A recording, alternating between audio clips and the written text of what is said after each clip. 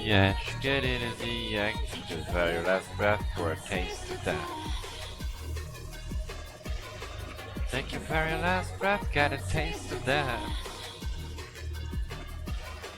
Take your very last breath for a taste of death.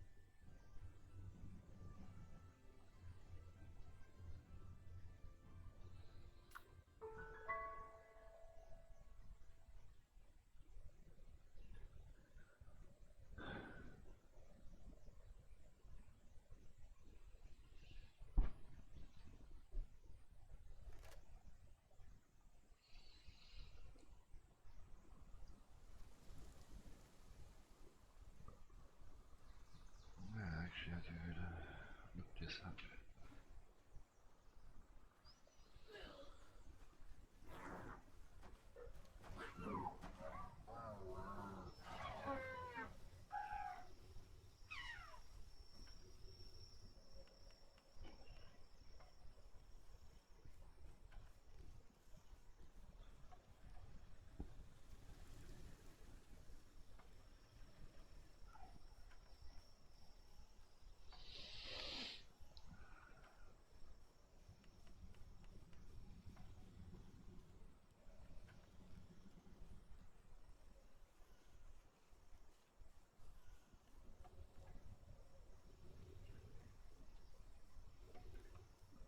It's basically he can show up everywhere, but only at night. Right?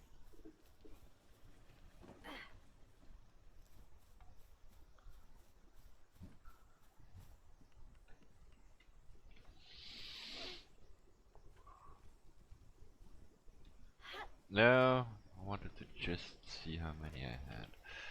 Well, one less now. Fucking hell.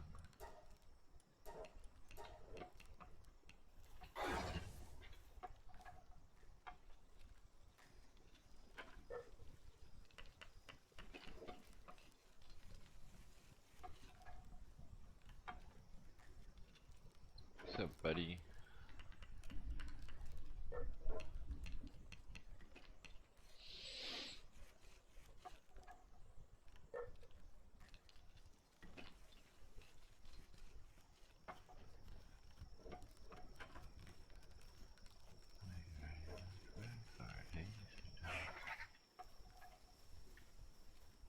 Well, he's making the gunpowder.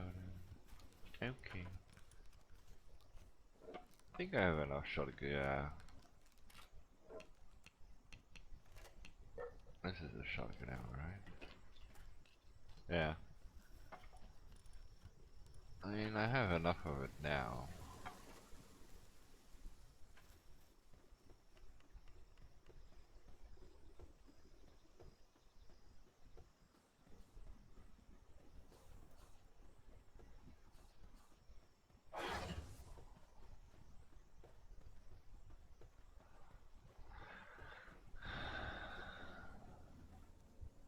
Oh boy.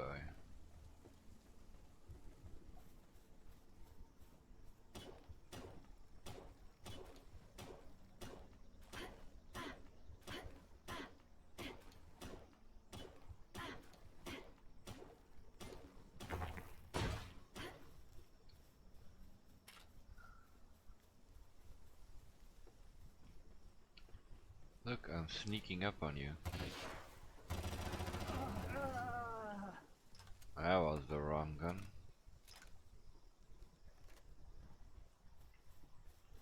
Don't worry about it. Stay sleepy. Good. Good. Anyway.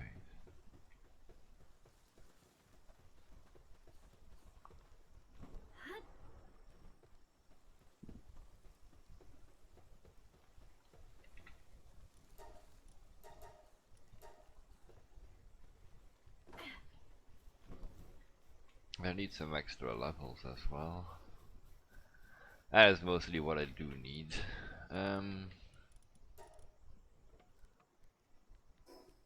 Yeah. For this I need ingots, wood, cement, and pallet. Ah, gunpowder is being used. Okay.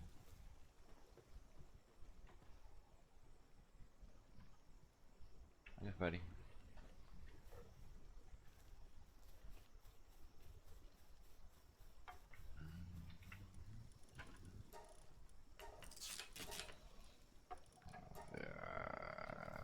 No, not gonna happen. Keep going.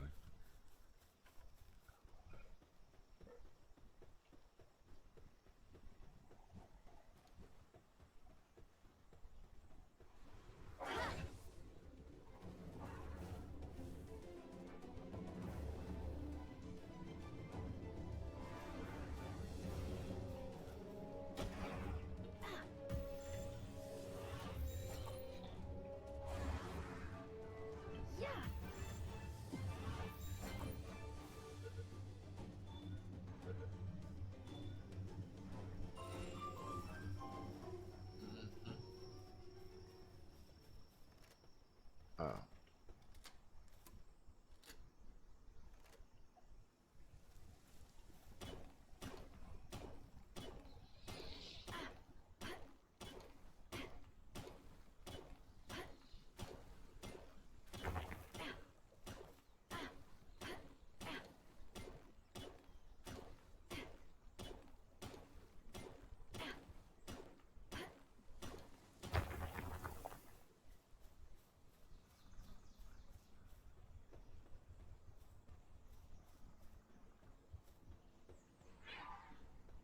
But are you aggressive? Yes, you are.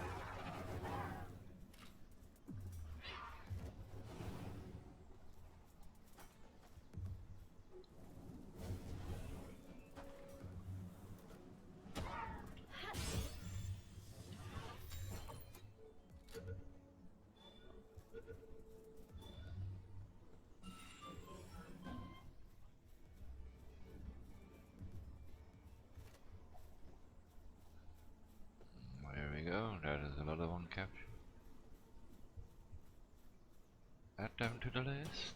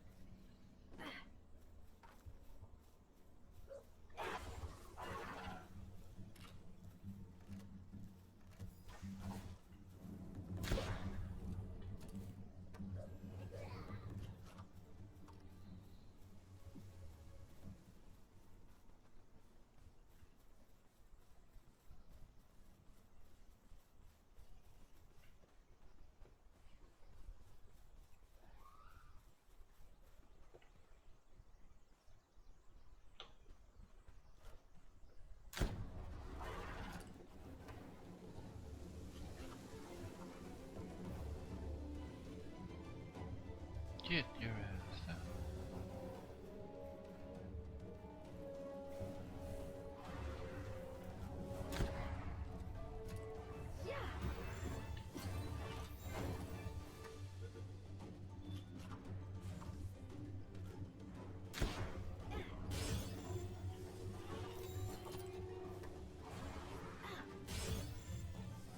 Stay in.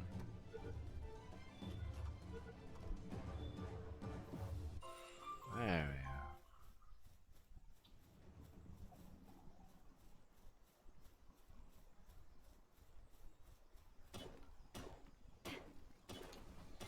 I didn't even know actually that the potions increased those things permanently. I thought it was like a fluke, but it got my carrying to 950, so Might have to look into more potions now. Or at least what I need for them.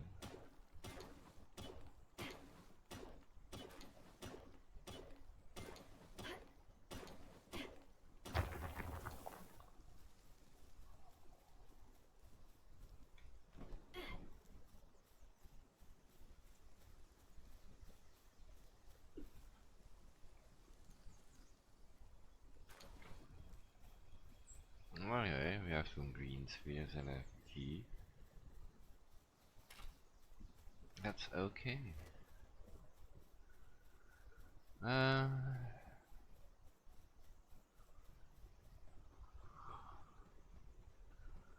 Don't think I finished gathering any of these, but yeah.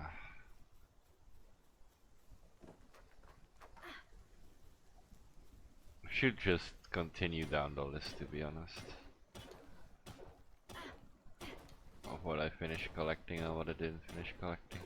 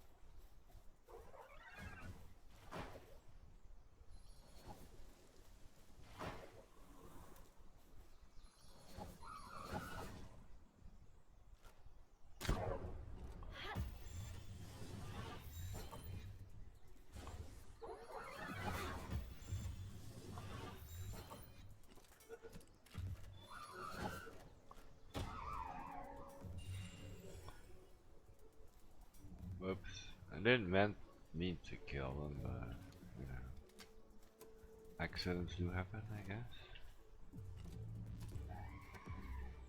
Are you gonna attack me, really? Fucking Gale Claws.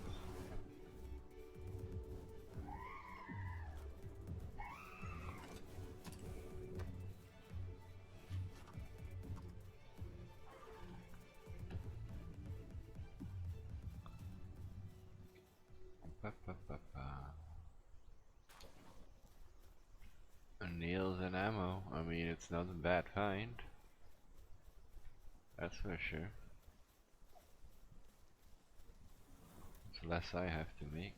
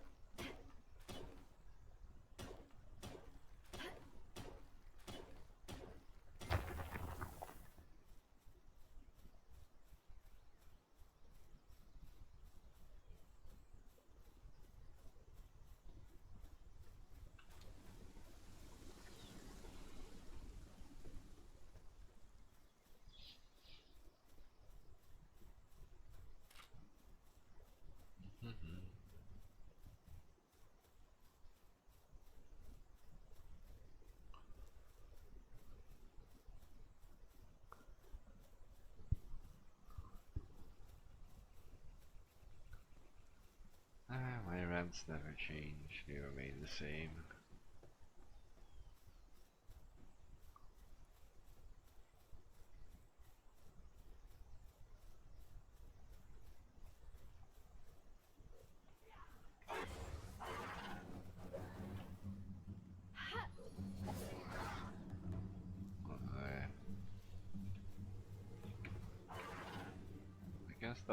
he's dead.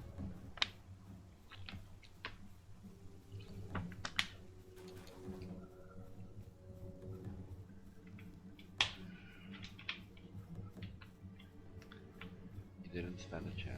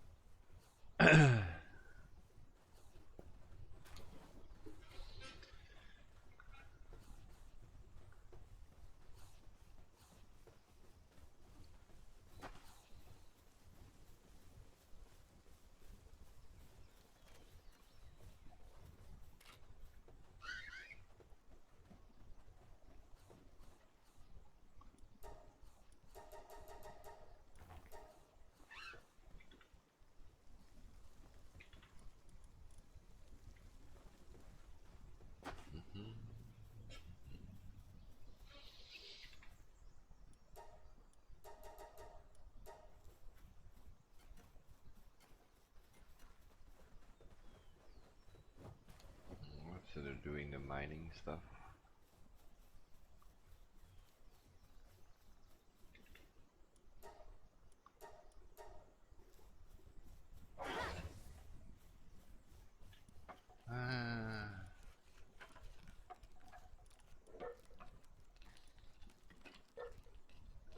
Yeah, it's only pelts. I think I needed one level more just to get the technology for like...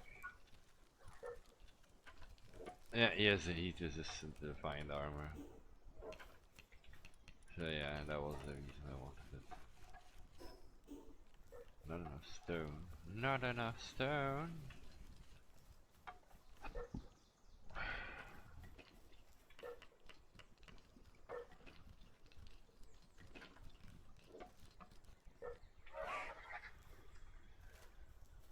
Oh, whatever. Let's use that little bit that I have left.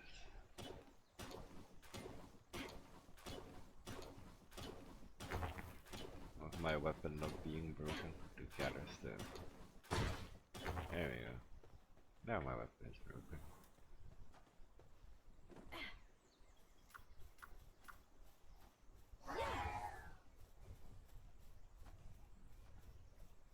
Off you go.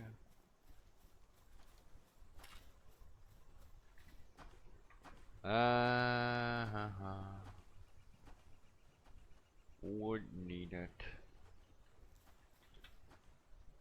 There we go. Some stone, the ladder in here.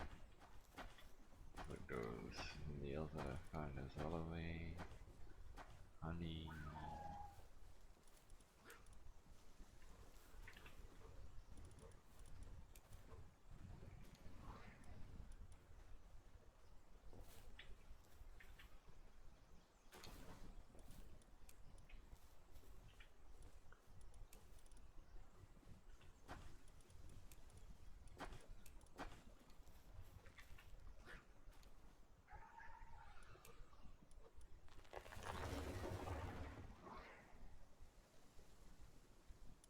Oh yeah, nails also gone. This is a region one. Yeah, region. Discard these. But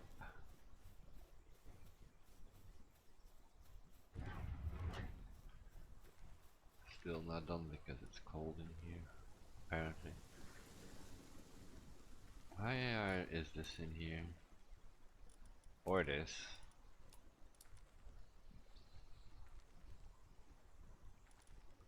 Not sure about this, but the other two, yeah, definitely don't belong in this part. You don't belong here. Pendants and shields, which is fine. Hoppa. Oh, it's ore honey. Ah, honey. Where is the ore going to? Right here. Right. Lift me up above the flames and the ash. Lift me up and help me to fly away.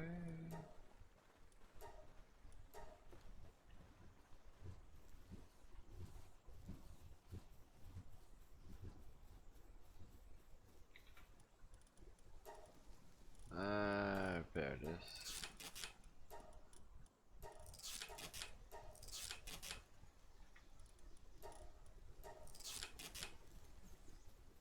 Maybe I should start making some new fragments as well.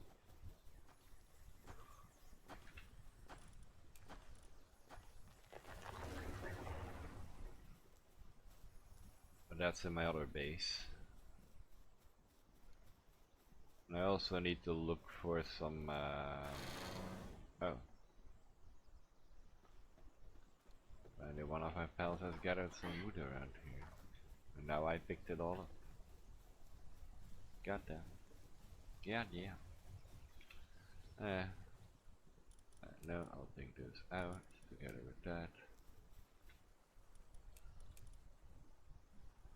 I don't like it a lot what they're doing because they're messing up this entire thing. Like it's like my ingots are scattered all over the place with all the other stuff, and now I don't know what goes where anymore, or what is where, and I do not like it.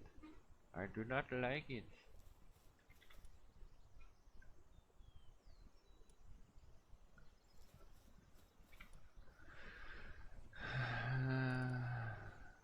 Do I have enough mercies?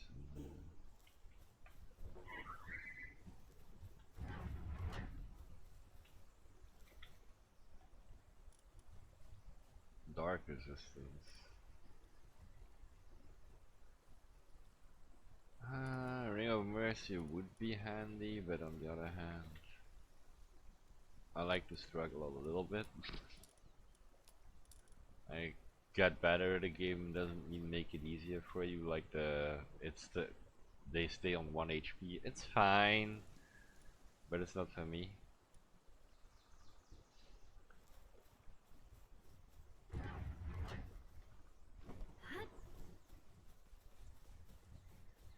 Like I don't need the game to become easier.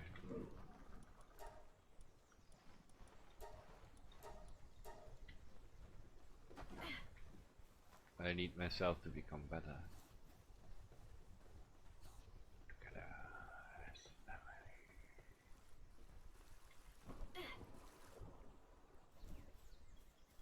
I'm just gonna grab the coal because I know those are like important for later.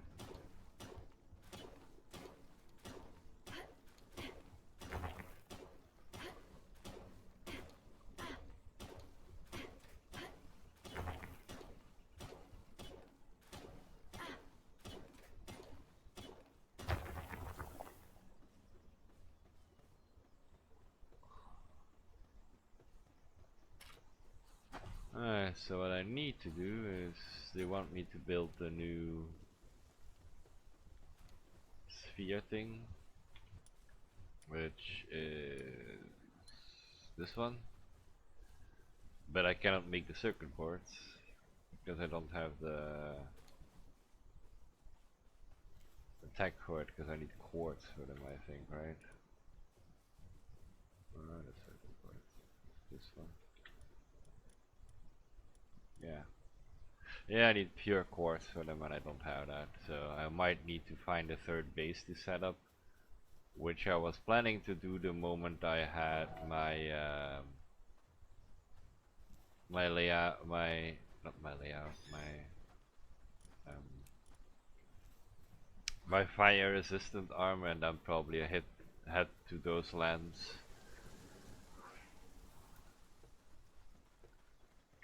So doing some shit, basically. On the other hand, there's always more things that I can do, like the hunts around here. Are also something I will always do. Well, I mean, if they're gonna put it right in front of my nose, then huh? Why can't I not enter? Thank you. Mountain Stream Grotto.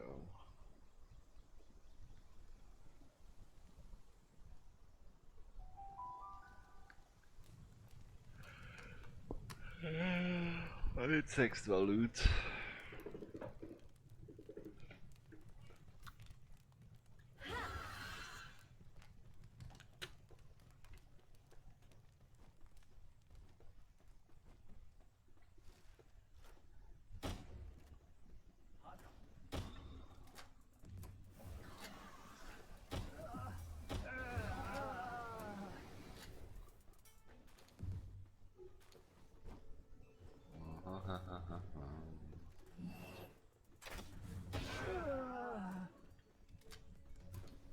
Bitches. Yeah, it's basically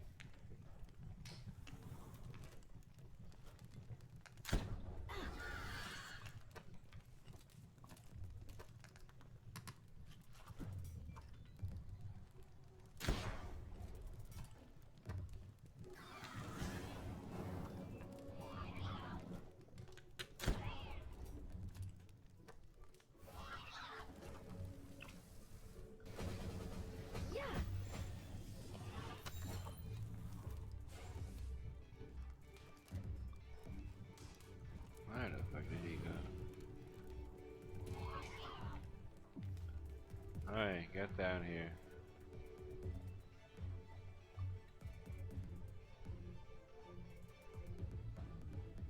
I clipped in the walls.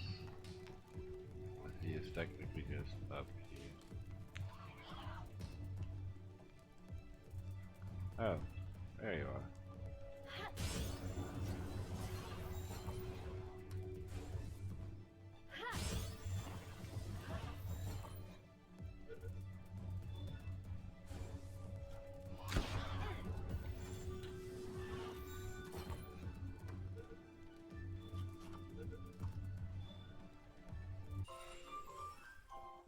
Yeah, that was way too much effort just to catch one on.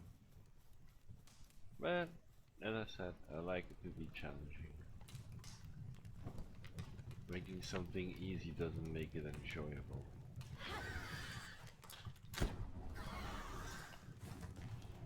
Oh! Oh no! Grintail, my man. One shot at what happens?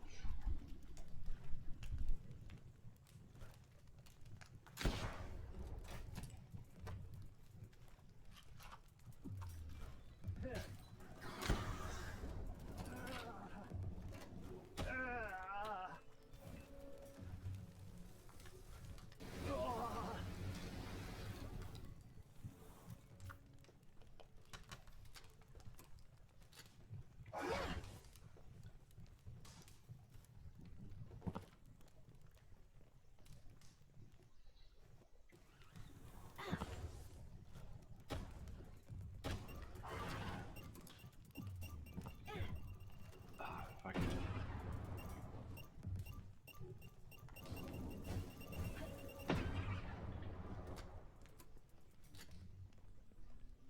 Yeah, you killed yourself.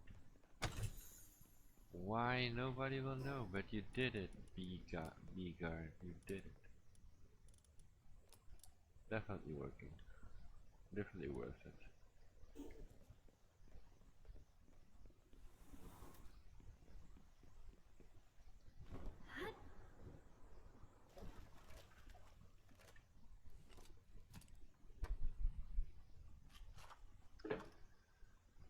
Alright.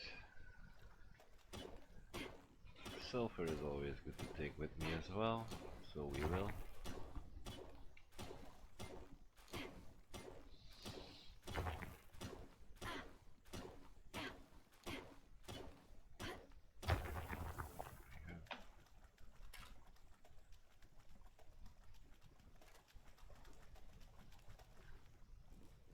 two V-guards just exploded because I don't know. Hey, Mr. Limey, have a nice lurk, man.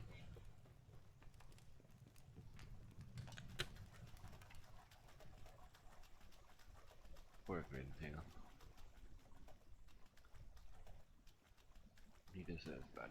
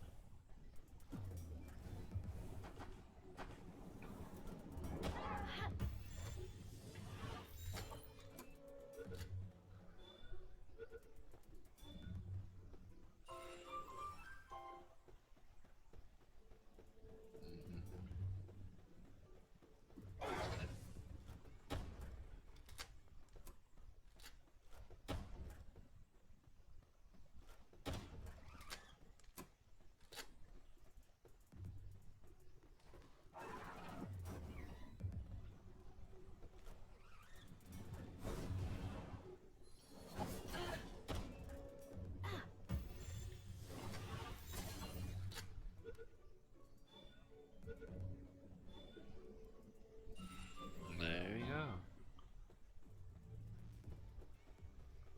You don't always have to explode in my face. You can just come with me as well. Options. Iron, palladium. Oh, cool.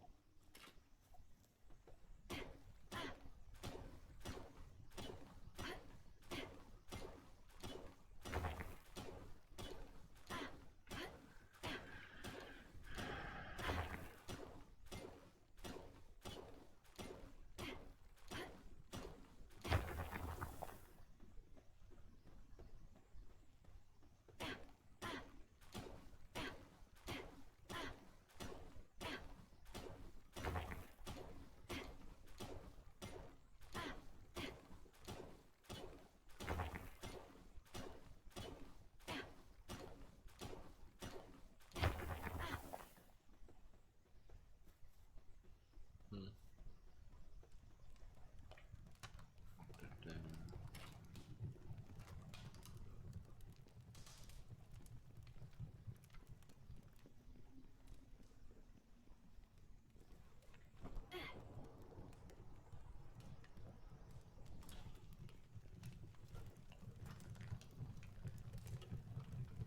These are not dead.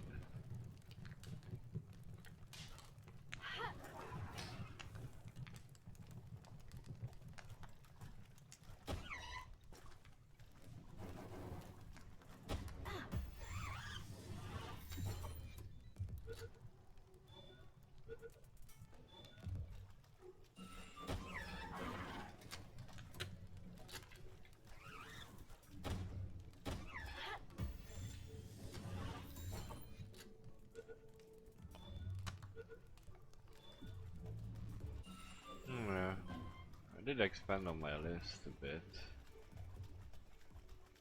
So that's okay, that's okay, that's okay.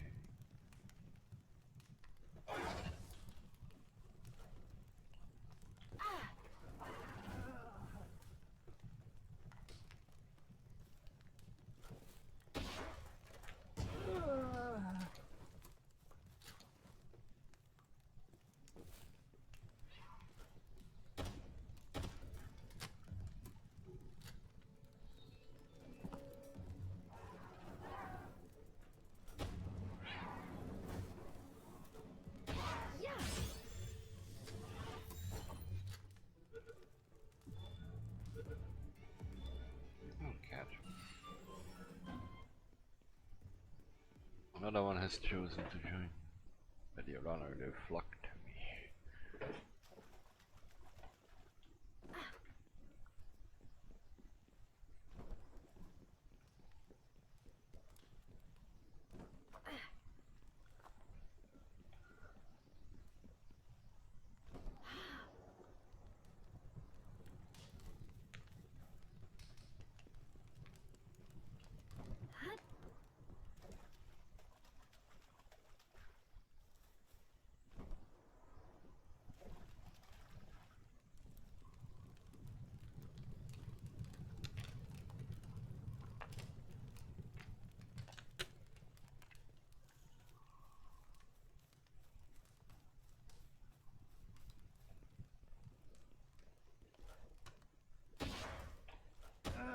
I don't know how you survived a shotgun shot to the head on point blank range, but you know.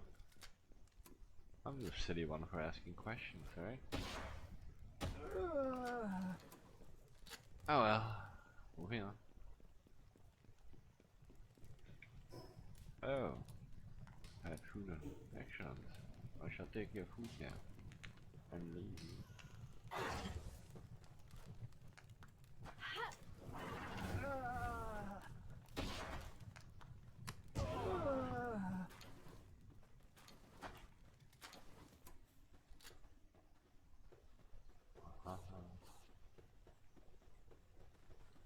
Free the power world!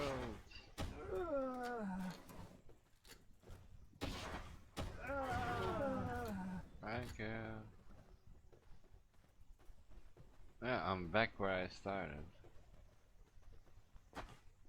And it's because I keep running into the same.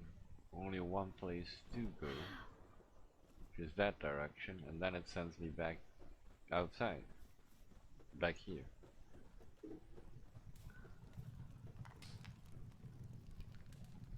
I'll sit around with somebody, I need to stay here.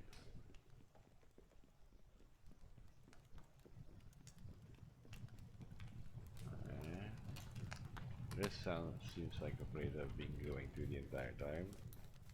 So let's go that direction. That's okay.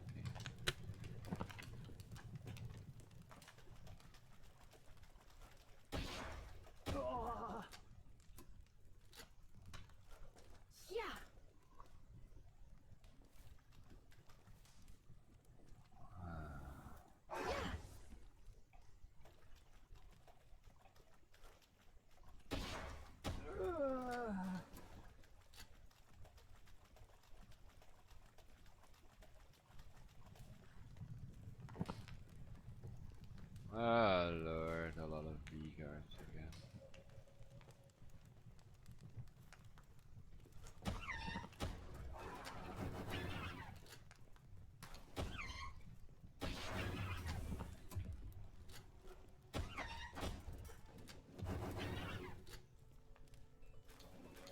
That's murder. Ow.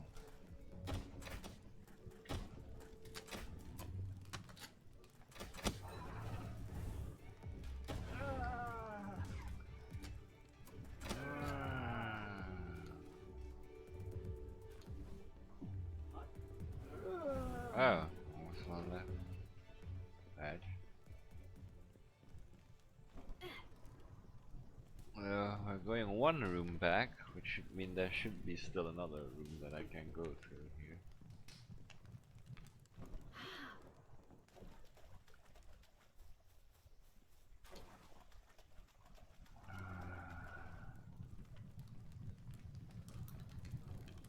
These bee guards do they keep respawning out?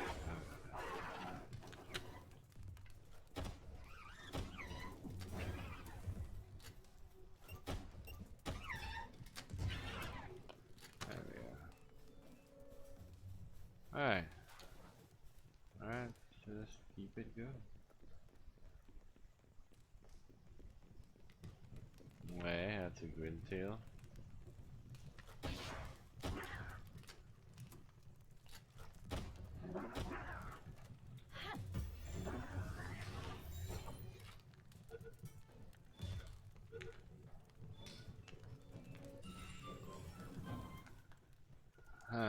green tail.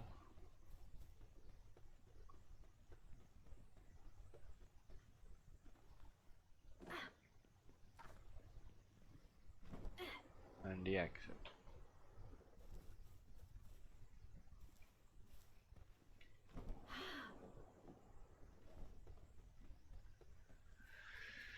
I already ran out of shotgun bullets.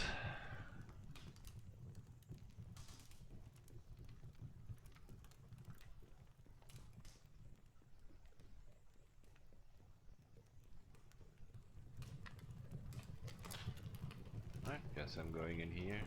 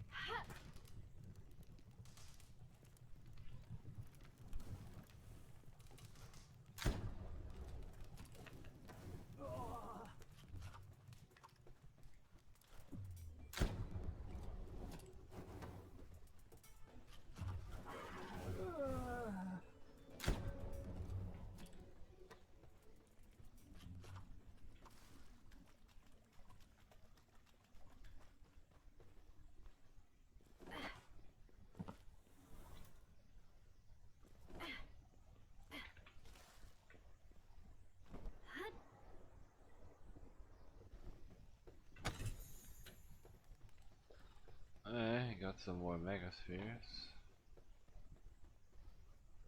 That definitely is something. I don't see any ways out of this one, so. Ay, ay, ay.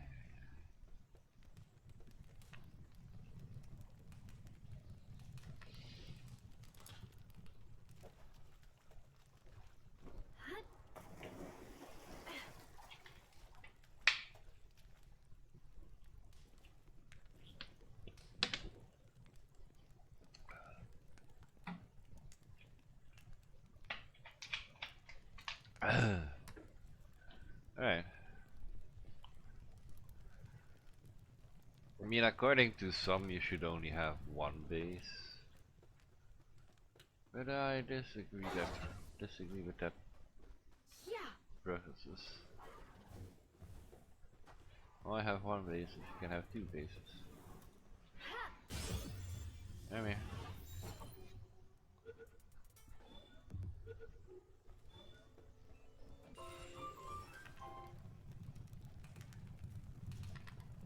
Right, I'm almost done catching Catresses then.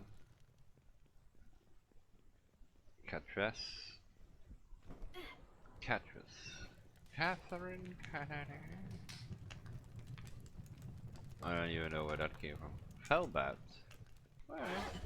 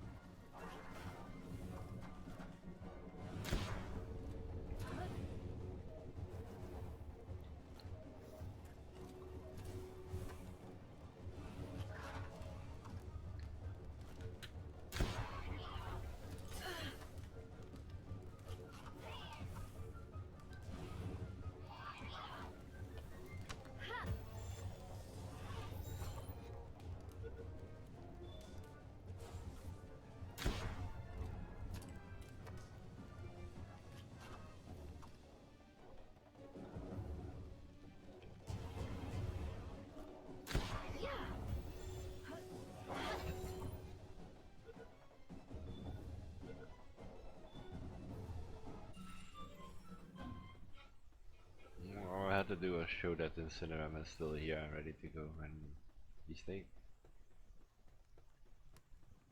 Alright, we can leave now. This dungeon would have been cleared a lot easier if one, I paid attention, and two, I had more spheres. Preferably red ones.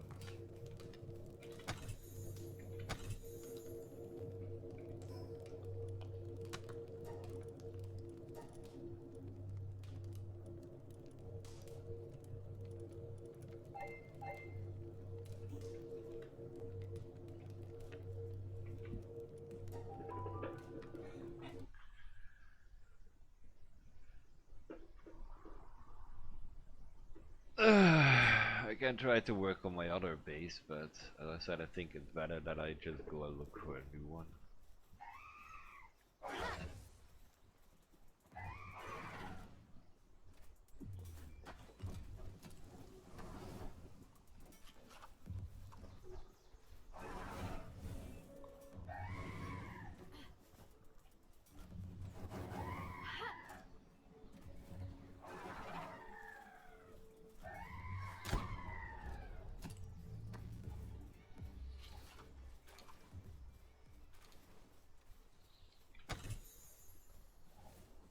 So what else is there I have to do?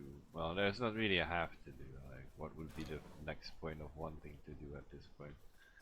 Let's go back to the base. See how things are progressing here.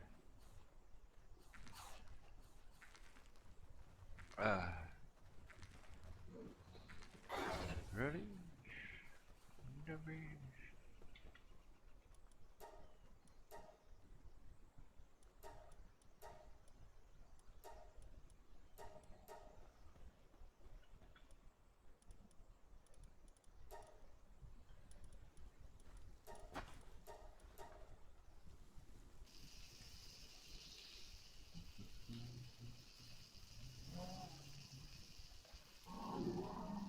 Good job, buddy. Good job. Hi! Taking my food. Deck?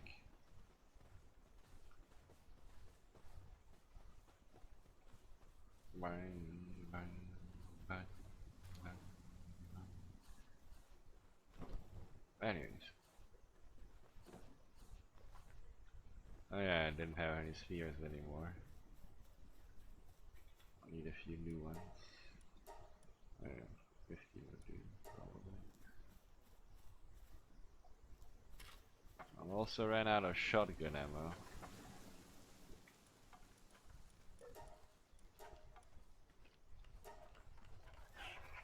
Yeah, I can start making that as well.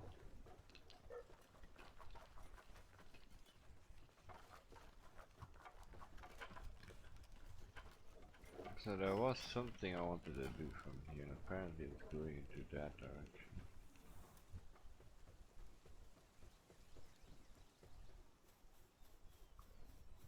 Is it jumping to that island?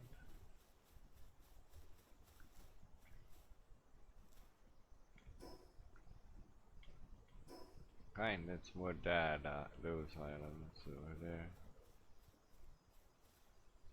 Huh.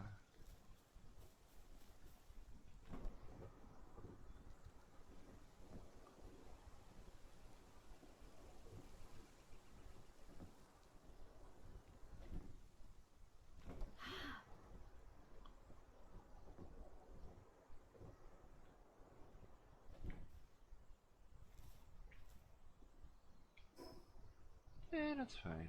You skip the good part of it. Skip the very big part of running. Yeah.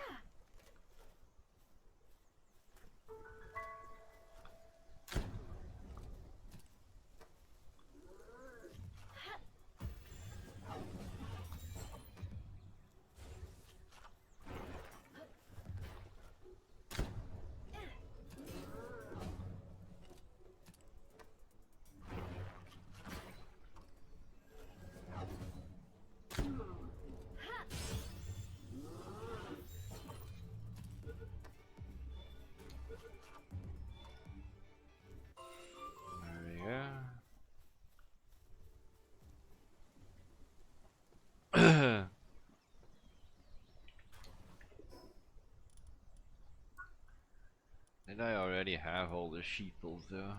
Accumulator. Oh, that's actually something I might want, yeah. Damn.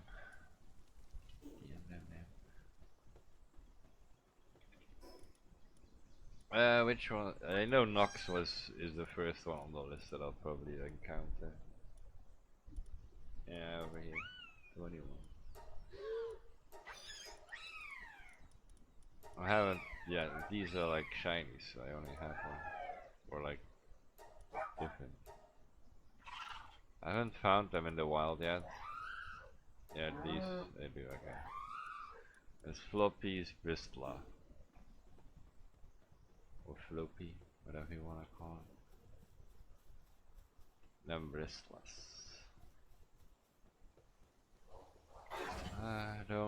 Just don't.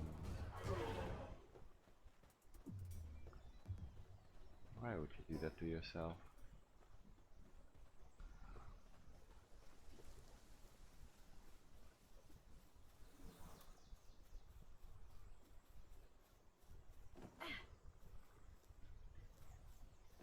Death before dishonor. Well, there was no honor in that death, so I guess you picked both. Death and dishonor.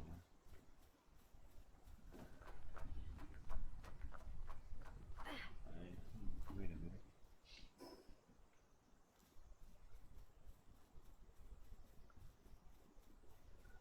There's a cow up there. I can see it.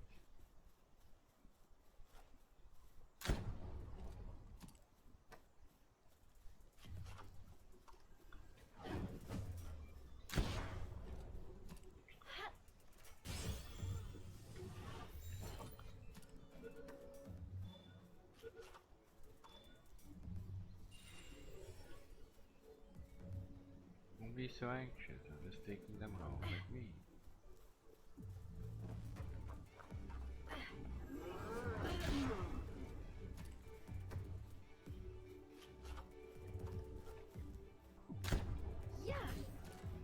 You can come with me as well.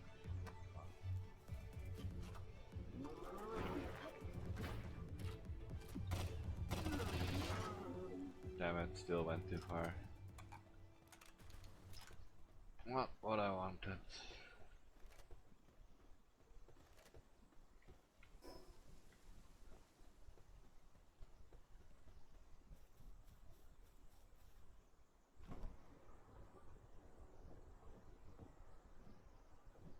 Birds.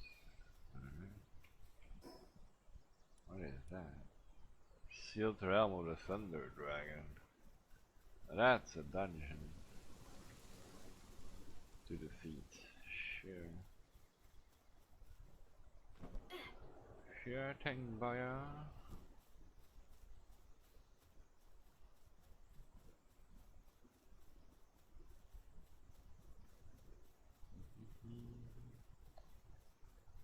Yeah, I need those as well, but as I said, I am low on spheres, so it's more of a quick exploration run than anything else. I should take my handgun back in my back, shouldn't I? I have an older holder still.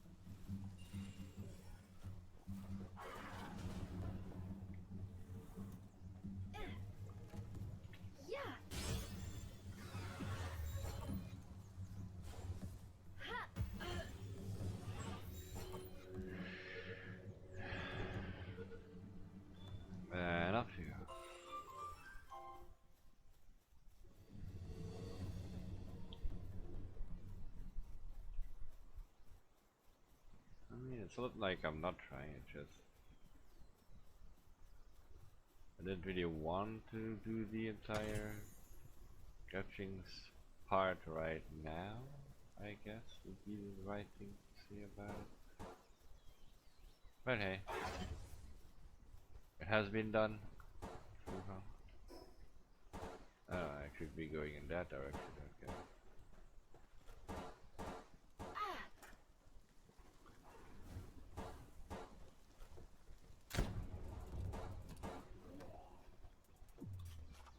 More.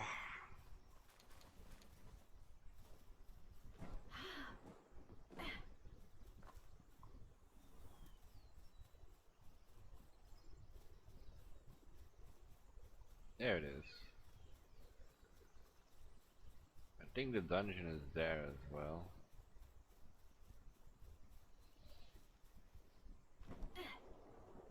Shit. I did not watch my stamina. What? Rocky. Megaspheres, nice.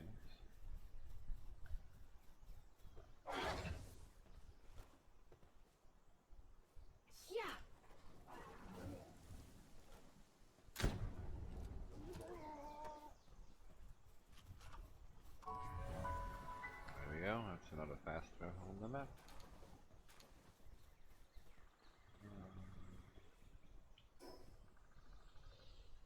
So I know I can take these, that's not a problem, but at the moment I don't really want. The moment I don't really want to. I just wanted to explore a little bit more. Because the ice realm is here.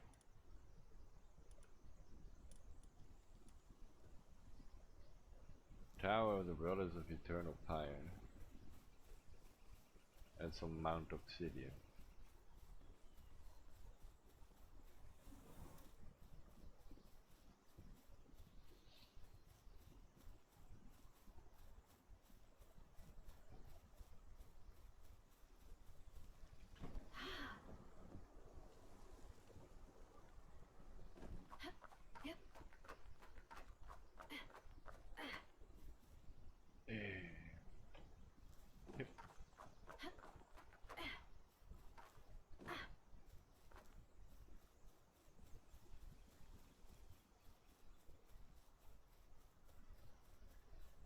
There we go. It's definitely something I will need.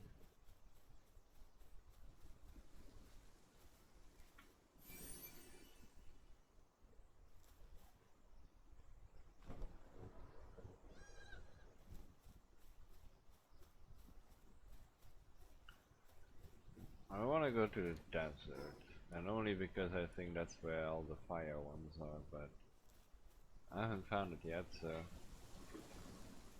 let's keep going.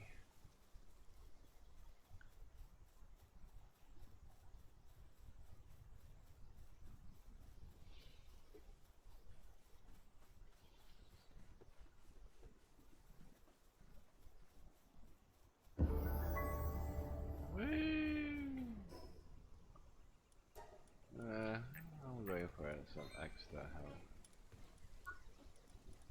Let's go for the heat resistance, the Giga Glider.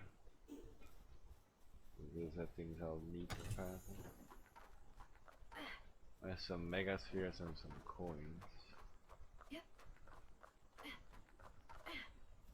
Oh! The fuck is that?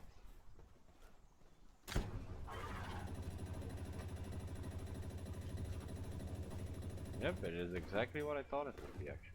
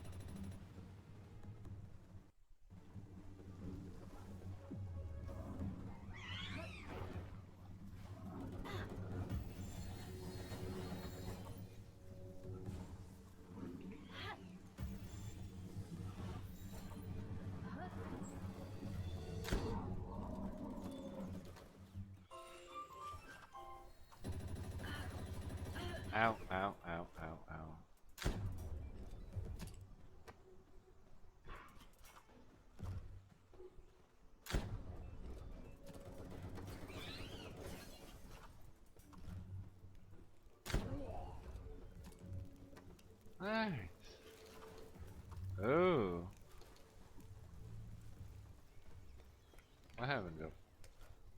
Sir, pay attention. I am robbing your base.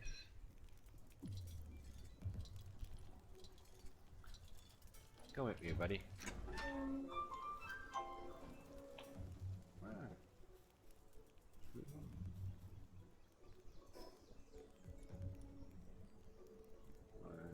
grill, as in girl. It's a grill.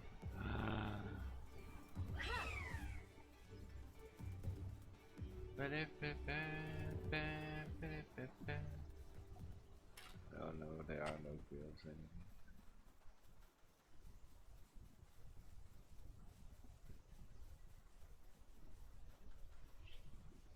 I mean, it's an ammo box. Free ammo is free ammo. Hell, it's ammo. Alright, a little late.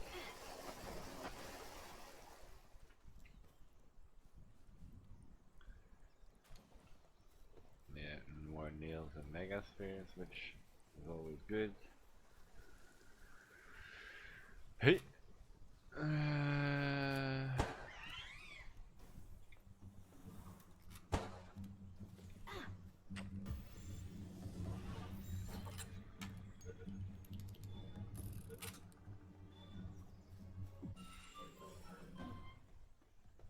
Alrighty then.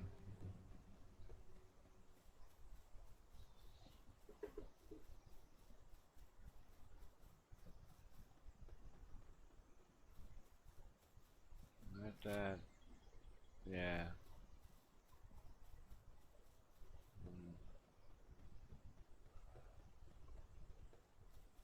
Well, if you're not aggressive against me, it's all fine. Alright. New safe, quick travel point.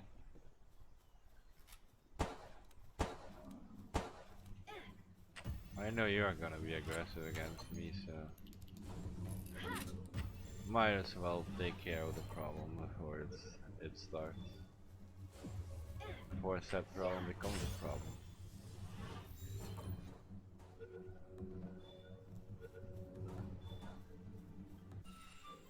There we are.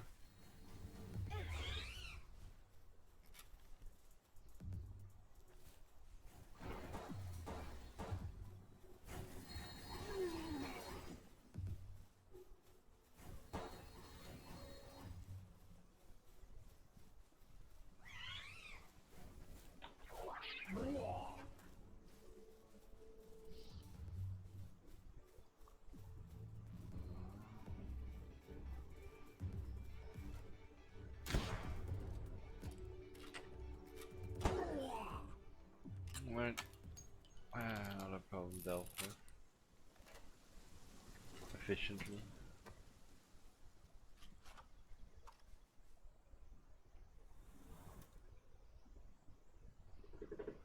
Oh boy.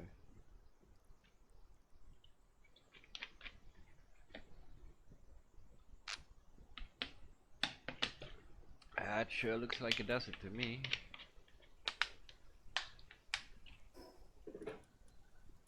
Please tell me I haven't been an idiot that I took it. Okay. Because I know myself, I would see like one or two things that are like, okay, that are shiny or I could use, and I would be completely forgetting why I was here. So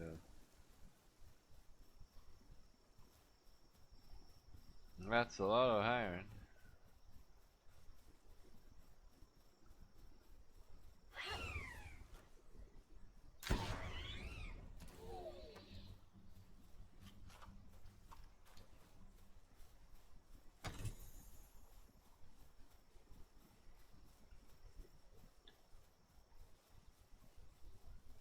Oh, the skill fruit tree.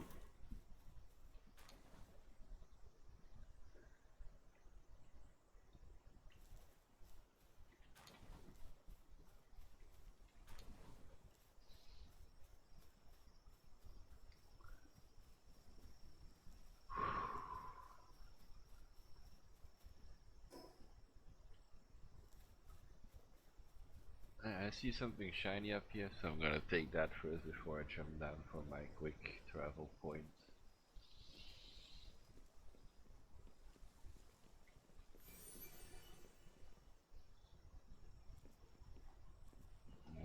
saw it down here somewhere. Yeah, there it is. Whee! Yep.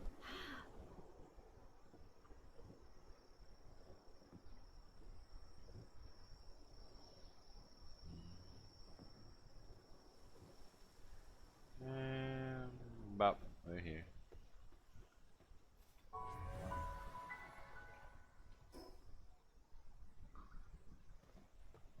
Wait, there was one up there as well. Did I just do a stupid? Most likely I did do a stupid. Oh well. You win some, you lose some.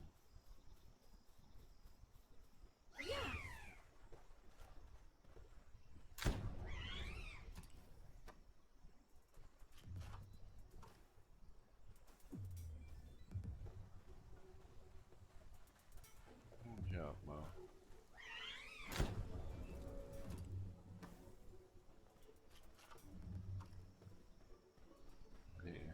Yeah, let's kill them all.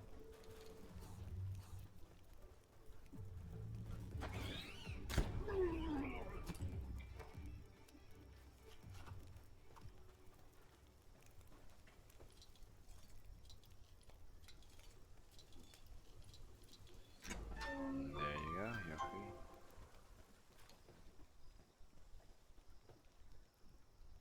Well, I don't really need those bad things. Big gear. Very good.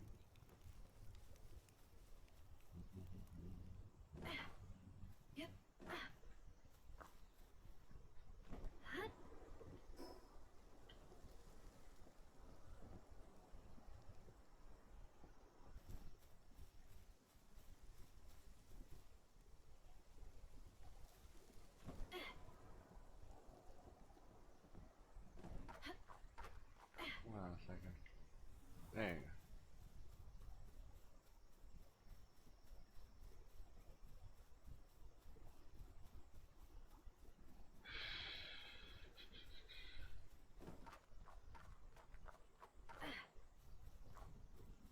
I think I already did quite a lot in game.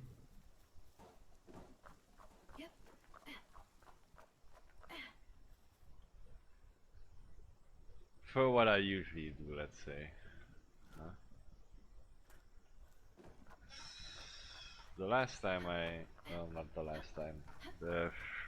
Like even comparing it from like the first time and like I think I had 5 attempts at this game, like this is my 5th attempt because I just quit it at level 30.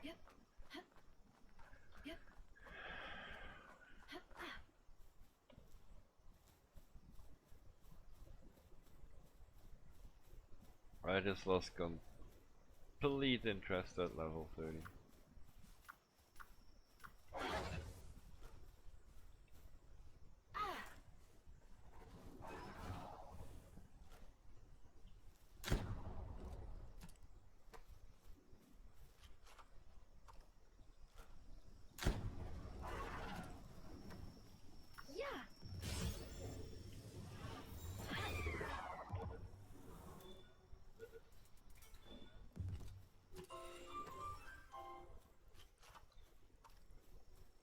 Alright, that's another one added to the list.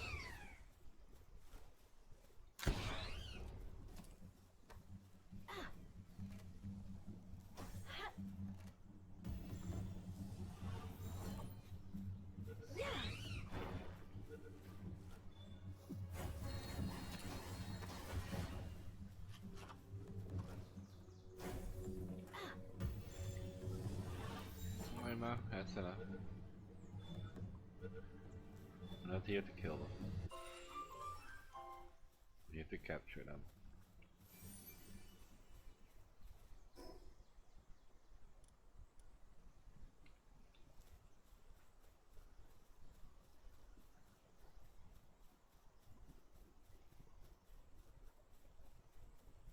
Wasn't this one of those favorites that everyone wants to have? Like the cute dragons, ice dragon thing.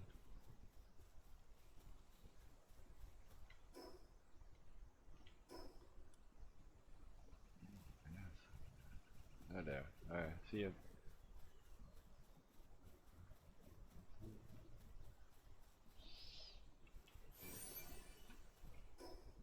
Yep, it most definitely is.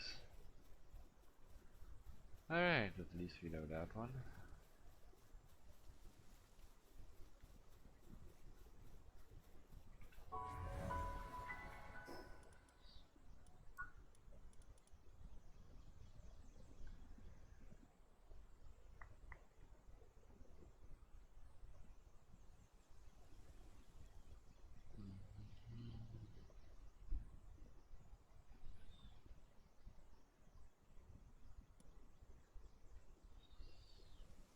Yeah, I have a lot of saddles that I also still can make. You know what? No, I'm not gonna go for that. I am not enough of a min-maxer to care about that one. Yeah, let's start just filling up the entire technology tree.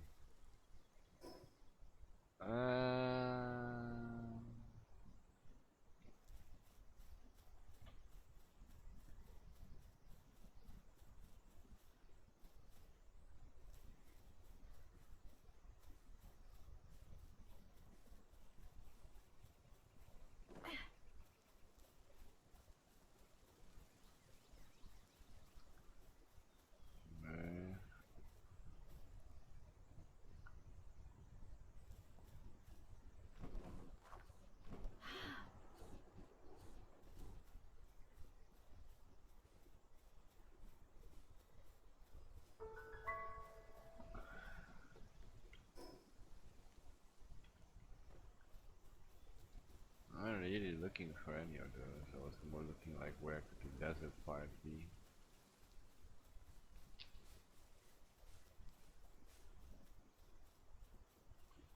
So I have ice, earth basically, and that's where it kind of stops.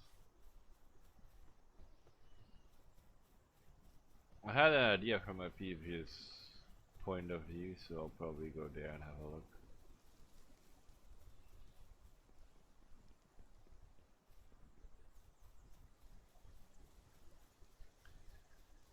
Maybe, just maybe.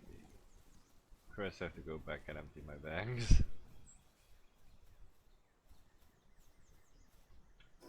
So I thought I already like discovered part of the desert over here, but guess I was wrong. Anyways, I have a lot of well, I have a few bosses extra now to kill and capture. Then I have to go in this direction as well to kill and capture a lot of them still, so.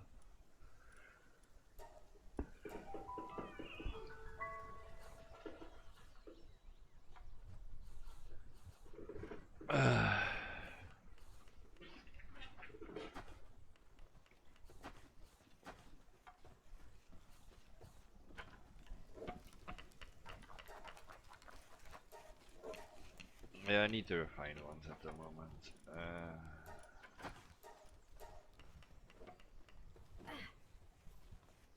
Well, they have my new shotgun ammo. Nice.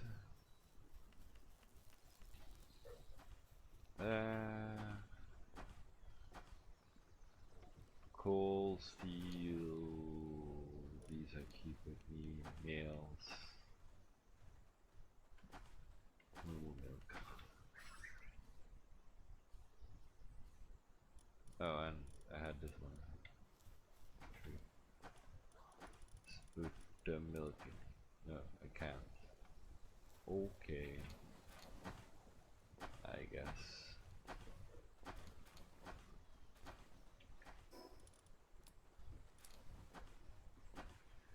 Also a new food supply apparently that I need.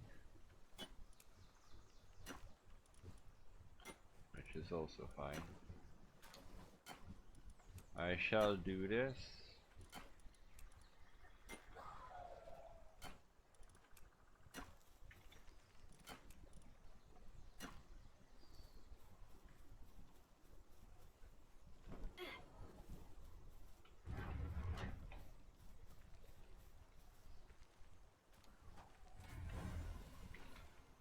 Another bushy, eh? Yeah. This one was definitely my money goes in here as well. Flame organs, electric organs, ice organs. No, I don't put the catcher's hair in here, okay? Blueprints, nah.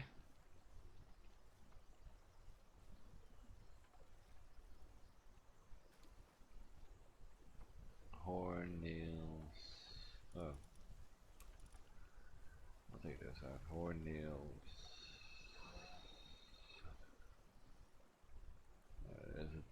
That's it I can't find at the moment. So yeah. Horn nails and that's it. I landed 2 pieces of fur. Precious fur.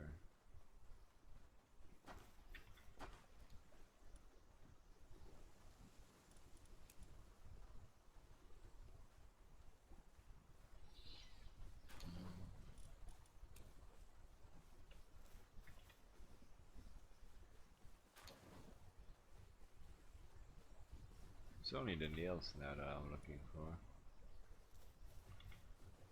Are you sure I had like 20 of them? See?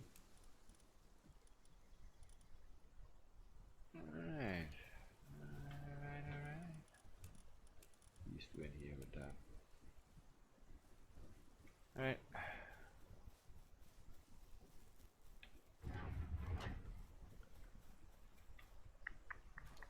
What's this all? Gear. Green, yellow, and then it's red probably. Anyways, I don't have this yet.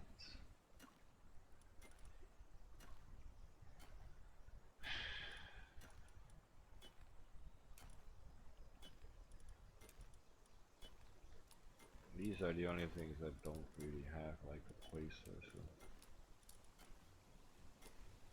I guess this is its place for now.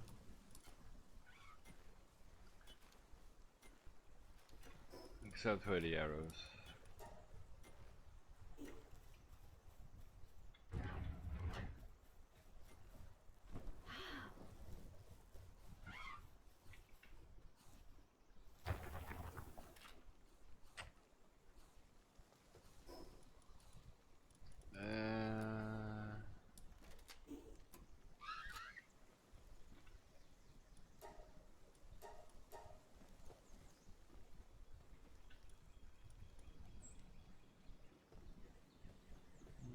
Maybe I have to put this back on.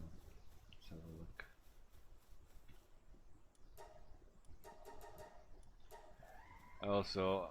Also always have to check the food because not because I want to take their food, but more of because if there's a fucking if they put the flour here, then they will start eating the flour instead of me being able to make bread out of it. Which is just silly in so many ways, but apparently it is a thing.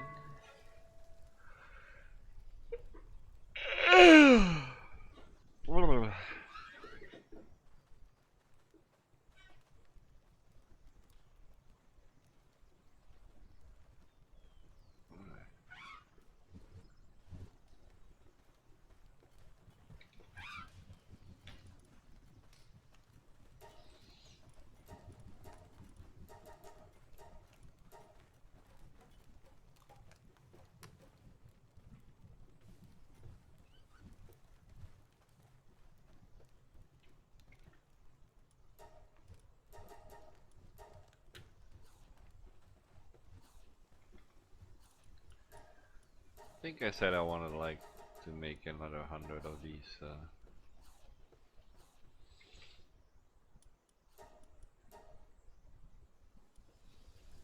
What do we have here? Work speed for kindling, egg hatching speed, and research speed of kindling. Charcoal, flame organs, and ingots. I'll have to hunt for some more flame organs. Sadly.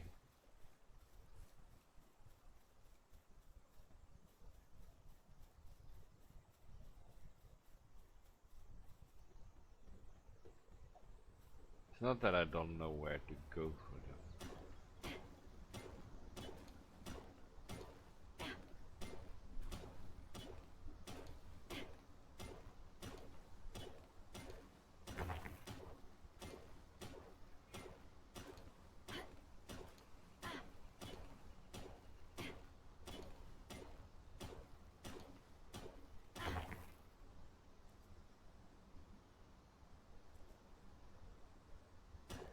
This is a lot of what you do.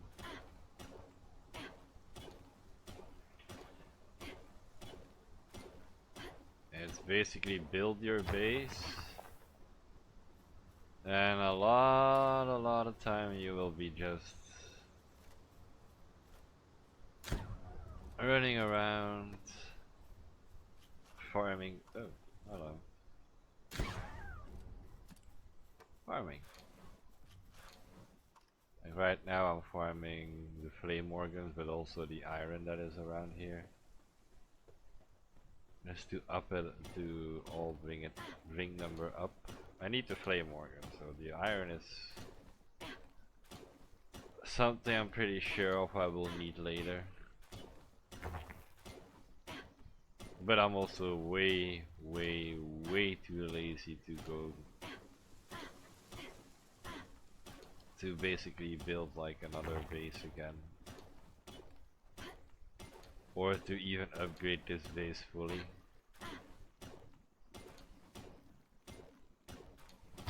That's why I now have one fully upgraded base, which I consider my quote-unquote military base. Because everything I do there is making weapons and making spheres and ammo. And this one is more of a carefree base. Ugh. There's a camp up here. Interesting.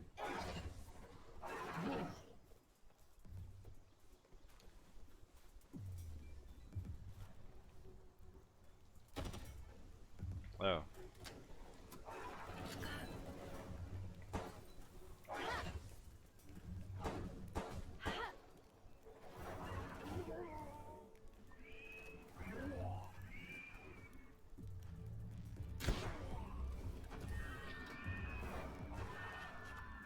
I mean, they attacked him, so...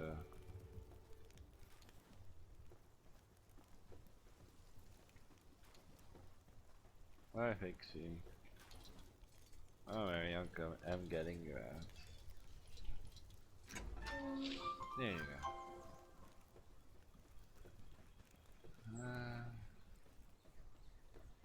What was I doing? Ah, yes. I was like, what was I doing again? Ah, yes, I was farming flame organs and iron.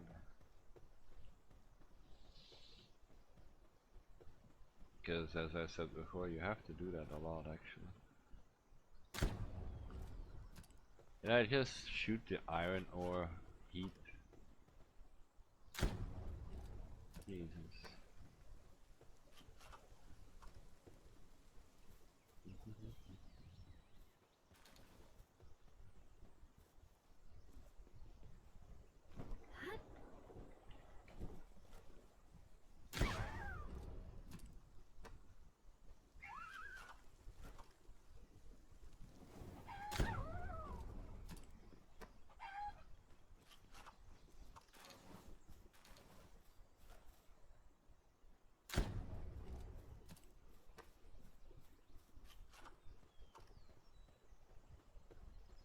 I don't like this too much because I have to basically keep killing my favorite pal for their flame organs. That's why I want to find the desert part, or at least the one for the heat resistance armor, and get the heat resistance armor,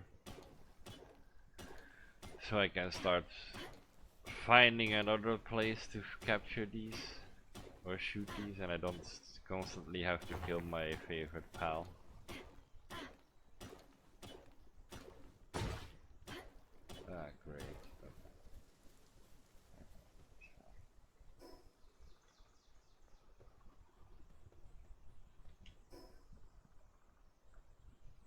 I mean, if I go back, I am at the base, so might as well go back then.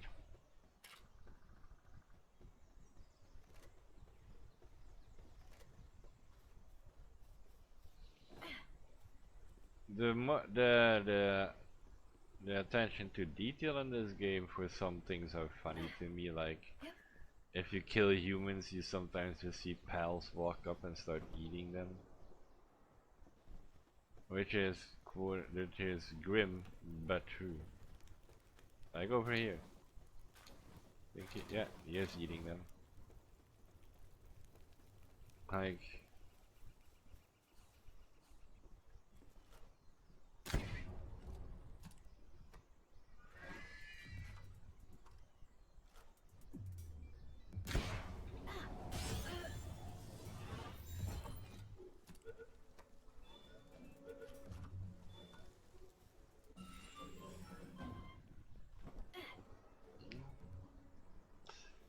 so yeah, that is one of those. That is one of those little details that I like that are in the game. Like, it is not important to have it, but it's like it shows a little bit of an ecosystem going on. We might capture them, we might fight with them, and we might kill each other with them, but eventually they're part of the winning side, because we are their fruit the moment we die.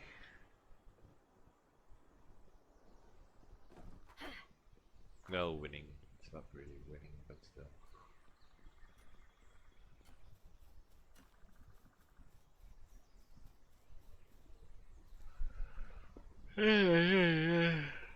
Whoa, why am I so tired? Well, probably just stayed up too much. Alright, what do I get here? Ah, yeah, I'll take this. Off you all go.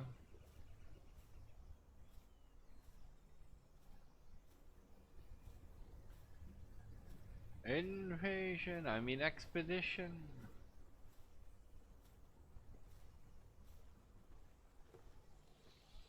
A visitor is heading towards the base. Cool. Didn't ask though.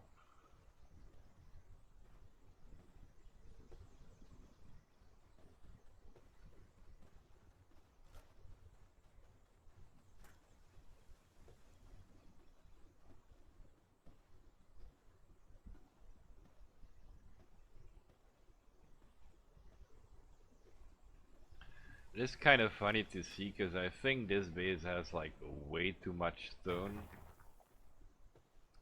and my other base has none, which I think is funny.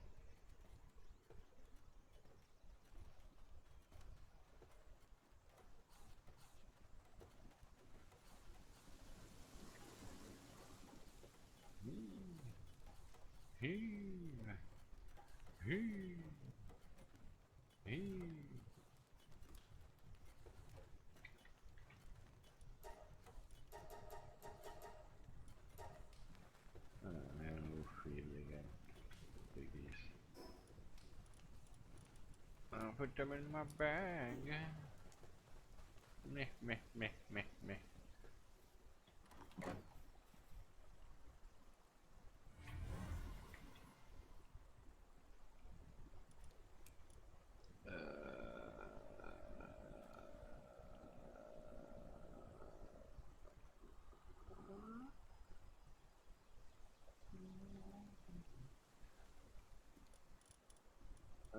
Take the gold out. That's good. Blueprints in. Why does it sound like something's on fire? No, no, something is on fire. That was my bad catting. Alright, let's see what you have. I mean, not really things I need at the moment.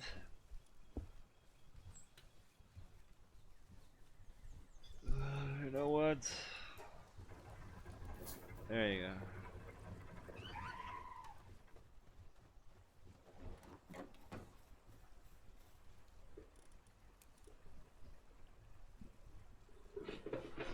But shouldn't I be using these? Yeah, permanently increase rate.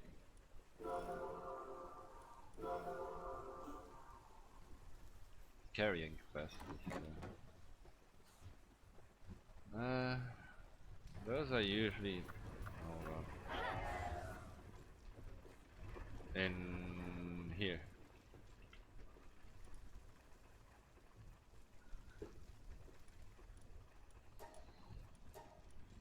There. Start making these. I know. I was looking for the kindling part here.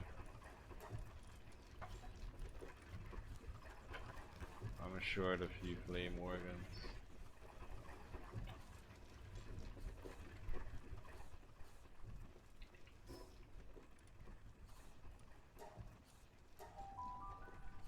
I'll go get a few. At the moment I'm not using them. As I said, I'm planning. Oh wait, I am using them because my armor is gonna take up a lot of it. The armor that I wanna make, wasn't it?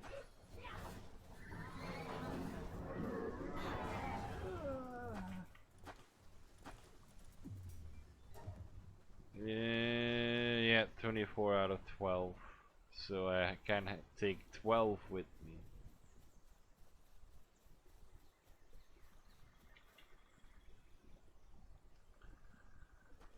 I can take 12 with me.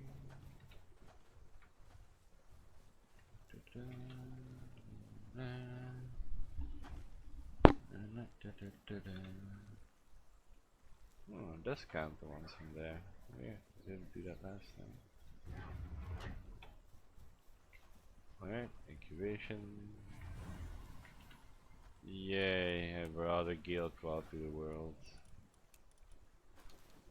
I am so thrilled by this.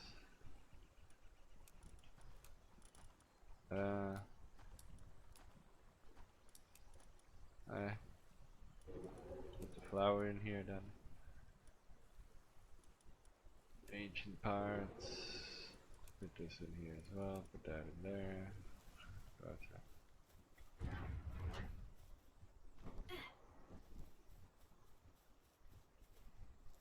There we go. It was only 12 that I needed, right? Yeah, and now I need high quality and refined for it. I'm slowly building up the refined.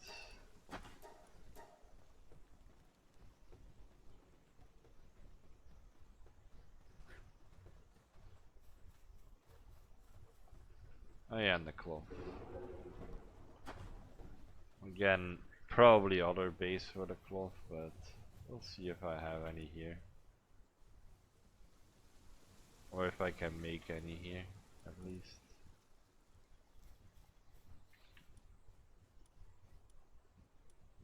Nope.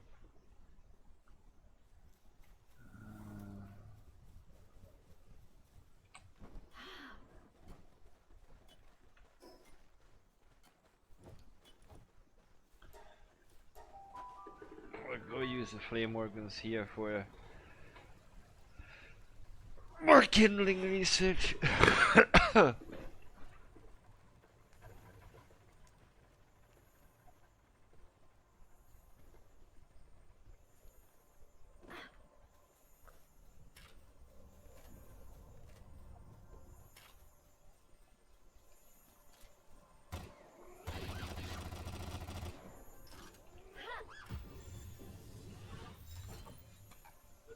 Rocky.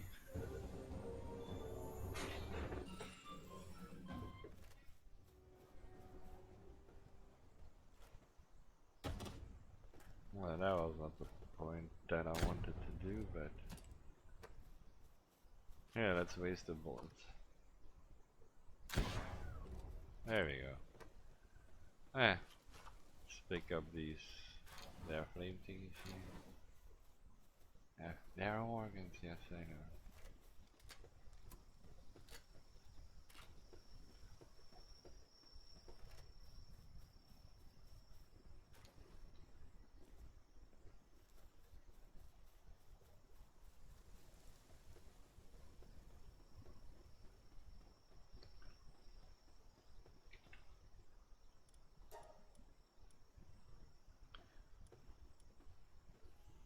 Ingots 15, 10, 15.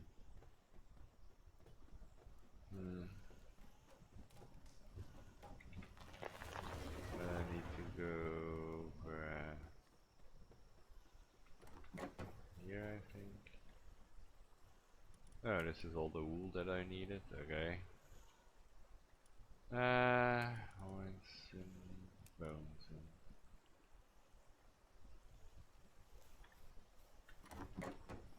And I have charcoal ready. Thought I did. Did I bring it already back to the other base probably then?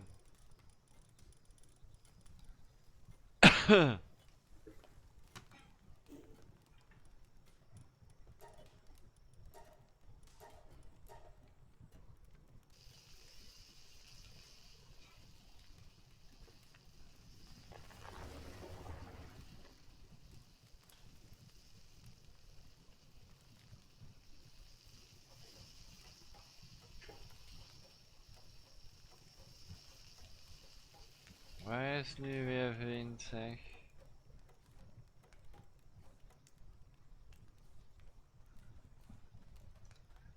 Moet drinken hebben, moet eten hebben, wat is het? Oh ja.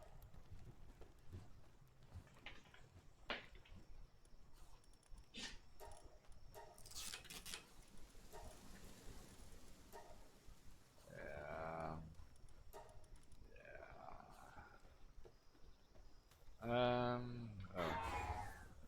You should be able to finish that one up.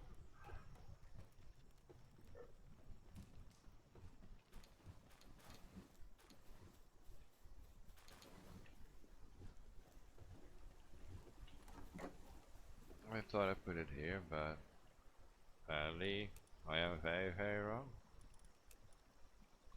Yeah.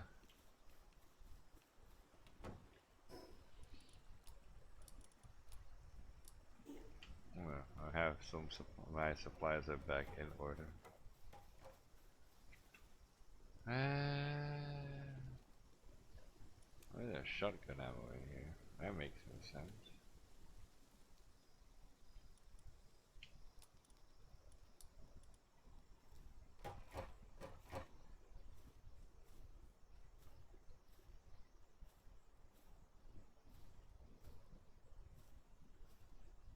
I'm gonna bring this to the other base, and then I'm going to have a look at the food and nibbles for myself and my dog. For some reason he's looking at me like he needs something, so I think he needs his drinks might be gone. Well, might have drank it all, so might give him some new water once I dump this in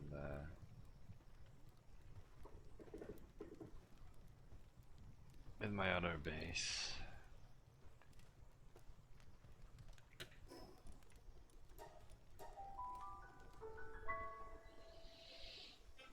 I don't know, the only thing that I would think would be funny that they could add is maybe if you can use like your flying pals to send your supplies from one base to another. It's maybe something that I would... It's not that I think you should use a pal for it, but I think they will most likely want to put not have you magically transport stuff, I take it, so that's why I say get some flying pals and use those to be basically transported between bases. And that you can maybe have like auto transports between it as well, like if I say like I need 500 stone in this base and all the other stone is going to the other base, something like that. More management heavy.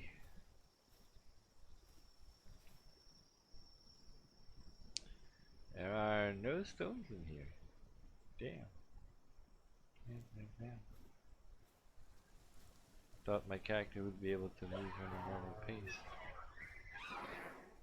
Also, no stone in here. Yeah, yeah. And even put my ladder away. Yeah, I can put my ladder in and my wool. And my stone. Bap. Heck, I think we dropped everything off then here.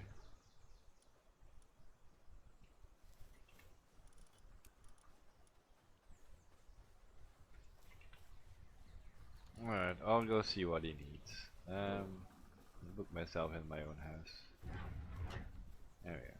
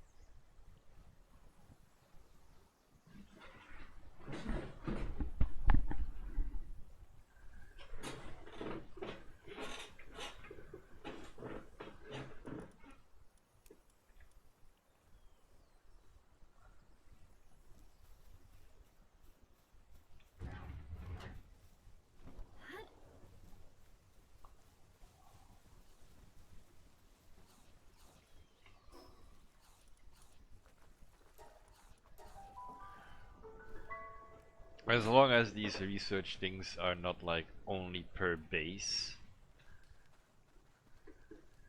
then I would get angry. That's a silly rule to have. Ah, extinguish me. Help me. Help me. You bitches. You all want to see me burn, eh? Well, I see how it is.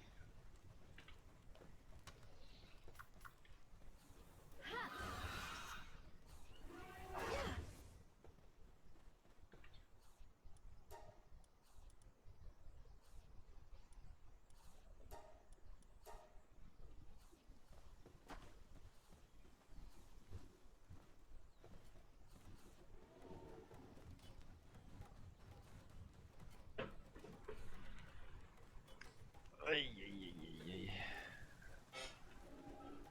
Oh, I already have an incineram here. Well, an extra one wouldn't hurt.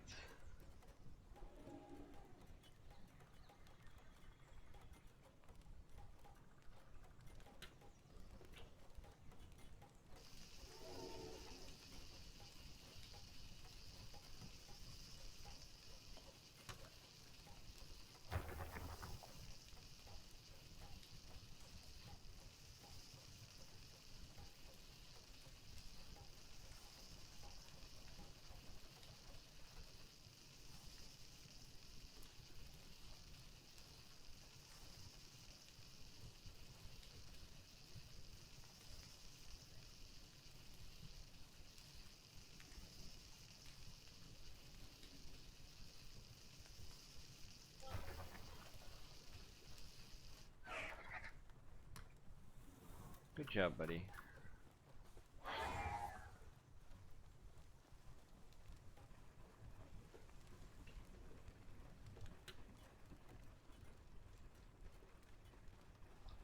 I'll send someone to help you carry stuff.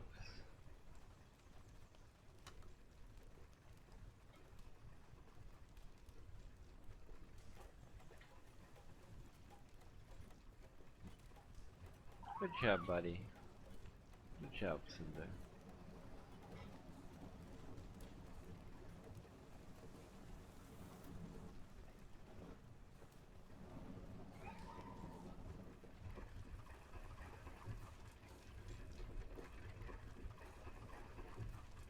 Ah, they're working on it.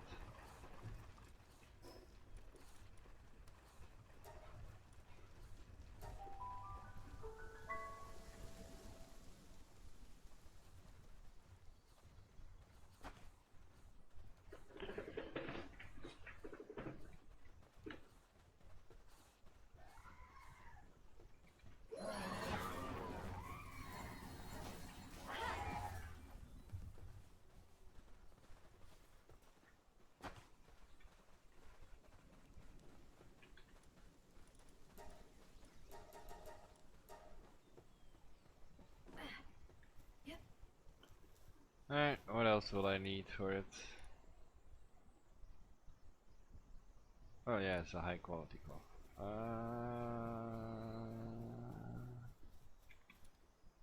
Not this one. This one? Yeah.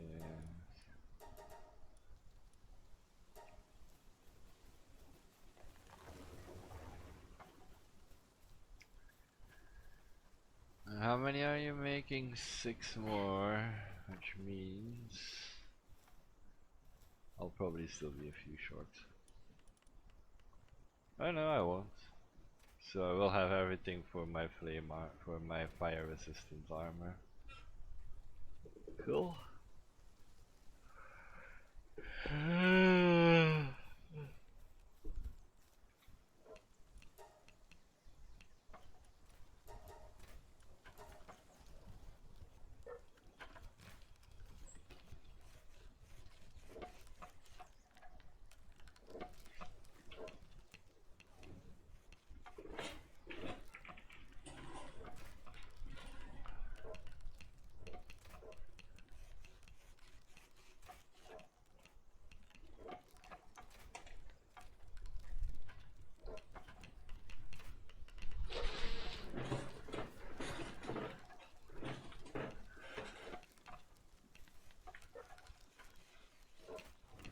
Put everyone to work. The pals yearn for the sweatshops.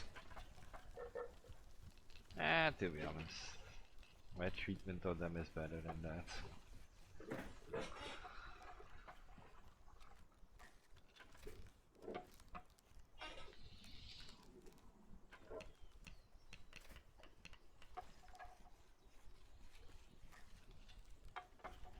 Hello, dear. Going to give me a hand, are you? It's very sweet.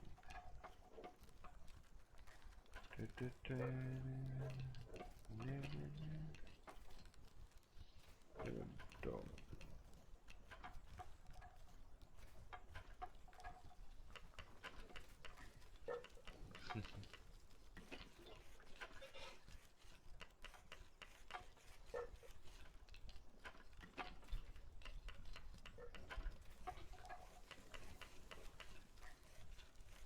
I think it's decent, but if I can add more pals here, I will most likely go for more miners, mining skilled ones. Haha, he said miners, yes. That's how I do it.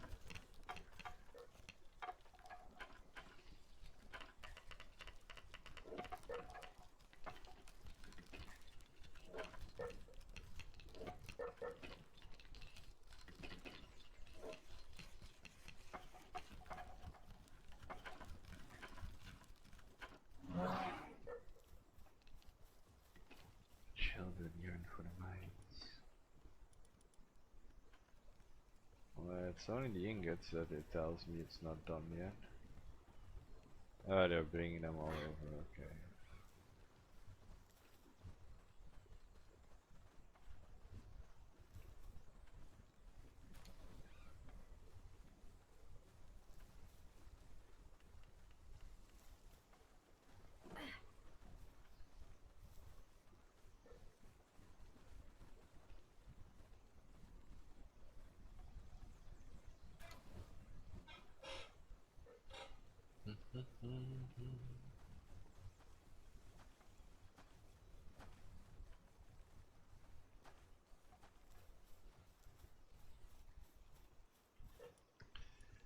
This was the armor that Kayla gave to Marissa. Interesting. Heat resistant refined metal. Yeah, it was not cheap on what she gave. Emo.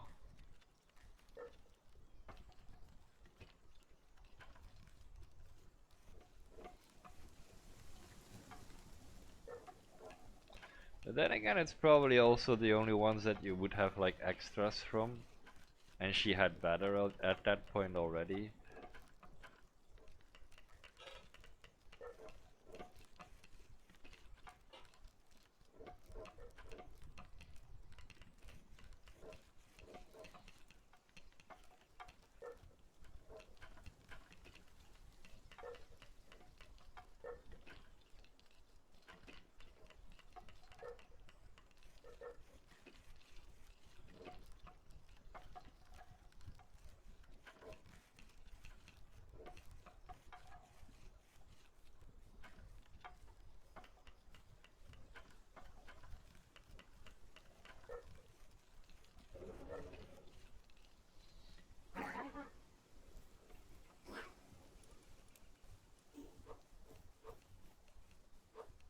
Go go Power Rangers.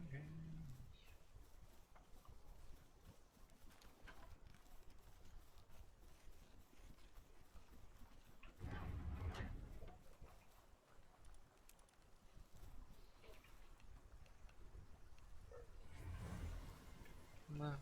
Oh yeah. I only have one more act to go, so bop. Ah, damn it, Bobby.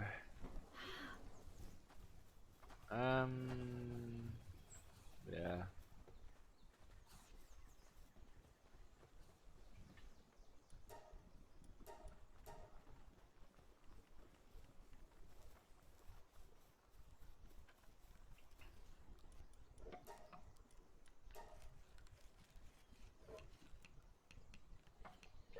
Alright, that's as much prep as I'm gonna get in for today.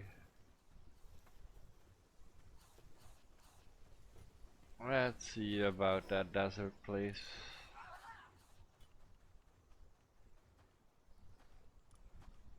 If I remember correctly, it was over here.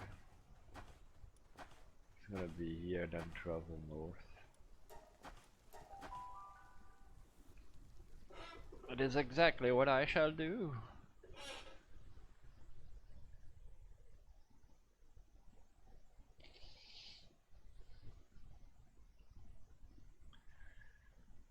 I technically should also do my dailies on Final Fantasy bets.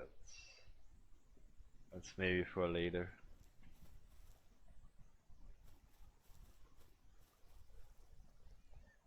Because that is all it is at the moment that I have to do there. Or not even have to do, because, you know, I don't have to do anything.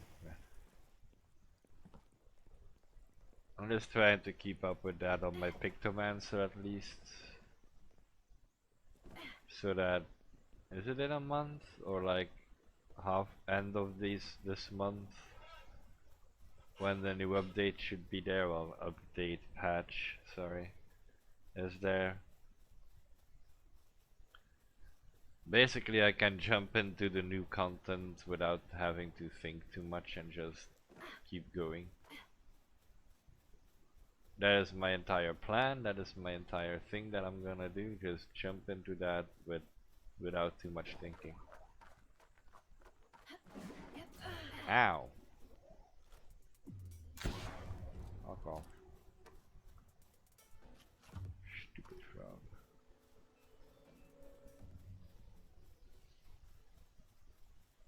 Making me waste ammo, how dare.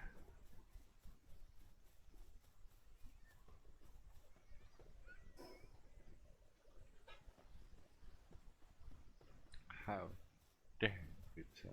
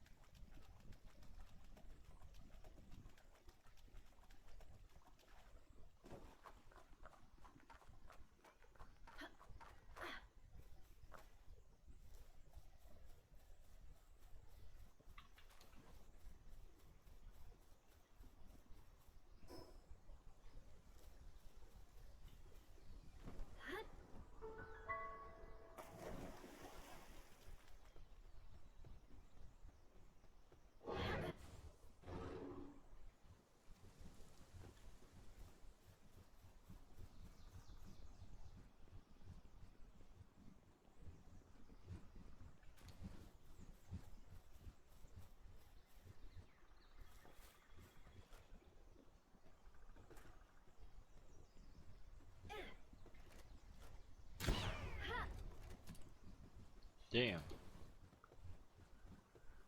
Alright.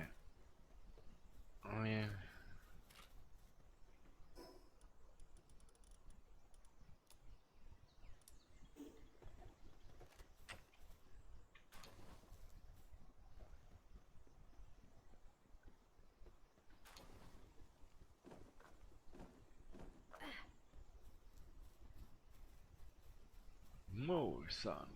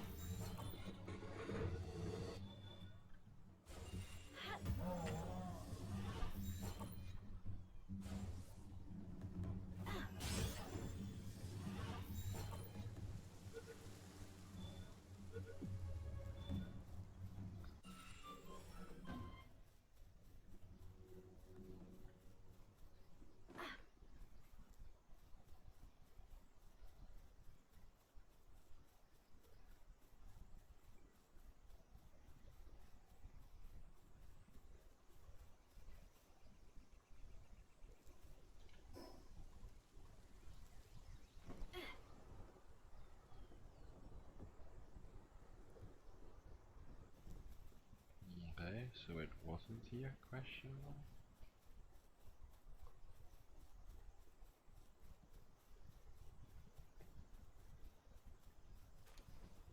I just see a lot of these Masandas and not really the fire. All the vortex on, but yeah.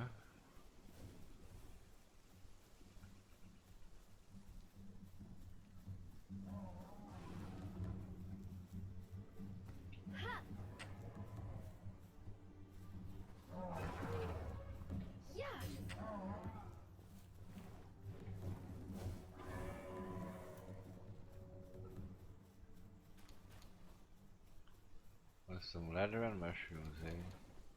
Okay.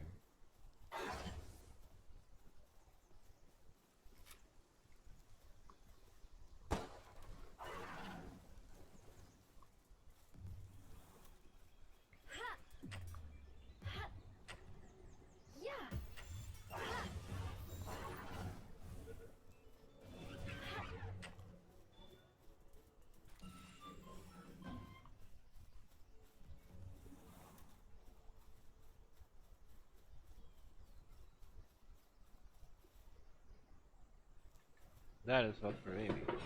First, I'm aiming to fill my stomach.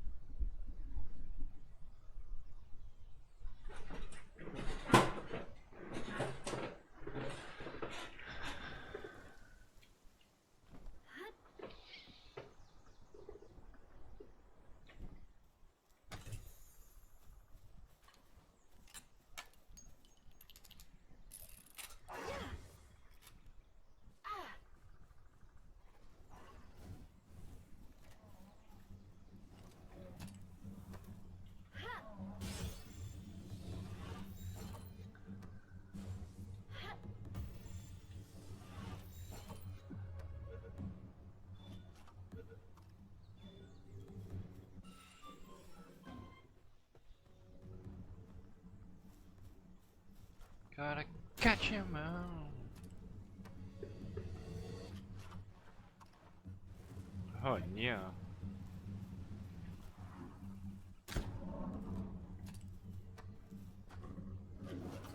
Wow.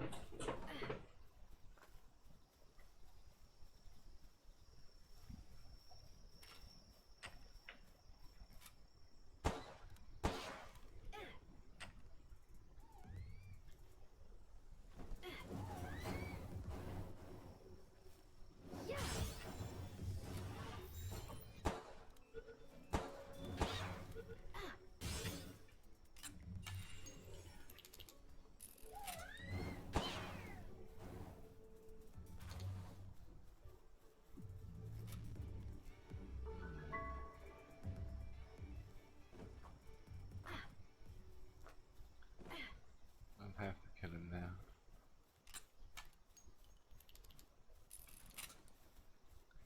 Can have it.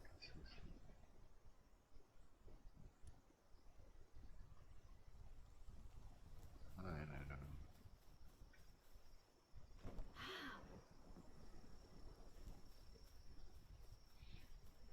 This is all like set ice area. I don't like it. I do not like it. That means I'll need to make the frost armor, which I just did the complete opposite of.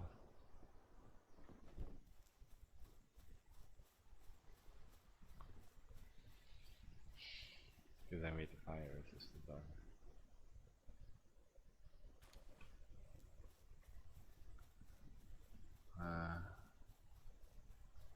Let's see what that.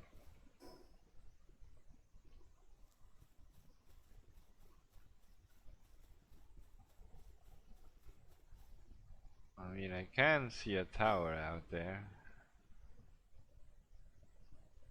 I just cannot see anything else there. It's like, I could drown there, probably. I could drown going there, so.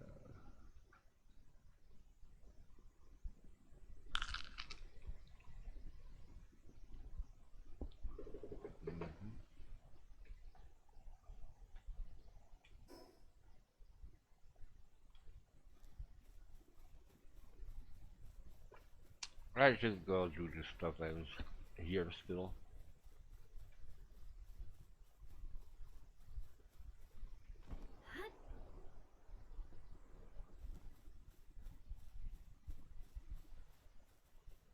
Still have a few enemies to kill, a few bosses to pick up.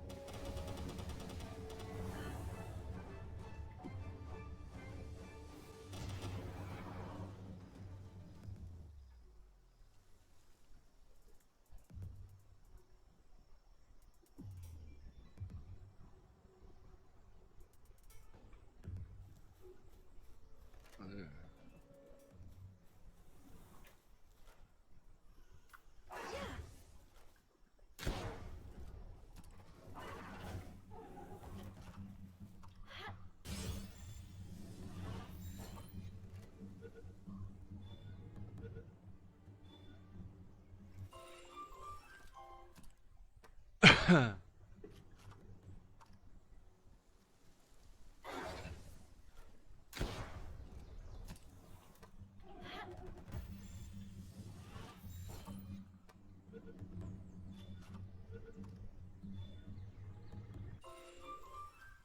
go.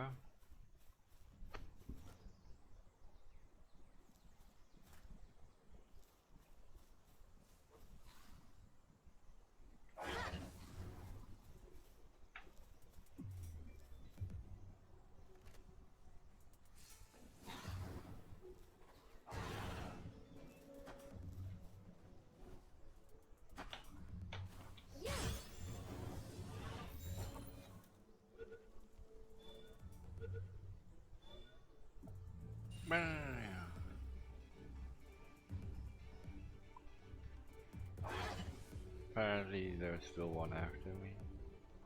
Oh, there they are.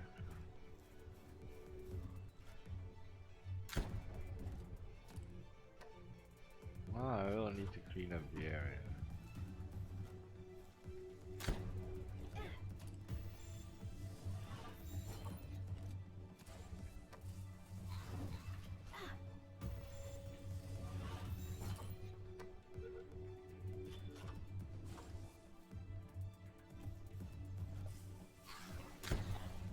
Listen here, buddy. You had your chance. Kidding me?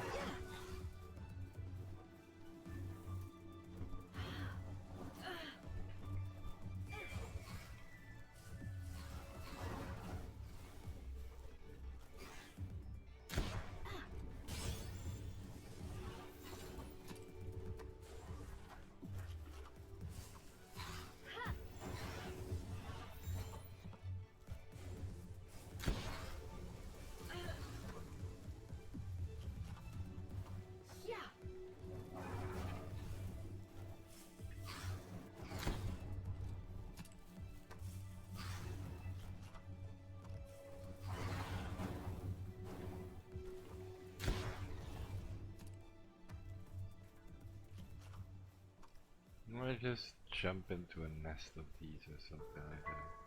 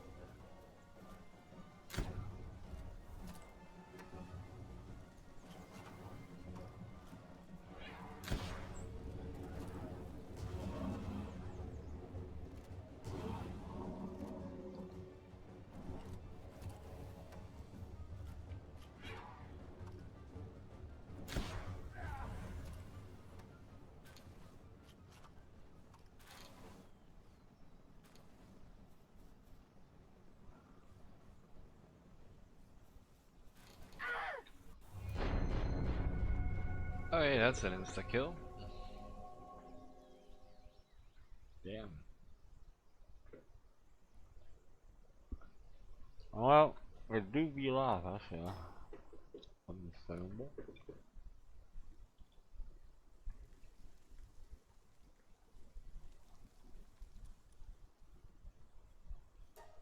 I guess.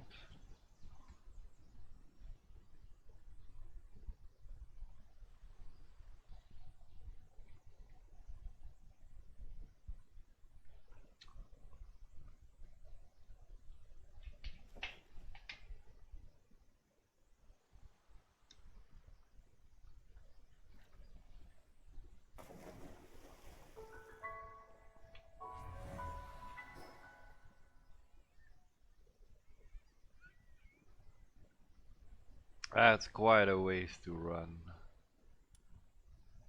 Ugh.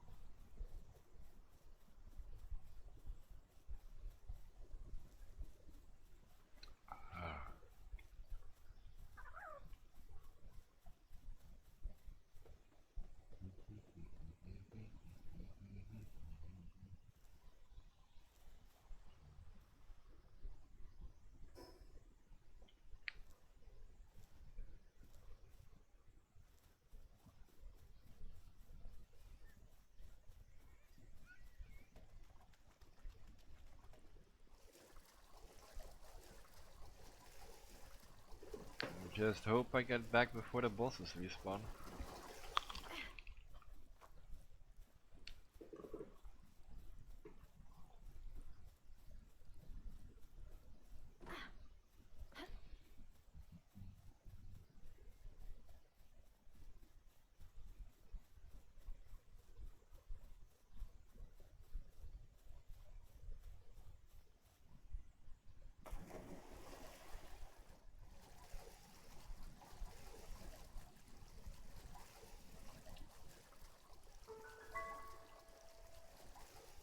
Yeah.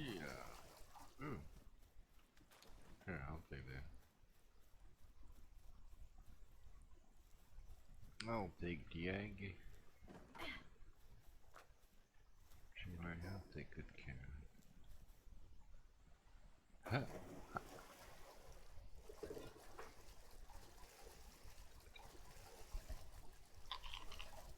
Oh.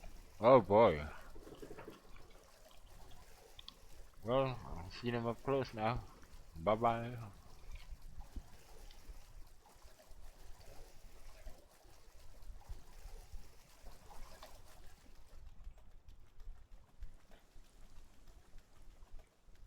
Yeah, level 45. If they exist, I need better than red spheres for that one. Or I need a lot more red spheres.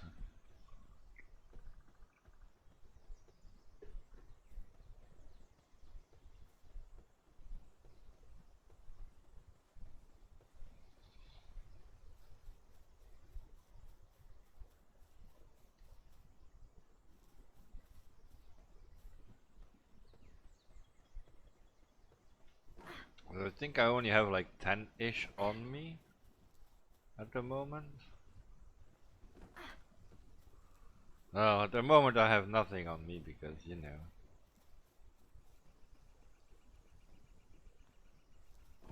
Dipping your toes in lava is not allowed. Okay, understandable.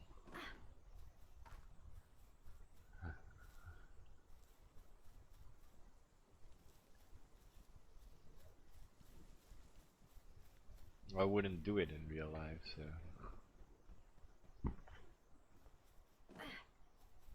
Why do you do it in game? Because there's no such thing as a shield and fire resistant armor. Well, technically there should be. There should be like fire resistant armor, but that's not the point.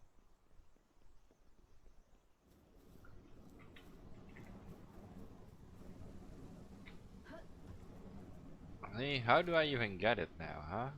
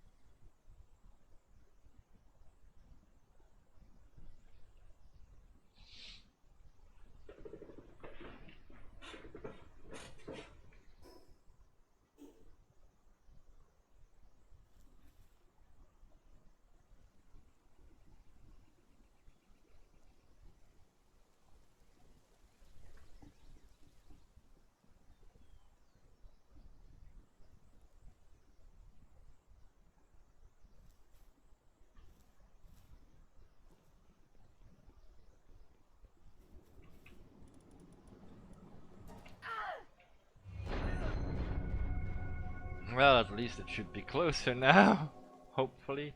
Ah, it put on the wrong armor. That's bullshit.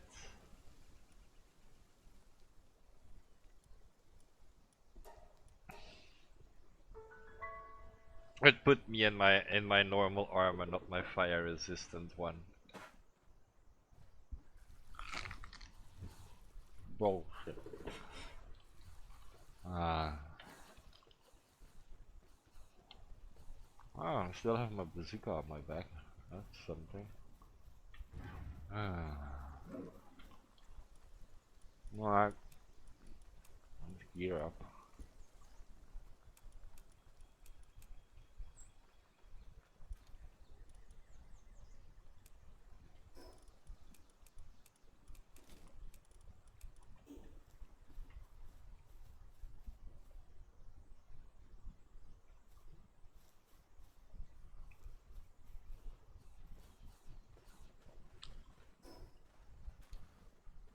Hmm.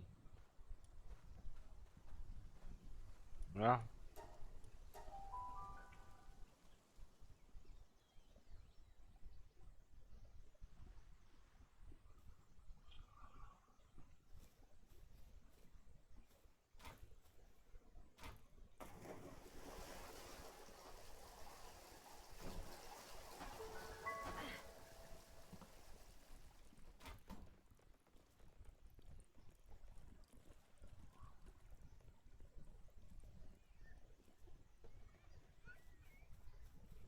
I mean, might be my starter's gear. Not really my starter's gear, it's metal gear already.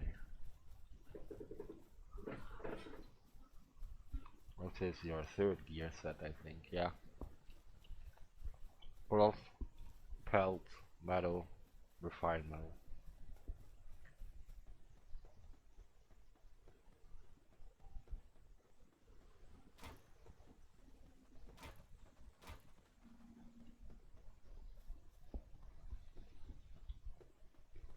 Yeah, it's an ice cream truck.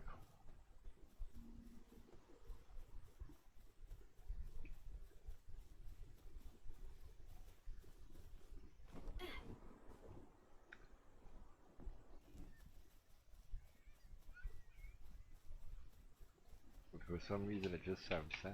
I don't know.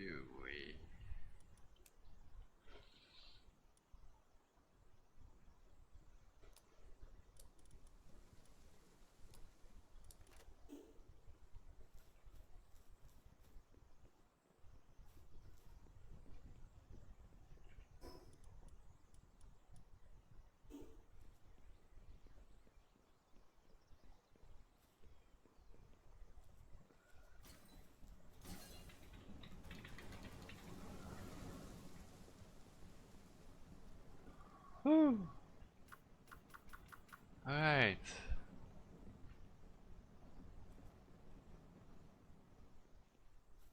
This bullshit is over.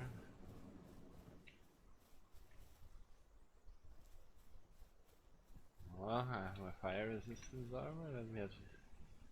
You can see it's hot, but I'm just gonna pick stuff up now.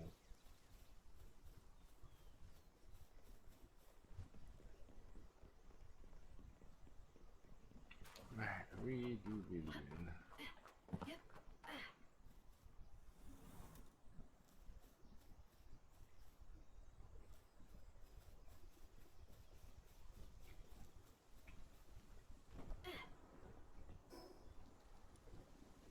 We're touching lava.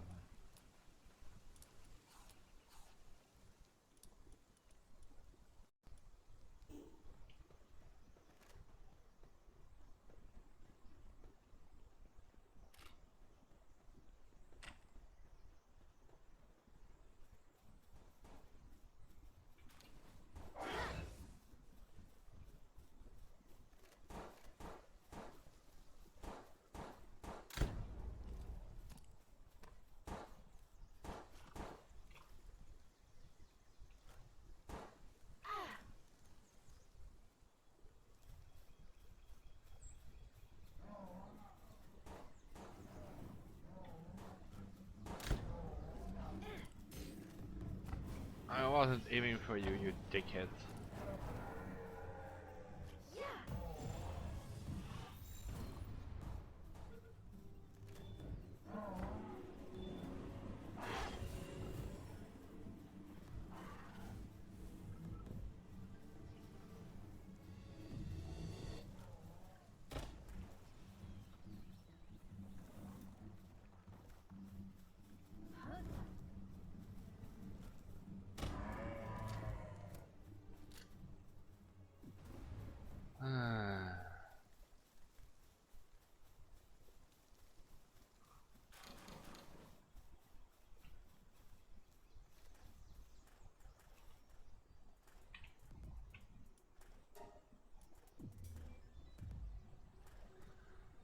So I need to dump two things.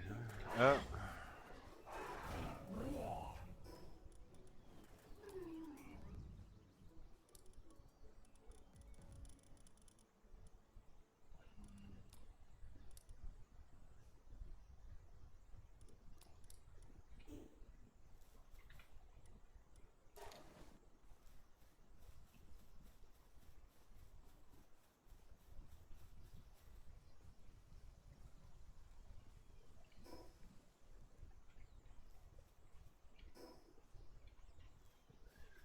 Alright, we're going in this direction then.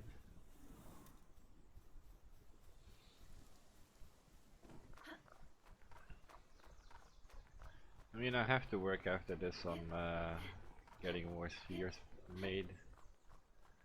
Get a little bit more iron in all my bases. So I'll be busy.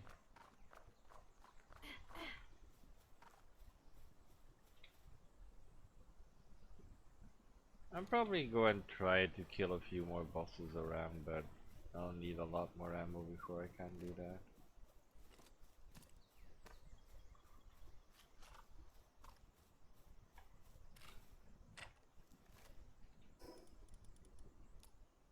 Let's take the shotgun out for now.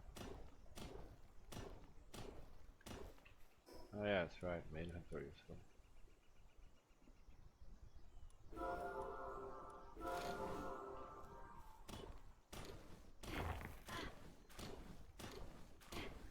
Even stamina pots. Thank the Lord.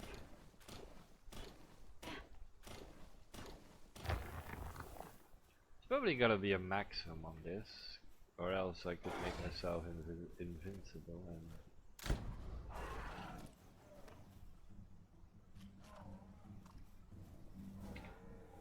Well...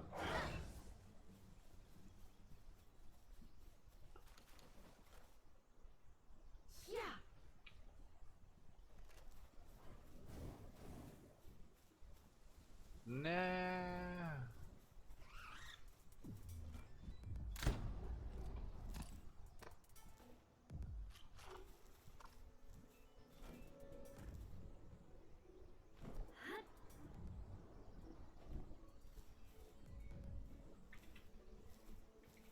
Ew, an egg.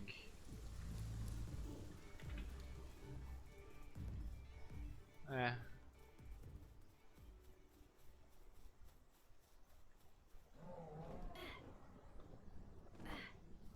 Where? Down here somewhere? My dude, I can't even fucking see you.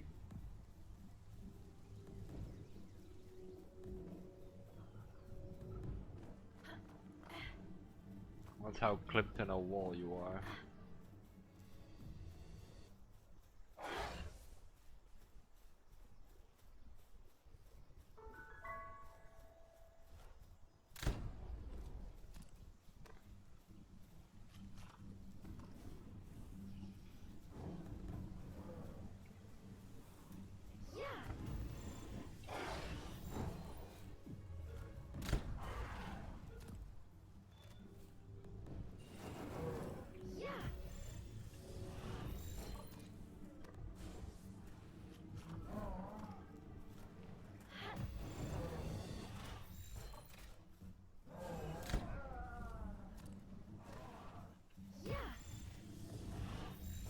Not down there. There you go.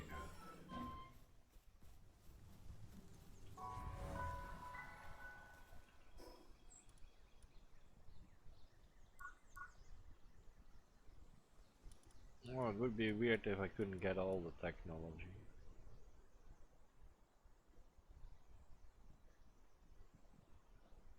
And I have 2 points again, so...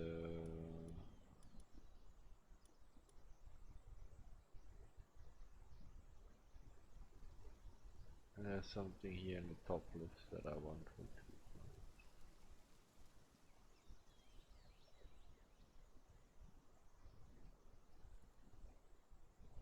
Nah. Alright, we're gonna just follow up with buying these things, so I have even more that I no longer, that I can skip. Sometimes speaking is hard.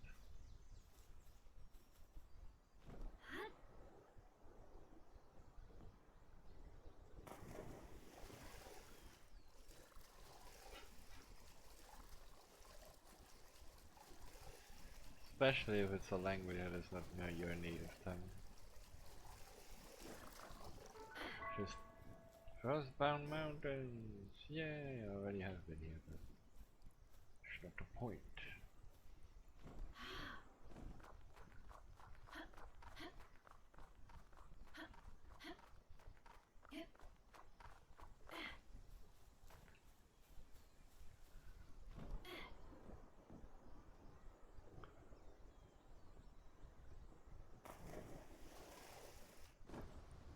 Huh?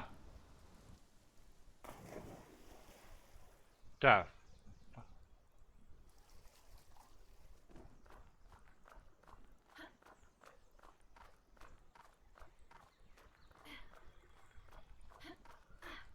I want to climb up, not be transported on top of the waterfall. But thanks for that experience. Totally didn't just scare the shit out of me.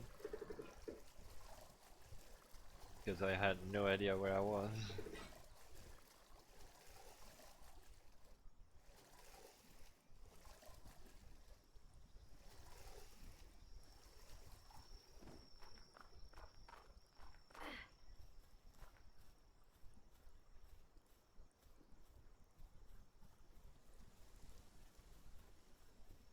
It's the Mega Grappler. Alright. Realm of the Swift. It is monkey. I can actually have a try at it, so we shall do just that.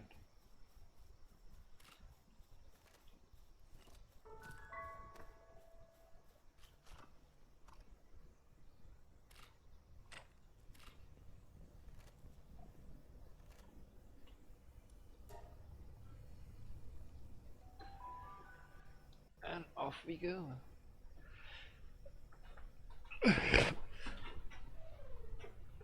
It is time to find monkey.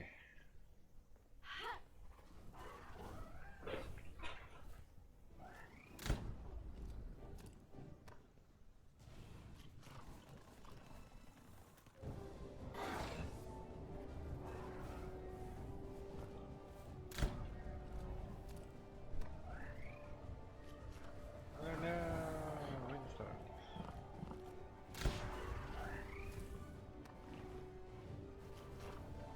Who throws a rock honestly?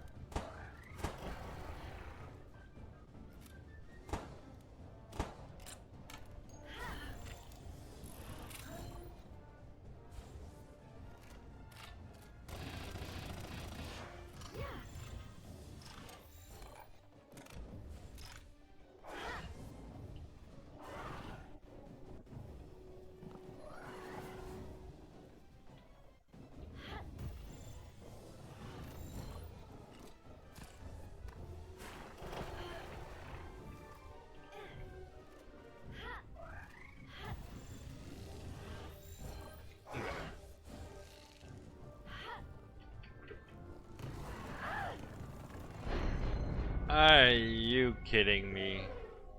Just because I was trying to capture it instead of kill it. Because Incineram can solve this thing.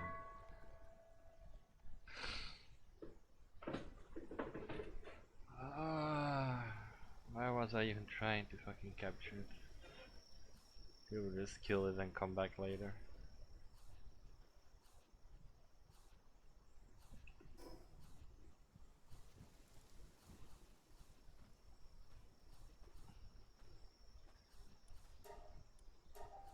But little yawn in the end just made me want to kill him more.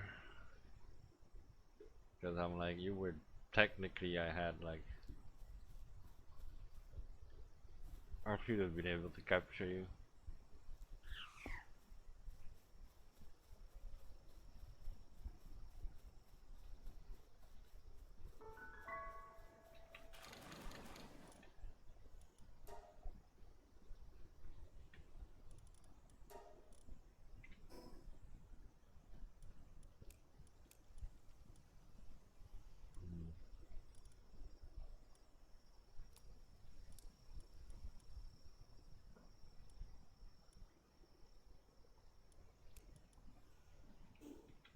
What is still in here? There's some mushroom. Oh wait, I already see what it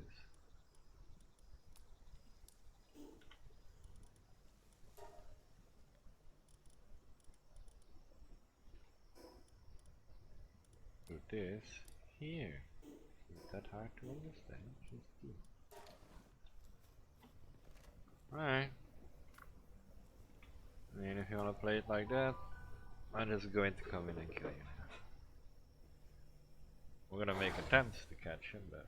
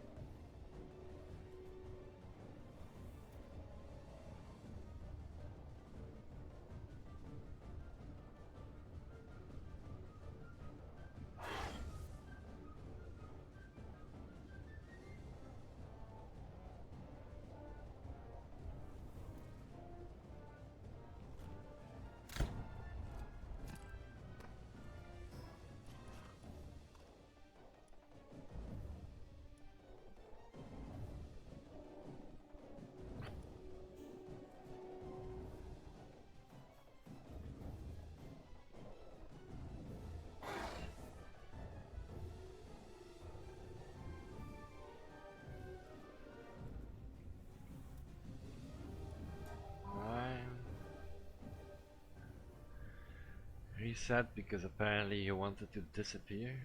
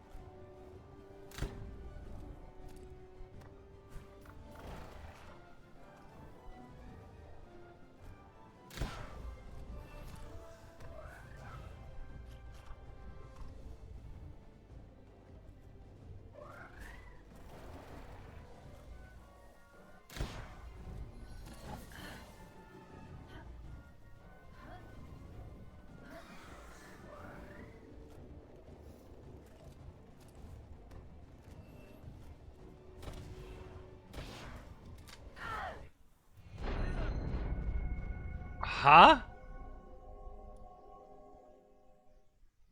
Last time I survived these kicks, what changed? Because I had the same gear on.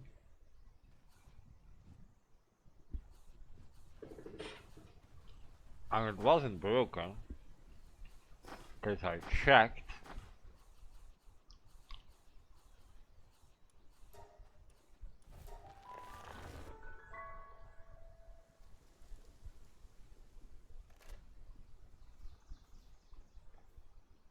Uh-oh.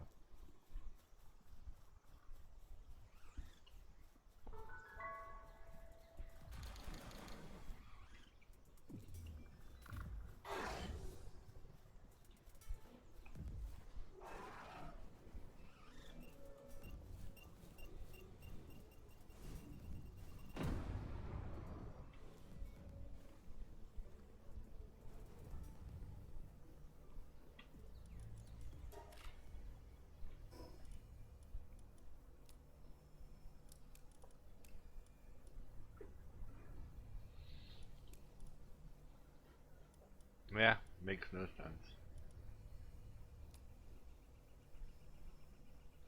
Like literally no sense that made.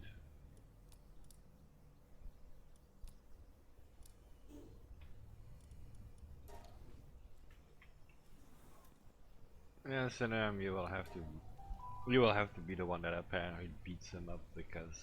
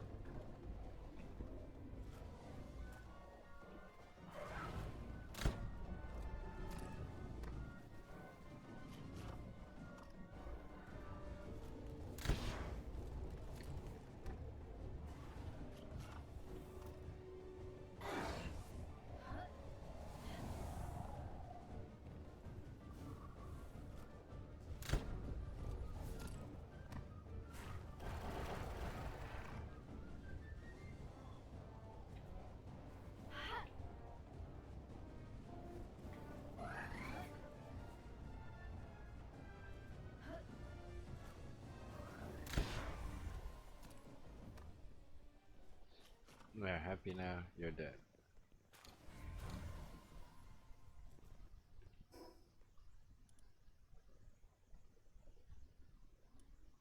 You silly, silly person.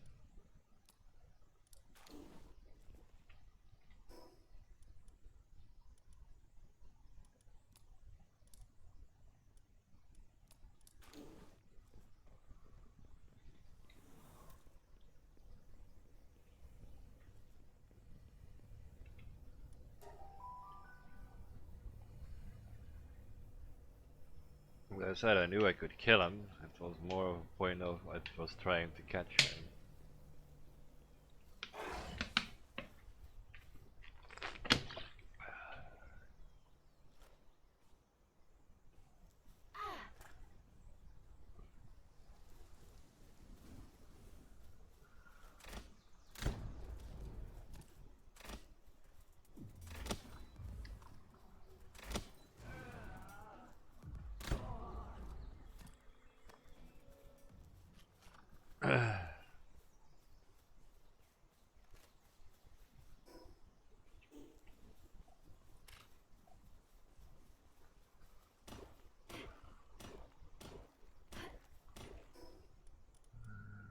I have so many trash items.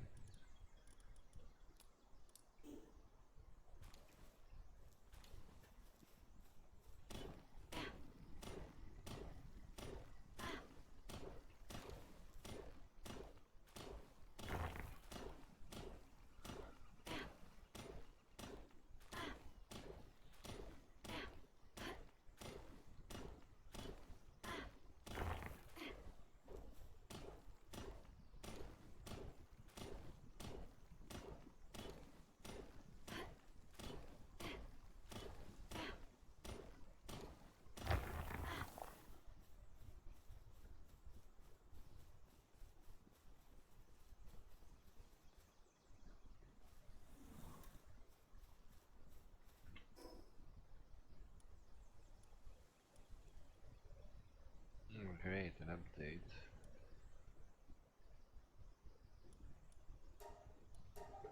There we go. Oh boy!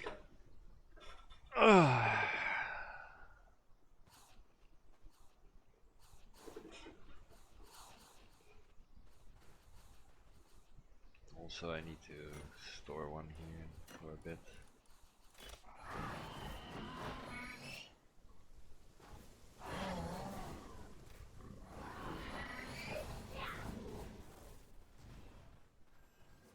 Off they all go.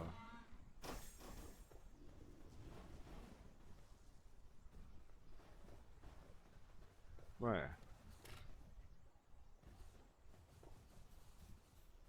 First, let's place all our low level gear back inside.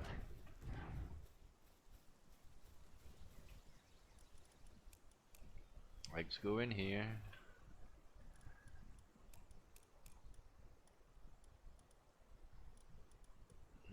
These go in here.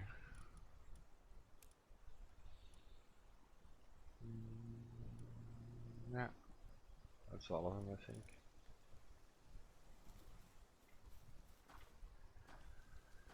These are eggs. I do not have eggs. We have a goes in here. The oil goes in here. This does not go in here.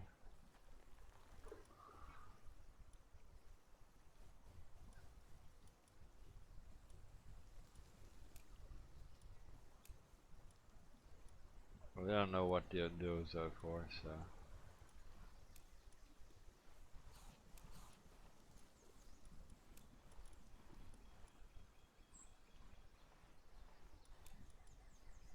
Bounty card.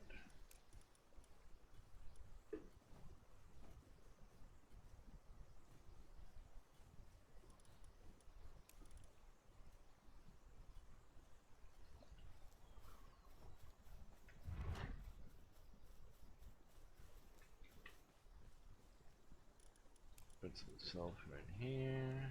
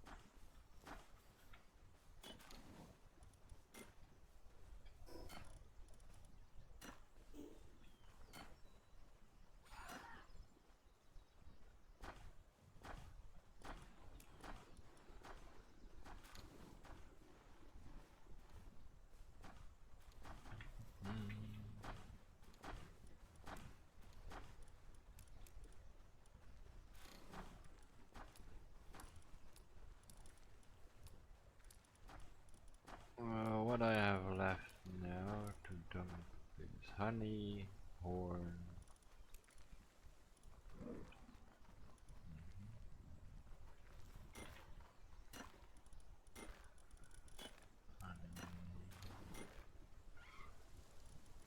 The horn. Put this in here. Gunpowder. Medicines.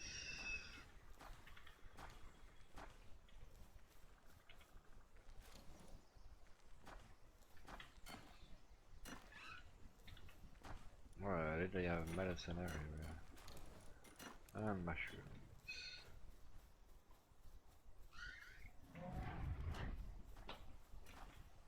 Nobody in my settlements gets sick because I have all the medicine. And I do mean all of it. Well, technically I can get this armor swapped out for this.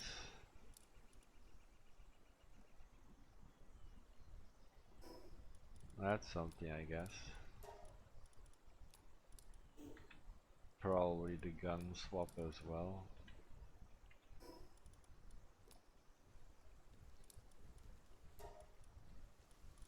And there you go. That's as far as I can go at the moment, I think, so. And I have 4 ancient points.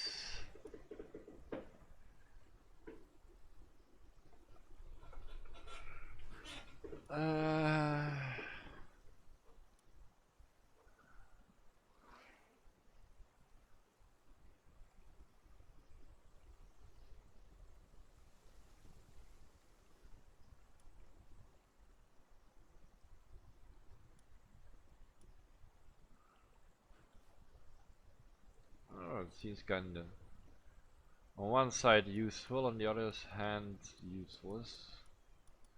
Oh yes, you can capture distant paths.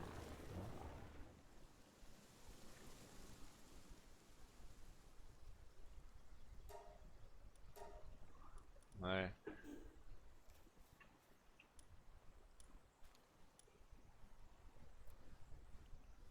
Palladium and refined.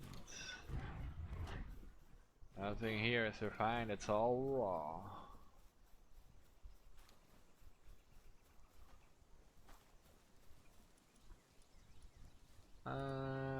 Do I need? Yeah, I'll need more ammo. Why am I kidding? I always need more ammo.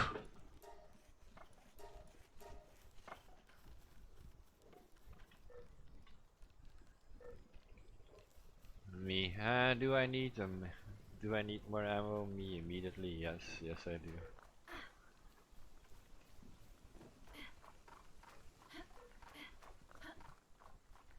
I think that is enough grind for today. Tomorrow I might actually have a look into Roncherry Aqua, Luxosaurus, Alphedron, Elizabeth, like all the level 30s I can have now a look at and try and capture slash kill.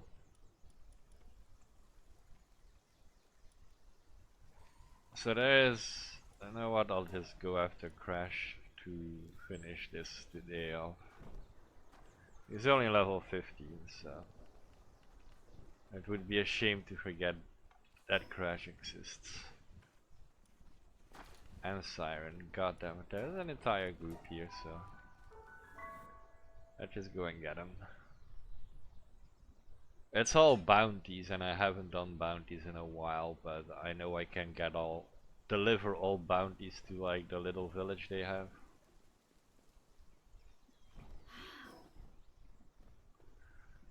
Just southwestern.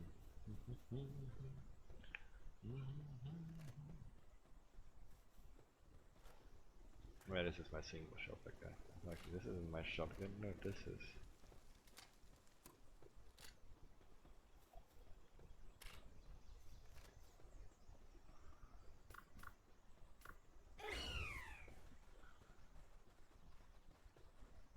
Just don't attack me and you'll be fine.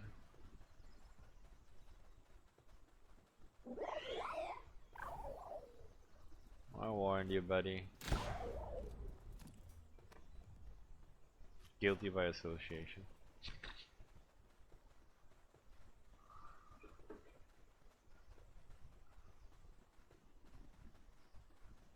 Maybe I shouldn't have made this cat mo just because of her skill. Or at least the skill name. I don't like it, doesn't fit. I should have made her Catrus.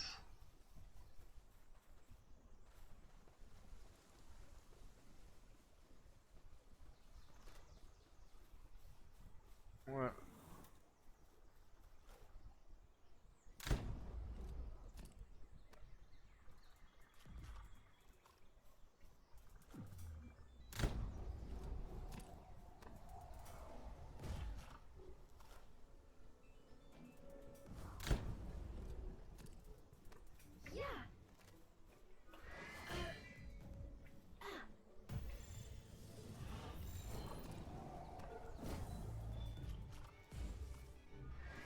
Are you kidding me, my dudes?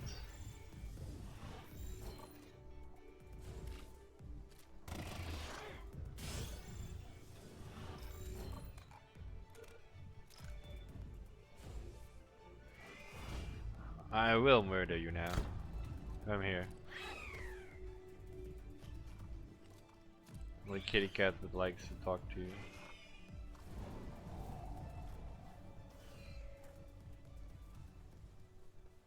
One green and one yellow. You said no to both, so I killed you.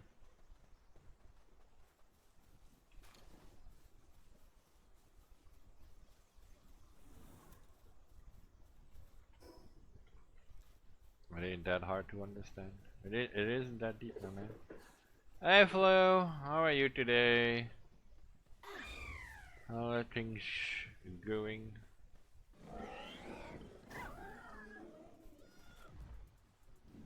How about now? Oh wow, this poor guy. Bop.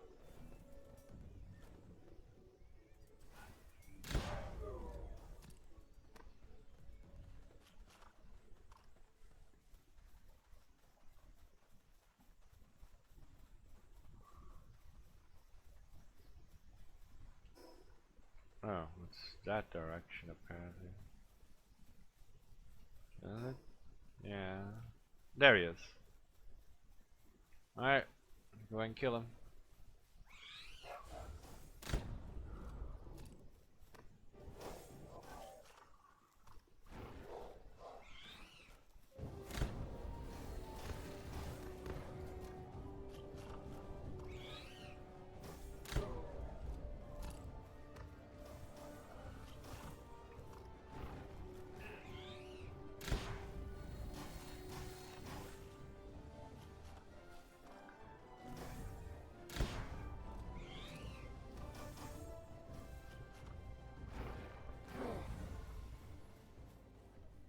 Alright, he is done and gone. Means we have a little bit more time. Tired.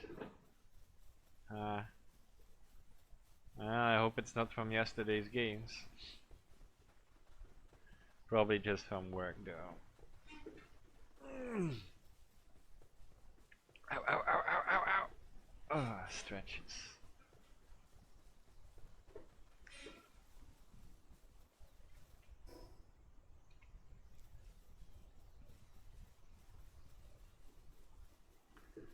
We wanting to quit the Yeah, that is quite a conundrum. For me, it wasn't even a decision I could make. It was made for me.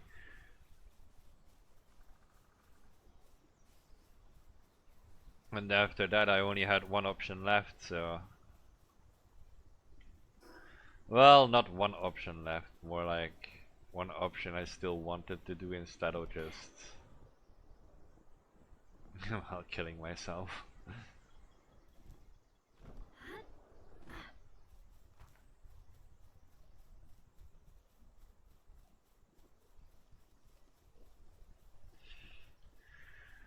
Well, who knows? Maybe things will get better later on. One can only hope, right?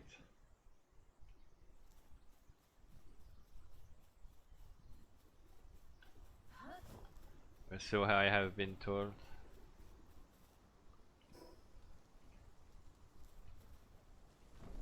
Oh, normal egg.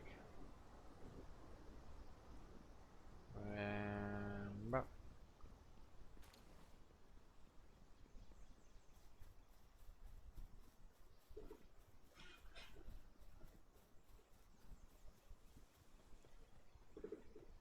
As you might have noticed, I am not good at cheering people up.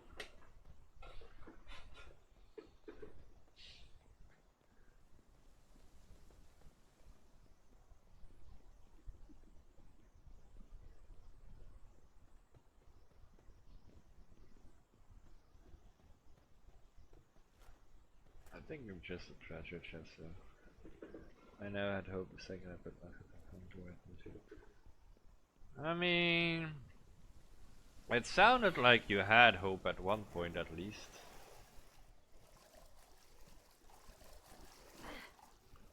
When you were explaining about having a truck and all that. Sorry, I'm not gonna go into too much details.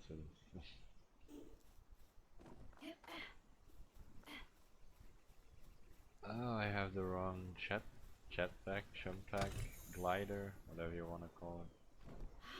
Because the brown one is the bad one. That's the one I have now.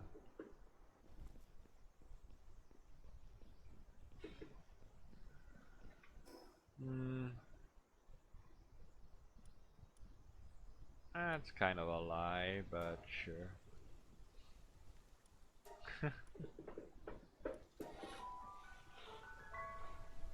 Then again,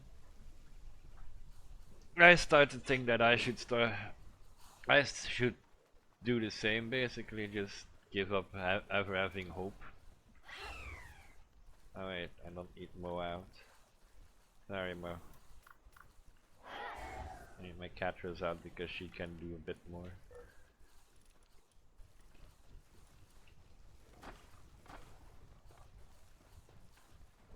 That's why I'm just at this point as well. I am starting to hate the point where I say like, oh yeah, in the next month I might have a new PC and all that, and then it's the same thing that right now as it always has been. It's just like, oh no, here are a lot of bills, here are a lot of things to do. You're not getting it.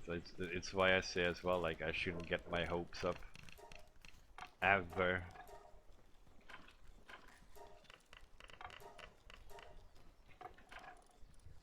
And yet I still do for some reason.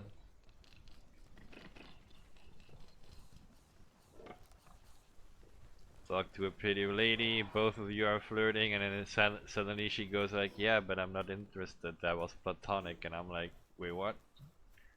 That was what now? Speak English, damn it. Platonic is English, shut. Yeah, you're probably right. Yeah. All those things can happen in one day. And then people can still ask you, why do you never hope? Well... Ah, let's go in here. Why do I still hope is the big question, because even I don't understand that one.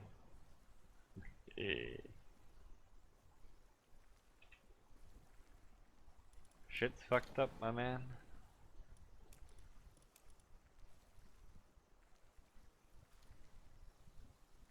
Alright.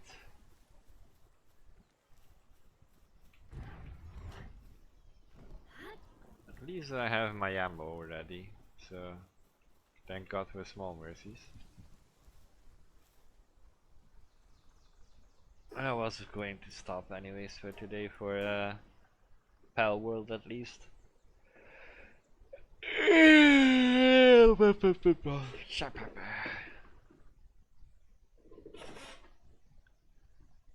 Yeah, in the end we should all know better at certain times and we still do whatever we do.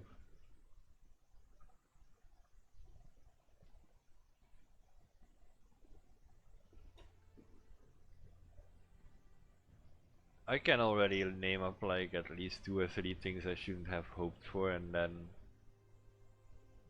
I did anyways.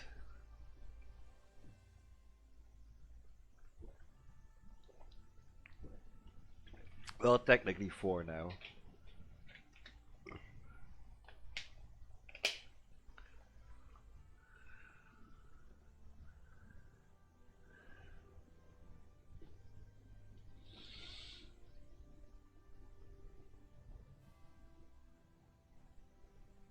What was in VTuber news today? Let's have a look. Probably nothing, but you know.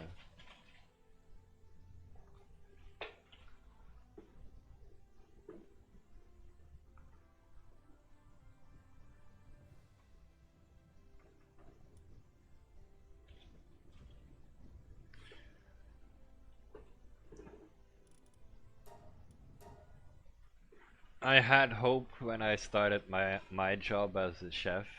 In my previous job, I had hope that it would become a permanent thing because I actually liked it a lot.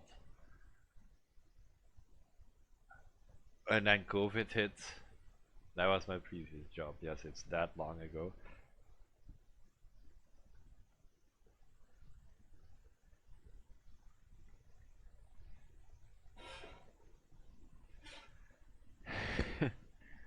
It is sometimes just I see it as very ironic or like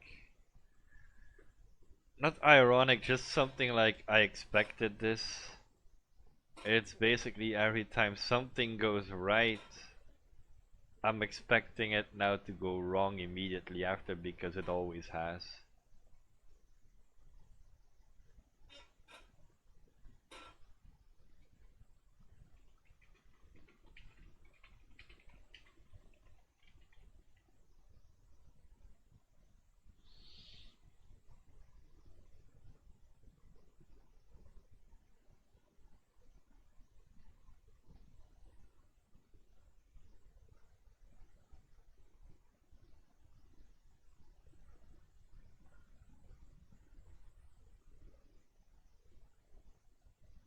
Inappropriate. Ooh, that's not good. Probably not. Evelyn got banned.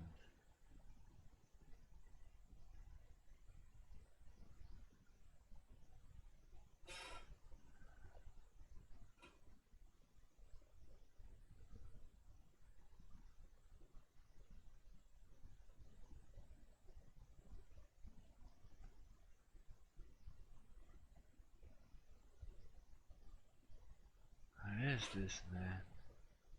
Wanting to make a VTuber group that want to work on mental health? What is this?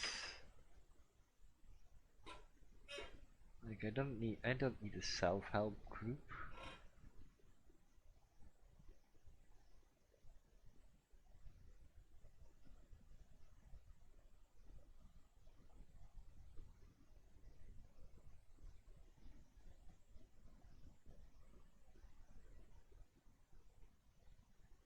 But yeah, it's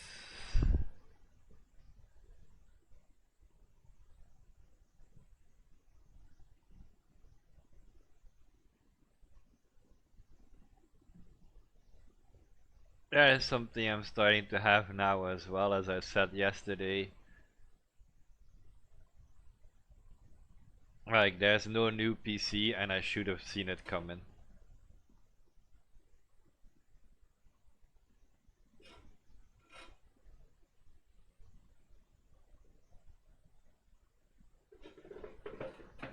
Like I should have never hoped to get the new PC going. I should have never hoped to get like to be able to do this as a job and all that, but I'm still going. Same as you with your job, probably just autopilot and keep moving forward.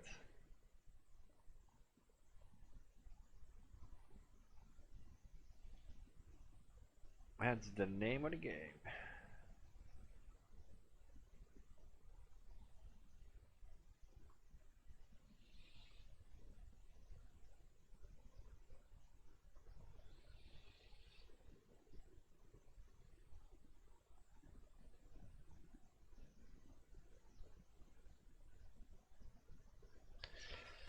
Uh, I'll probably go do my dailies on Final Fantasy. That shouldn't take too long. And then I'll probably finish my foods.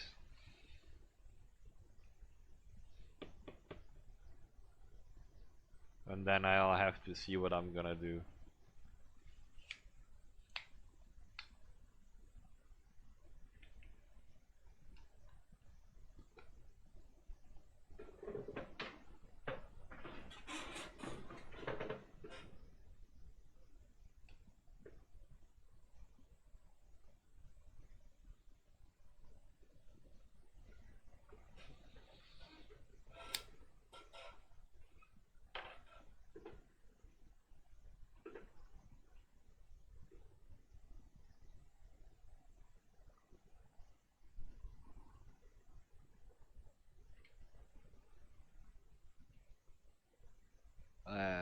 That's also in the news. Hassan already got unbanned, but if that was really news, then I would be more amazed, because it's not news, it was expected.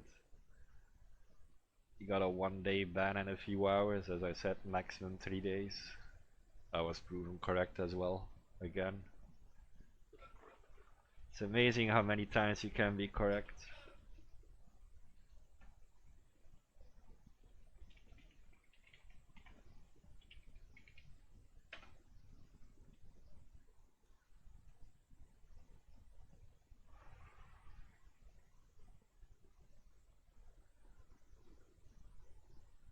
I'm gonna put it on just chatting because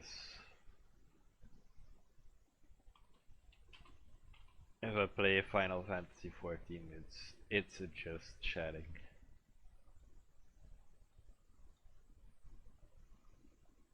experience. Because it's just my dailies and then I'm off the game again.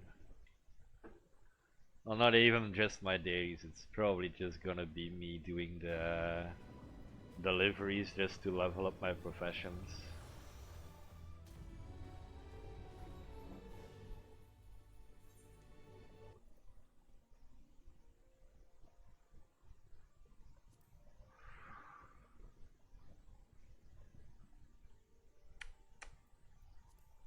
Why would you put me on Zodiac? I'm not on...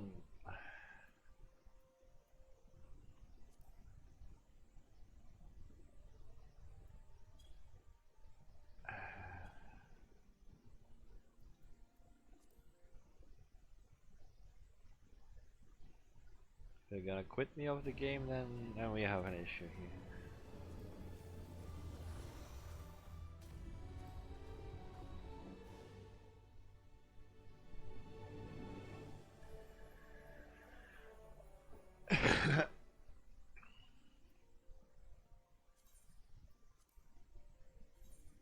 I don't even want to do the deliveries, to be honest.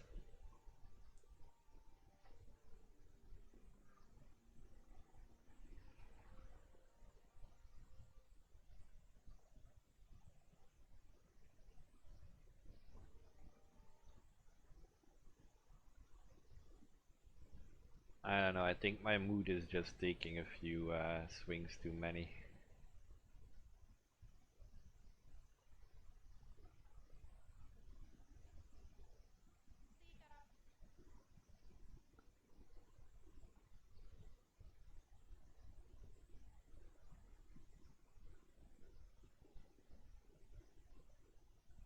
Hell, I'm having more... I'm having more mood swings than a fucking pregnant lady at this point.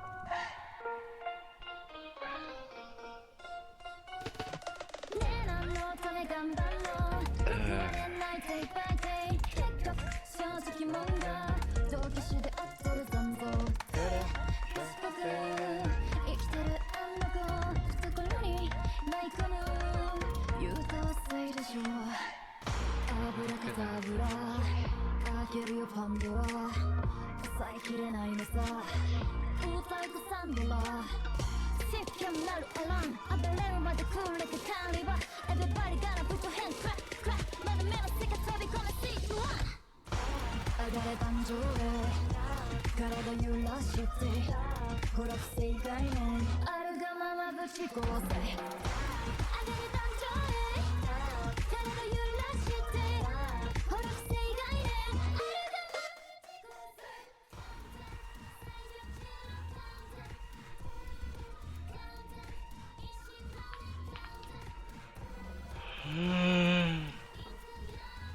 Well, we'll see what they say tomorrow.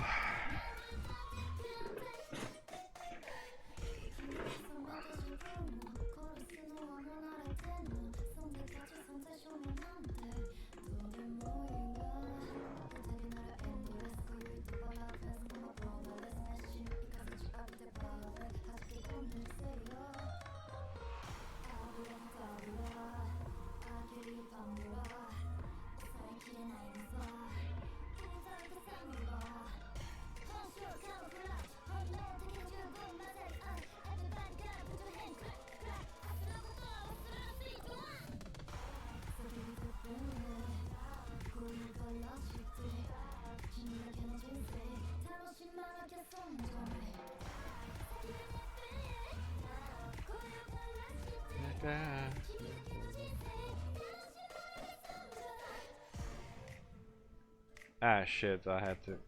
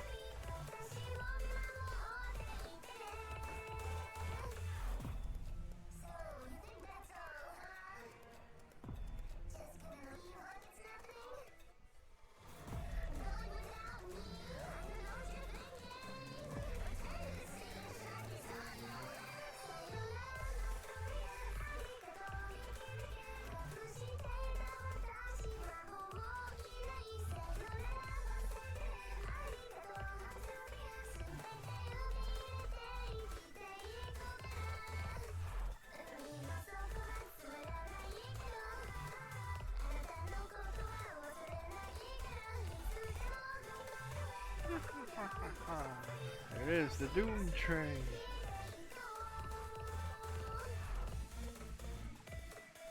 The Doom Train.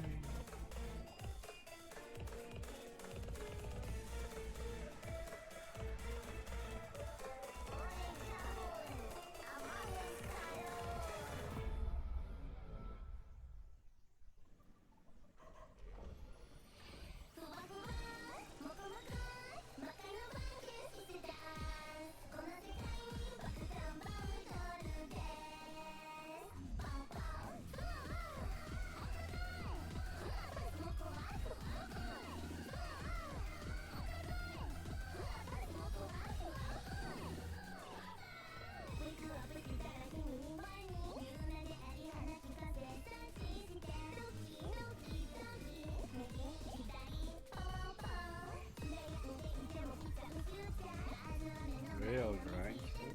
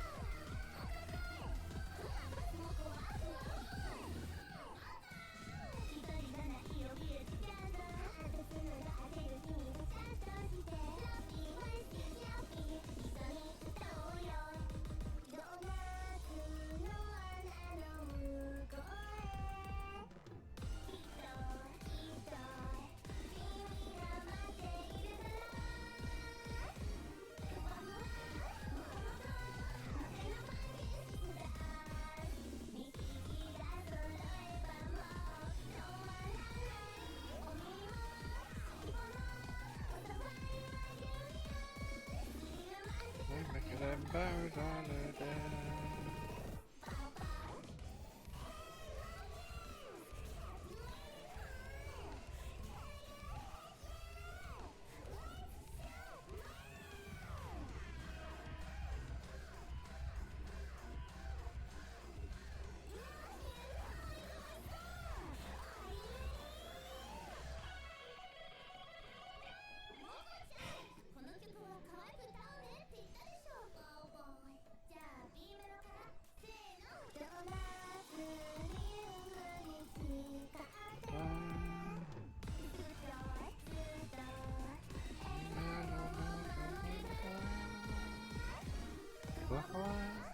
Makan.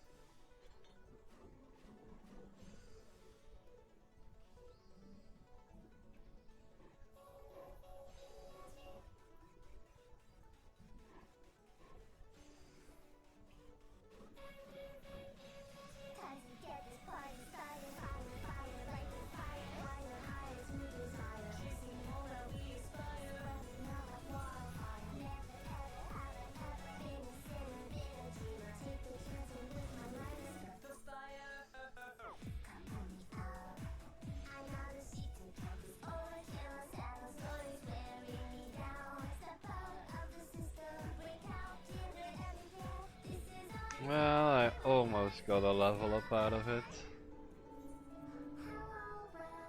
Almost.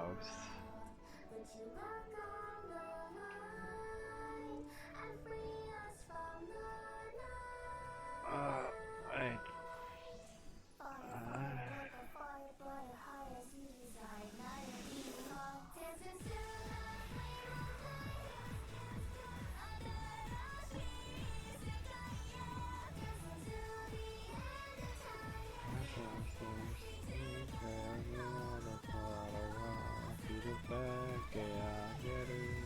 Rebellion.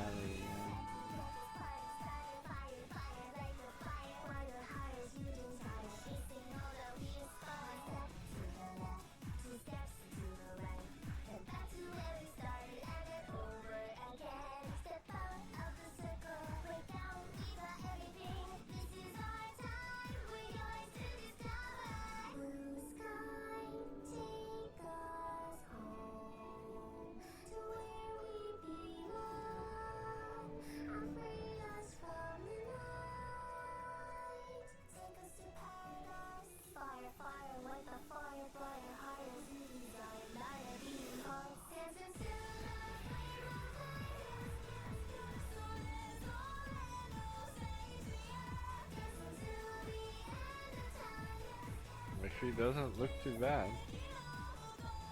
I'll quickly put it in my glam dress.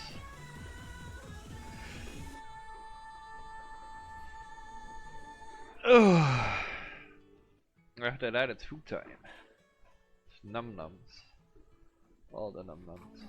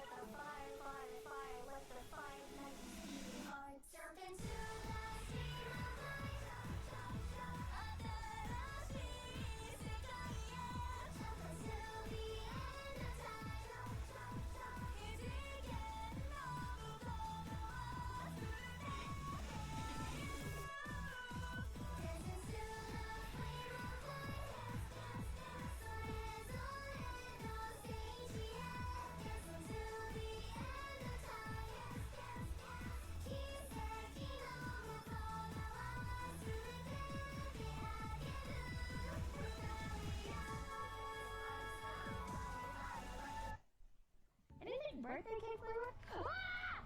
Oh. Hello? Oh man. Alright, what's up? What you gotta do? We're playing Happy birthday. We're playing Transformize, thank you. And what? Transformize is a game where you're a mouse and you have to get to the cheese. But in this one, it's like an engineering puzzle thing. Hello, your boy, Fatty. You don't care about this game at all, do you? Okay. No, I didn't. I died. Why did you die? Because I was trying to show you. How are you gonna? I can't! I'm dead! Josh wants you to say hello. Why? What's the joke? There is no joke. Just say hello. Say what? Hello. Like, I sleep with a pillow. Hello. I don't get it. Say it slowly. That says that I say it wrong. But I don't think you say it the same way. What do you say? What are you supposed to say? Hello? Hello. Sounds like you're saying an A. I'm not saying it with a fucking A. I'm saying it with an E. Ask Mom can say it. She says it the same way. She's drunk in the dining. What the hell? Can you call Padma? Let's see. Padma, is that you? Yeah, it is me. Oh my god, hi Padma, Miami and Face Connect. Can you sing me happy birthday? When is your birthday? Right now. Seriously, it's your birthday now? Yeah, it's my birthday right now. Can you sing me happy birthday? Okay. Happy birthday to you, happy birthday to you, happy birthday dear Pipkin. Happy birthday to you? Yeah, happy birthday to me. Thank you so much. I'm glad you didn't forget my birthday in real life. Of course I would never forget your birthday. Happy 20th birthday. Yeah, it's my 20th birthday. Wow, I can't believe you're already 20. You grew up so fast. Someday I'll be old enough to drink alcohol. That's such a great news. I love drinking alcohol. It tastes like happiness. Tenma, why are you typing in my chat while speaking to me over a voice call? Multitasking. Why? You don't like my multitasking? No, no, your multitasking is wonderful. Aw, thank you, Pitkin. I always knew I was amazing. Yeah, you are amazing. Okay, I'm gonna hang up now, Tenma. Wow, I can't believe I just talked to the real Tenma Miami, who's also typing in my chat. The double Tenma. I return to my first love, the legitimate theater.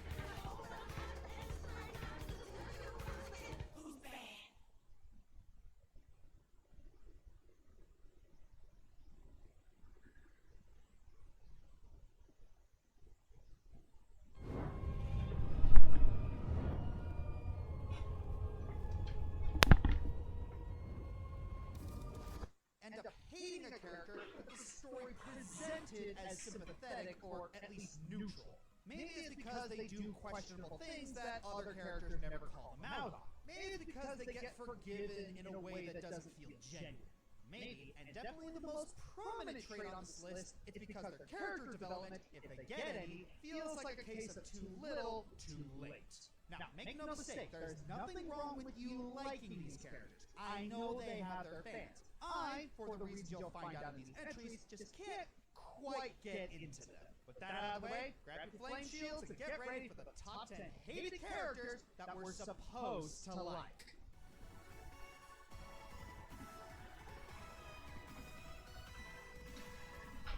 Alright, let's talk about Kingdom Hearts. Oh, Final Fantasy. Sorry, they're so similar. Okay, to be fair, Final Fantasy characters tend to be all over the place. Some are awesome, some aren't, most are pretty bland, and to be honest, you'll be hard-pressed to find anyone who agrees on everything. But in order to find a character for this list, we need to look at the Final Fantasy game that epitomizes this list, Final Fantasy 13. That character is Vanille. Vanille starts off as a normal, mysterious, bubbly girl who encourages Hope to chase after Snow, and for the most part, she's harmless. Okay, she's the upbeat weirdo who has more importance later. She's the heiress, she's the Renoa, she's the Yuna. Okay, we get it.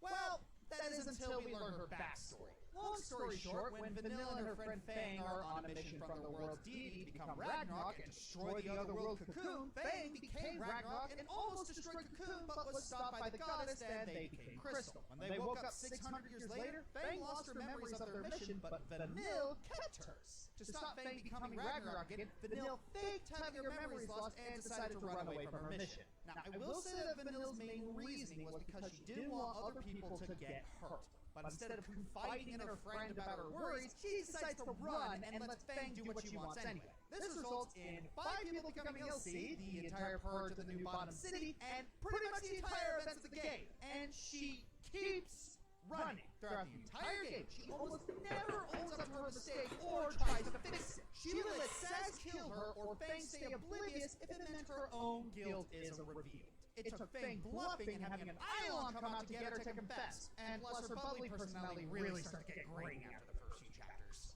To be fair, Vanille on her own isn't the worst, and the game she's from doesn't really do her any favors. Plus, she starts to mature a bit towards the end of the game, and then regresses like returns, but so does it, so let's When you have a game where most of the cast really aren't that likable, and Vanille is considered the worst, there's a problem. And like a good portion of this list, because she's a main character, we're supposed to like her. We don't. Yeah, almost no characters in 13 I like. Alright guys, I have here the Devil May Cry reboot. Alright. It looks... Ow! Put myself on the edge. So edgy.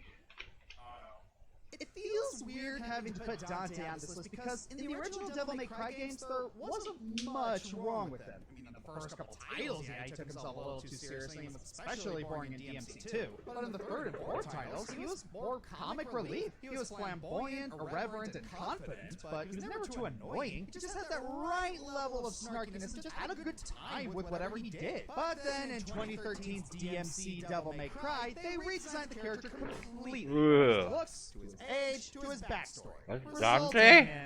You don't look a day over 12,000.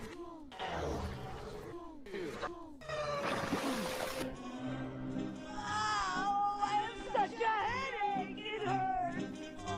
Yep, in an effort to appeal to a more Western audience, Ninja Theory decided to make Dante into, I can't mince words, they made him into a little he's cockier than fans can stomach, he's more of a womanizer, and he tries way too hard to be this hip and cool edgelord, to the point where he slurs his own lines with a snobby voice, and just look at these two back to back, you tell me what's wrong with this picture! Not to mention, even when the game's director didn't care what fans thought about his Dante, he still went out of his way to try and show some semblance of the previous incarnation of the character in this little punk. Like he's trying to piss the fans off. I don't know which is worse, the fact that the director didn't fully commit to reinventing the character, or how jarring seeing this new guy attempt to be his much better predecessor is. I get why you need to reboot things sometimes. I can also understand wanting to try to appeal to a Western audience, but they took it the wrong way by turning an endearing, funny protagonist into a generic grunge kid. There are a lot of ways they could have made this work, like maybe tone down Dante's attitude a smidge, or better yet, maybe actually commit to one of the early ideas of this story being a prequel and not a reboot, which would justify much of his bratty and vapid personality. The worst part is that he's the game's central protagonist, so we're stuck watching him be an evil little punk throughout the whole story. But in a way, he's also unintentionally funny. Like, he's such a pathetic, what? Not a faith, Dad! It's impossible to take him seriously. With the right perspective, he can be ironically funny, which is why he's so low on the list. At least it's something. Disagree.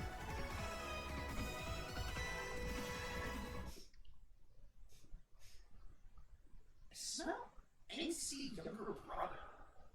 Huh? Must be Fire Emblem. Hello, Fire Emblem face. There's plenty I could say about you today, but I think I'll leave that for another video someday. Don't get into that. Anyway, before we got Dimitri's kill every last one of them meme, Takumi was the angsty edgelord of Fire Emblem, and boy did he come with some trust issues. Now, in the Conquest route, his rage towards Corrin is pretty justified. While Corrin didn't murder the Hoshidan Queen, she died trying to protect Corrin, and Corrin reacted by deciding to go back to their adopted family, betraying their birth family. Now, while the main reason for that is because the player wanted to play the harder Fates route, Takumi didn't take it well. But there were a few factors in Takumi's favor in Conquest, and he was an antagonist. The question of whether or not we were supposed to like him is a bit more complicated. Despite that, in Birthright and Revelations, where you actually join your Hoshidan family, Takumi is still a bit of a dick. He looks down on you, gets cold remarks, and distrusts Corrin for a good part of Birthright. In Revelations, he didn't join you despite Sakura already being with you, and only does after hearing a prophecy from the sage who then died, and that convinced him to begrudgingly join you. And okay, to be fair, Takumi has inferiority issues that make him jealous of Corrin when Ryoma decides to favor Corrin over him when they came to Hoshido for the Get first over time. your Something issues. even more apparent in the drama CD for Fates. These self-esteem issues and paranoia is something a lot of us can relate to, but that doesn't excuse him from being a brat. And those same issues eventually lead to his possession and final fate in Conquest. Now, you probably noticed that I've been trying to be more constructive when talking about something negative in countdowns lately, sometimes offering ideas for improvements. I would like to do that here, but again, there's a video in the pipeline about that, so won't go through that here. Takumi gets progressively better in Birthright and doesn't really change much in Revelation, but it doesn't get any less grating. He's supposed to be your birth brother and likable as a result, but let's just say there was a reason that hashtag blame Takumi was trending back when the game first came out. I demand Wukelamat being on this list. I mentioned before on this channel during my Fixing Other M video with Alex Roshan how Adam Malkovich and Samus's relationship isn't exactly handled the best. Samus, certified awesome hero of the galaxy a couple times over, takes orders from Adam as a good little soldier for no reason, even when it actively hurts her. So apparently we were supposed to see Adam as a sort of mentor/father figure to Samus. And that's why we got in Metroid Fusion. Adam does seem to be a good guy who cares about Samus there, and in the manga, it was Adam who encouraged Samus to leave the Federation military in order to reach her full potential. Samus specifically states how much she trusts and respects him and how she thinks he feels the same. That iconic catchphrase? It was supposed to be something warm, a verbal acknowledgement of the trust they share. Then Other M comes along and ruins everything. You maniac! You blew it up! In Other M, Adam is every bad military commander stereotype. He treats his troops like they're disposable dirt, expects absolute obedience, and is constantly cold and condescending to Samus. I don't know if it's just bad direction or intentional, but Adam's playful, in-jokey, any objections lady turned from something people thought fondly of to one of the most reviled phrases in gaming for a time due to how condescending it sounded coming out of his mouth. Adam is supposed to be some great military genius, yet he makes some tactical blunders. In the game's opening, his whole team struggles to put a dent in the Brugmass, and then Adam, instead of logically assuming that there are other creatures just as bad, if not worse than the Brugmass infesting the bottle ship, orders his team to split up into smaller, easier to beat units. This order is baffling, and the issue is further compounded when comms go down, leaving the team in disorganized pieces. Did you even go to OCS, you complete and utter boots? And then we come to the biggest reason everyone grew to loathe Adam during Other M, the authorization mechanic. It would be one thing if Adam asked Samus to be mindful of her powerbomb usage. Samus has, again, saved the galaxy and proven herself capable of handling herself in combat. And based on the Metroid timeline, Samus has successfully pulled up 8 high-profile missions and who knows how many other minor missions she's done in her job as a bounty hunter. Adam knows this, so why is he treating Samus like a toddler who just found Daddy's gun? Heck, because Samus deserted and Adam's not taking her in to be court-martialed, maybe Adam's asking her to be mindful of her weapons and authorizes usage of abilities so he doesn't get in trouble, and Samus agrees because she doesn't want him to get in trouble. But no, he coldly orders her not to use anything without his permission. She goes along with it, even something purely defensive like the Various suit. Oh, and speaking of the Various suit, Adam, why did you let Samus roast alive? I know I'm beating a dead horse at this point, but come on! What kind of great military mind puts one of his best assets suffer needlessly and potentially die of heat stroke? All of this points toward Adam having absolutely zero faith or trust in Samus' ability to think and act for herself, and an utter lack of care for her or the people below him. It is disgustingly condescending to a combat veteran like Samus. And the real kicker, the thing that makes everything so much worse than it already was, Samus follows his orders like a good little girl for most of the game. And funnily enough, probably his most redeemable moment is the moment that most people hated, him shooting Samus in the back. Remember, guys, Adam did that to save her. It was either going to be him or Samus who sacrificed themselves for the greater good. He believed that Samus's life had more worth than his own and shot Samus so he could make sure he died in her place. He knew Samus would try to make that self-sacrifice, and he had to make sure that she did it. I mean, come on, he can't overpower someone like her. And yeah, shooting an ally in the back is very squiggy, especially given the actress acting the pain a little too well, but that sort of self-sacrifice is very admirable. But again, it is a situation of too little too late, especially because he shot her when he didn't know for sure if he could kill the Metroid. What the fuck is wrong with you, you stupid excuse for a military?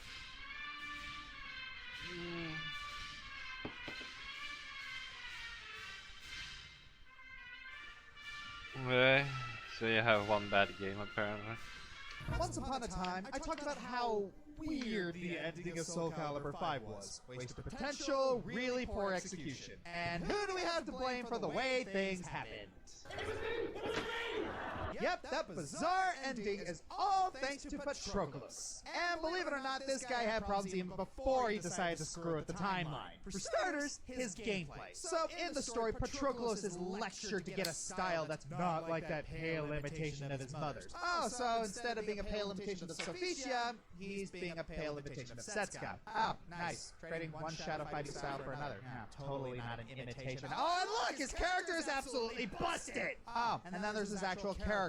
First off, he's a total hypocrite, saying that he follows his own fate while blindly doing whatever Elysium tells him to do. Yeah, because nothing says I'm my own man than being led astray by some scantily clad cryptic sword lady, am I right? At least you know he's dedicated to the cause, because he hates the Malfested so much that he'll murder anyone who even looks like one, even if they're completely innocent. Oh, and remember that part about his sister turning evil? Yeah, you want to know what helped push her over the edge? Patroclus running away and rejecting her even though she wasn't fully evil and she had just saved his life. To his credit, he does snap out of it after killing his sister. But because heaven forbid he actually learned anything from his misdeeds, he does the wibbly-wobbly timey-wimey thing to save her, destroy both Soul Calibur and Soul Edge, cause a soft reboot of the franchise, and faces no consequences. I abused my power and I learned nothing. I think that's the most annoying. Oh, that sounds like any fucking storyline these days.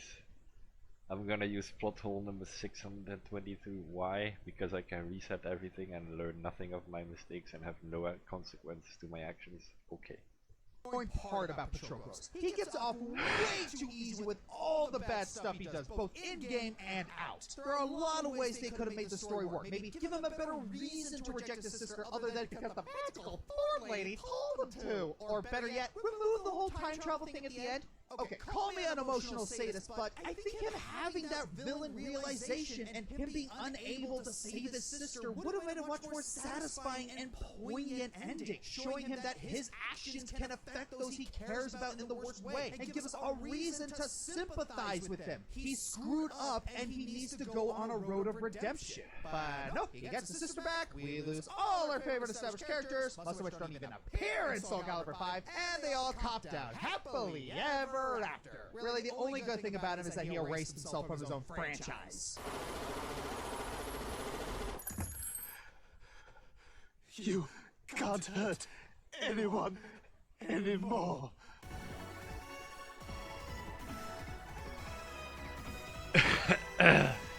What are friends for? I'm sure most of you have heard or read this phrase at least once. Usually it's done after someone has helped out in some way. However, if you ask this question to one Chloe Price, you'd probably get a slightly different take. A different, deeply infuriating take. Chloe is the best friend and potential love interest of Max, the protagonist of Life is Strange. I say best friend in quotation marks because these two haven't seen each other in 5 years. Their reunion dashed when Chloe gets shot by a drug-addled boy. Luckily for Chloe, Max has the power to rewind time, and she does so to save Chloe's life. However, well, this isn't the last time Chloe ends up dead. But at this point, I'm only talking about things that happened to Chloe to make her the allegorical albatross around Max's neck. What is this shining beacon of humanity like as a person that makes Max want to save her so much? She's freaking awful! Chloe feels like some amalgamation of every terrible, emotionally manipulative girlfriend you've ever heard of. There's no nice way to say this. Chloe is a leech in every sense of the word, except actually being a small worm. She demands all of Max's attention like a spoiled child. She does whatever she wants and to hell with the consequences. She encourages Max to break the law on multiple occasions and is emotionally abusive to Max constantly. When Max's time powers start showing side effects like a bleeding nose, potentially hinting at brain damage of some sort, Chloe yells at Max and tells her to basically suck it up, Buttercup. Oh yeah, did I mention she murders the man and gets away with it? All of this would be fine if Chloe was an antagonist. Someone tempting Max away from the good path with an appropriate bad end for a choose-your-own-adventure type story like Life is Strange. If Chloe was the Chara to Max's Chris, but remember the title of this video? We're somehow supposed to like this girl and want her and Max to get together, whether as friends or as lovers. But this train doesn't end here. Oh no, it somehow gets worse. Now, you may feel a bit sympathetic towards Chloe because her father died, she didn't have her best friend around to help her get through it constructively, and her stepfather wasn't much help. She can also die a potential 6 times in the story. However, I like to point something out. Each and every time, it is Chloe's fault she dies. Let's get out of the way, shall we? 1. She threatens a guy with a gun and gets shot for it. 2. She steals her stepdad's gun and shoots it recklessly, resulting in a bullet ricocheting and killing her. 3. Max and Chloe lay down on active train tracks. While Chloe gets trapped at the train tracks somehow, it's her own fault for being there in the first place. Never mind that Chloe should be able to take her boot to free herself to begin with. 4. In an alternate timeline where Chloe might have actually been a decent person, she actively asks Max to euthanize her. 5. Shot in the head after deciding to snoop around the lair of a suspected murderer without backup. This isn't Scooby-Doo! Call the cops! 6. In the supreme moment of too little too late, with the whole Arcadia Bay already dead to the storm, Chloe tries to convince Max to rewind time and let her die in the bathroom. Given Chloe has been conditioning Max to be obsessed with her the whole game, it's not surprising that Max declares over and over that all she cares about is Chloe. Chloe, would it kill you to stop dying? Yes. And I don't even think I'm doing full justice to what a terrible person Chloe is. She shoots a dog for crying out loud. There are a host of incidents that make my case for me, but I'll stop here for the sake of time. We have others on this list who are somehow even worse. I just like the part where the people forget that there were a lot of people that liked Chloe. Sadly. And I don't get it. Oh boy, I'd be swarmed in the comments if I didn't bring this up. Ask any Metal Gear Solid fan who their least favorite character is, and there's a 50-50 chance you'll hear Rosemary or Raiden's name from Metal Gear Solid 2 at least once or twice. However, I'd argue that as the franchise moved forward, Raiden actually got better over time. Rose, on the other hand, faded into obscurity with each passing title. And there was much rejoicing. But many outside the fandom may be asking, why? Why so much hate for a protagonist's fiancé? Well, at first, she just seems like a nagging girlfriend who keeps bothering him while he's in the middle of a mission. Constantly! It blows my mind that she is not more hated than Navi is. But you can make the argument that this is just harmless romance. Or is it? It turns out, and I finally get to use this meme, that Rosemary is a spy! In reality, she's working for the Patriots and was ordered to stage a fake romance to keep an eye on Raiden, and all those calls about tomorrow were baiting him to keep moving forward on a fake mission with the promise of a happy life. Okay, yeah, that's just cruel. I can be convinced to overlook the constant calls, but stringing someone along and playing with their feelings and expecting them to be okay with it later? No! But apparently she ended up falling for him anyway and actually tries to make him see reality, which is admirable, I guess. But the fact that she kept it going is a little too rigmarole for my taste. And the lies don't end there. In Metal Gear Solid 4, we learned that she left him with a fake marriage and lied about having a miscarriage just to protect her son from the Patriots, and then later just comes back despite all the heartache she keeps causing Raiden. How can he believe anything this woman says after that? Look, call it cliche, but I really believe the foundations of a great relationship are built with honesty and trust. If they just had Rose learn her lesson the first time in Metal Gear Solid 2, that would have been just fine. But they had to keep that ball rolling in Metal Gear Solid 4, and I don't feel good about this woman. I keep expecting her to put a knife in my back. Honestly, I feel bad because Kojima put a lot of heart into the deeper message behind Metal Gear Solid 2, but it didn't land well and people just turned on Rose. Guess there's a time and place for an artistic message, and this wasn't it. You don't understand my vision! And make it a clear vision instead of a mumbled one. Alright, time to talk about The Last of Us. You want me to talk about Joel?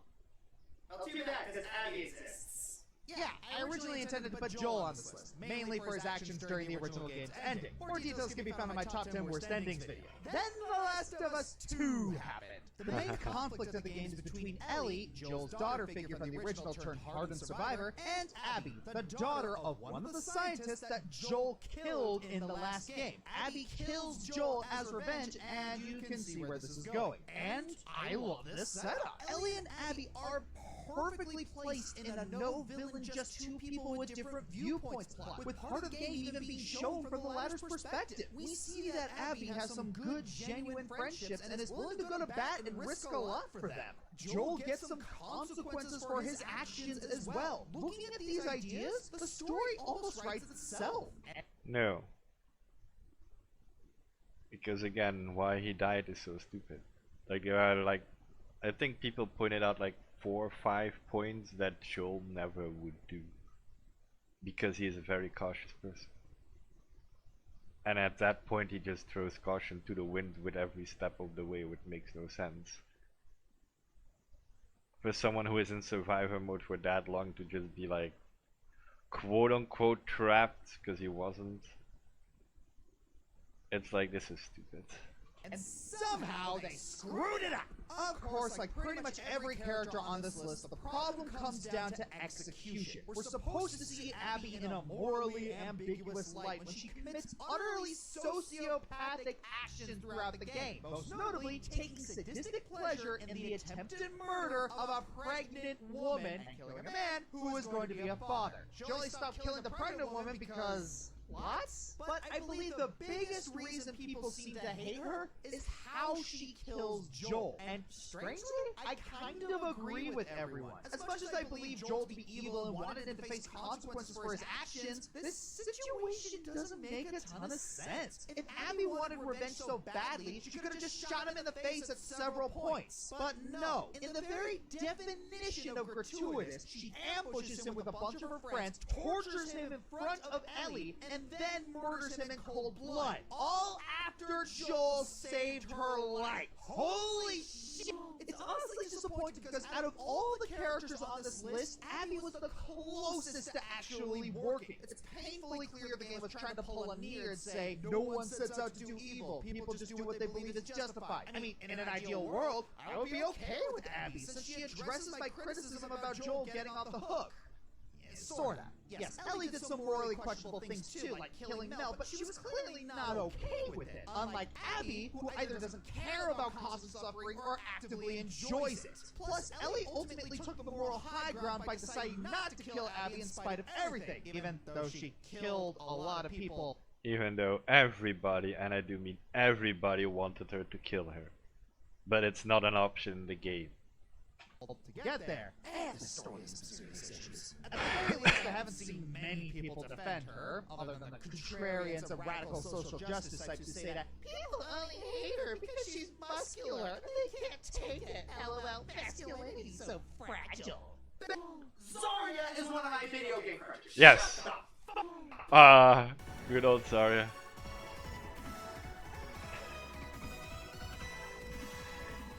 Warning.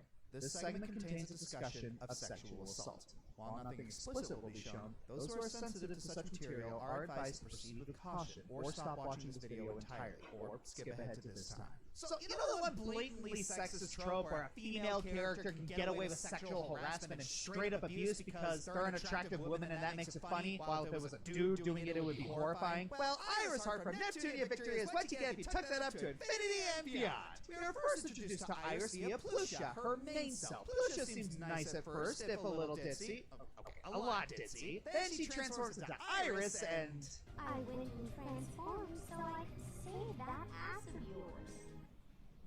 What? I don't like where this is going. Yeah, you can probably imagine the kind of stuff that happens next. Now, this maybe could have worked if the targets of Iris's non-figurative sexual abuse were only the villains and this is their karmic punishment, though you'd probably have to heavily censor it, as well as make it unambiguous that this isn't good behavior. Instead, Iris is more than willing to molest her allies, including... Okay, darling little Iffy. I'm sorry for the rude. Okay, guys, something you need to understand about media. Portrayal of something is not the same as condoning something. What the hell is wrong with you? So, at this point, you're probably wondering what the other protagonists do about Iris's behavior. Well, they don't.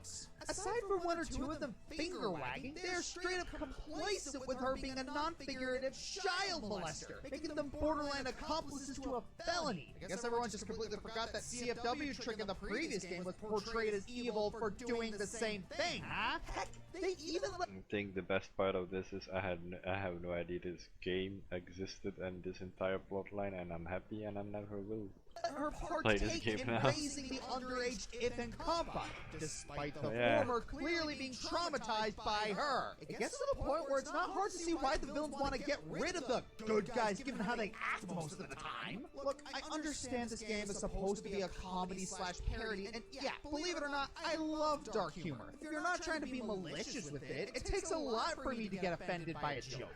And I am the last person who would call for censorship. That said, I have two questions. One, why? Why would you do this? Two, how are we supposed to find child molestation and trauma funny? As insane as this sounds, I think that Iris actually could have worked as a character? Just hear me out for a bit. We're shown that Plusha is aware of her actions as Iris, so why not work with that? Have Iris be treated as this super-powered evil side that she's forced to rely on since the villains are just that powerful. Have her resent herself for having to resort to Iris. Give her a character arc where she learns to control Iris, use her for good. Heck, you can have a battle in the center of her mind where the two of them face off, then Plusha takes over permanently and inherits Iris's powers. But that wouldn't make too much sense. Instead of development as a character, Iris gets no comeuppance whatsoever for her horrific actions throughout the story. Heck, Plusha's reaction is rarely more than a Did I do that? Alright, Ashley Graham, Resident Evil 4. Everything wrong about escort missions with a shrill tone. Rosa Ushiromiya, physically and emotionally abusive parent whom you're supposed to feel bad for. Fortunately, she gets what she deserves. Repeated lady. Mutset Teleshilia was your ally, turns out to be an evil spirit, was supposed to be redeemed, but never really seems to learn her lesson. I do feel a little bad due to her codependency issues, though. Alphys from Undertale. I don't hate her, but I can see why she has a bit of a hate to them, as her actions aren't quite kosher, she's a little manipulative, and her interruptions can get really annoying. Javier from Walking Dead New Frontier. Trying to take Leon Clementine's place as the main protagonist was bad enough, but his whole family drama is really hard to get invested in. And fooling around with your brother's wife behind his back? Not kosher, Yavi, even if he is a jerk. yeah, it's not the part of it's not kosher, it's just a no-no. Dragon Age, home to a vast ensemble of characters that are loved and hated by many. Obviously, we got characters that are almost universally loved, like Alistair, Varric, and the Iron Bull. But then we have those characters that are much more divisive. Morrigan is an insufferable narcissist and pragmatic to a fault, but dang if she isn't well written. And while I personally hate Solus and his holier-than-thou attitude, I am willing to admit he's a great source of world building, and the DLC catapults him to become amazing. And then there's Anders. Let's see how this whole process goes. Anders is a mage who has been evading the Circle of Magi and the Templars for a while now, and wishes to fight for his fellow mages for equality and freedom. Okay, we got a whole freedom fighter thing going here, I like that. Believes in the Maker and acknowledges the creation of mages, and points out that the Chantry was made by man and is therefore flawed. Ooh, we got the faith versus religion thing going here, that's good. Is a super powerful spellcaster. Awesome! Always love a good sorcerer to blow my enemies into oblivion. Is a complete snark when off the battlefield, works as a medic for the impoverished, and has a soft spot for cats. Wow, they're just taking all the boxes with this guy. Gets possessed by a demon, becomes a total dick as a result, which eventually leads him to blowing up the Chantry and killing hundreds of people while starting World War D&D. I'm sorry, what? Yeah, they had everything set up to make Anders one of the greatest and most likable characters to come out of Dragon Age, and then the writers completely dropped the ball with him. Sure, he was possessed by justice, and that eventually causes vengeance to manifest, but Anders makes it clear at the end of the Last Straw mission that he knew what he was doing and went through with it anyway. To hell with the consequences. What makes this so frustrating is that there is no way to prevent this, and there's almost no build-up to it. It doesn't matter how well you get along with Anders throughout the story. It doesn't matter whether you sided with the Mages or the Templars. It doesn't matter how much you investigate the matter regarding Anders' injustice. The Chantry will get blown up. Hundreds of people will die, and Anders will be at the center of it all, and he knows it. That doesn't make him sympathetic, it makes him freaking hypocritical. It's even worse because there's so much potential here for Anders to be a compelling and wonderful character. In fact, you want Anders done well? Look at Lelouch from Code Geass. You're supposed to be on the fence about whether you like him or not, or think his actions are justified. And the equivalent of the Chantry burning moment? It was an accident! So maybe we can look at that as a template to improve this. Maybe if you have a high friendship or rivalry with Anders, or complete a side quest, or maybe complete a mission that actually gets Meredith and Orsino to come to some sort of truce? I don't know. Whatever the case, your actions could cause Anders to get cold feet at the last second. Then, vengeance takes over and forces him to go through with it. The big thing here, there is no I did what I had to do from Anders, as his actions are far too disproportionately extreme to be justifiable or keep him sympathetic. Have Anders realize that because he fused with justice, corrupting him to become vengeance, he's probably too much of a danger to others. While not possessed by a demon exactly, he has caused the same amount of suffering, just with a different motivation. This has to be the critical moment where Anders realizes he's become the embodiment of everything the Templars fear mages could be. People like him are the reason why Templars are so cruel and smothering to mages. This realization should break him. Maybe he asks you to end him. Maybe if you're in a rivalry with him and sided more with the Templars in the story, he may utter something along the lines of, "You were right all along." To summarize, in trying to stop the Templars from being paranoid and authoritarian, Anders became their biggest justification to be so. It would be kind of okay if that were addressed in the story, but it wasn't. And that's what makes him so loathsome and infuriating. Take notes, writers. You can spend an entire game making a character likable, but if you're not careful, it can all be ruined by one single moment. I wanted to like Anders. I really did. But now I just can't. I'm the fiery Joker as...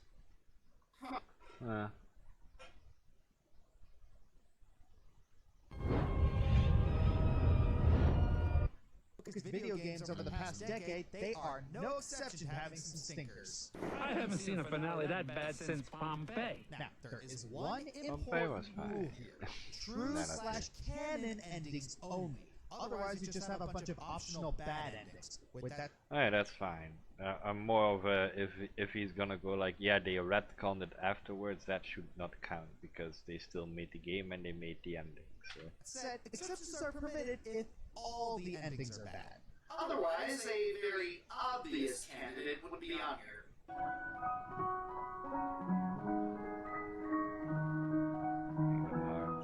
When it first came out, there was a bit of discourse over Soul Calibur 5. Part of the blame comes from the story and the game basically trying to canonize the character creator and replacing a huge chunk of the established cast with a bunch of newbies. I will say this, however, the first half of the game is actually not too shabby. Patroclus, the main protagonist of Soul Calibur 5, is sworn to the duty of Soul Calibur to kill the wielder of the sinister Soul Edge. The only problem is that it turns out he has to kill his sister. Ouch. Awkward. He reluctantly does so, and then, this is where things take a turn for the confusing. Patroclus ends up going back in time to try and save his sister. He succeeds, but ends up clashing with the ticked-off spirit of Soul Calibur, and the siblings end up destroying both swords. Ending the story. Before the story happened. Huh? This is how we're ending this 5-game-long saga spanning dozens of interesting characters. No resolution for Raphael and Amy? Sophicia getting killed off in a text blurb and she was never actually real in the game? Ivy, the greatest scholar and sworn enemy of Soul Edge, barely even a presence? I don't think Cassandra even got a mention. This is like if no one showed up to fight Thanos at the end of Endgame and the Big Three beat Thanos all by themselves. Except it wasn't the Big Three, it was their kids! Okay, the reason why this is so low that, in theory, there are a lot of elements here that actually work story-wise. The tragic irony of a brother being forced to kill his own sister for the greater good. The controversial thought that a blessed mythical sword is no better than the evil it seeks to destroy. All these sound amazing on paper, but the way they executed it here is so weird. So weird that it ended up causing a soft reboot of the whole franchise. But hey, Soul Calibur 6 did pretty well, so maybe it will have a chance to bounce back. As long as you shove everything you loved about the original timeline in the back of your head. Just act like it never happened. The Prince of Persia franchise had its ups and downs over its That was my existence. first The PC original game and its almost, sequel were if I super remember. hard puzzle platformers that used stylized rotoscoping animation to have it stand out from its competition. The Sands of Time trilogy brought the series to 3D, gave the story a bigger focus, and used time travel mechanics to create interesting, mind-bending puzzles. Then in 2008, Ubisoft released a new reboot of the series for the next generation of consoles, and it was decent. The graphics were stylized and quite gorgeous. Even though it was a little repetitive, there was a lot more focus on puzzle platforming and a little bit of sandboxing, and yeah, the two main leads had some good interactions, if a bit weird at times. Combat had been streamlined and simplified, but it was given a lot of style and flair to it. It was a solid above-average game, and then the ending happened. To summarize, the big bad evil guy Armin is defeated, but at the cost of your companion Elika's life. Armin gloats from behind his case that he may be defeated now, but he will eventually escape. So the prince decides, screw that, and undoes all of the work you spent the entire game doing just so he can revive Elika. This, of course, also unleashes Armin again, and the screen fades to black as the prince carries Elika and a sandstorm of doom begins to engulf them. Yeah. As dumb as this ending was, if you really reached as a glimmer of hope in it. Sure, the big bad Armin was released again, but with Elika still alive, the chance of ultimately defeating him is still there in a potential sequel. But then Ubisoft released an epilogue DLC that was supposed to expand on the ending, and what did it do? Only add a couple more hours of content and end on a cliffhanger of Elika leaving the prince to try and go find your people. So, sequel bait, basically. For a sequel we're never going to get. What? That's how it ends? At least with the original ending, you call it an up-in-the-air ending. Did the prince doom all of humanity for selfish reasons, or did he save Elika in the hopes that they will find a permanent solution to stopping Armin? Guess we'll never know. Thanks, Ubisoft. Oh, you can still buy the game on Steam, but that DLC that extended the ending? Nope, gone forever. Thanks again, Ubisoft!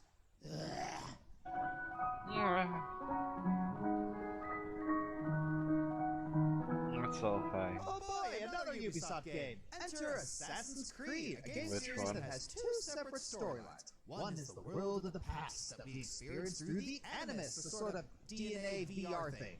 And the other being the present, where Desmond Miles and a group of modern-day assassins try to piece together memories of the past to fight against both an evil shadow group bent on controlling the world and the coming apocalypse. So with two mainline games, two spin-offs, and a couple mobile tie-ins and comics under their belt, it was finally time to wrap up a climax that had been building for nearly a decade.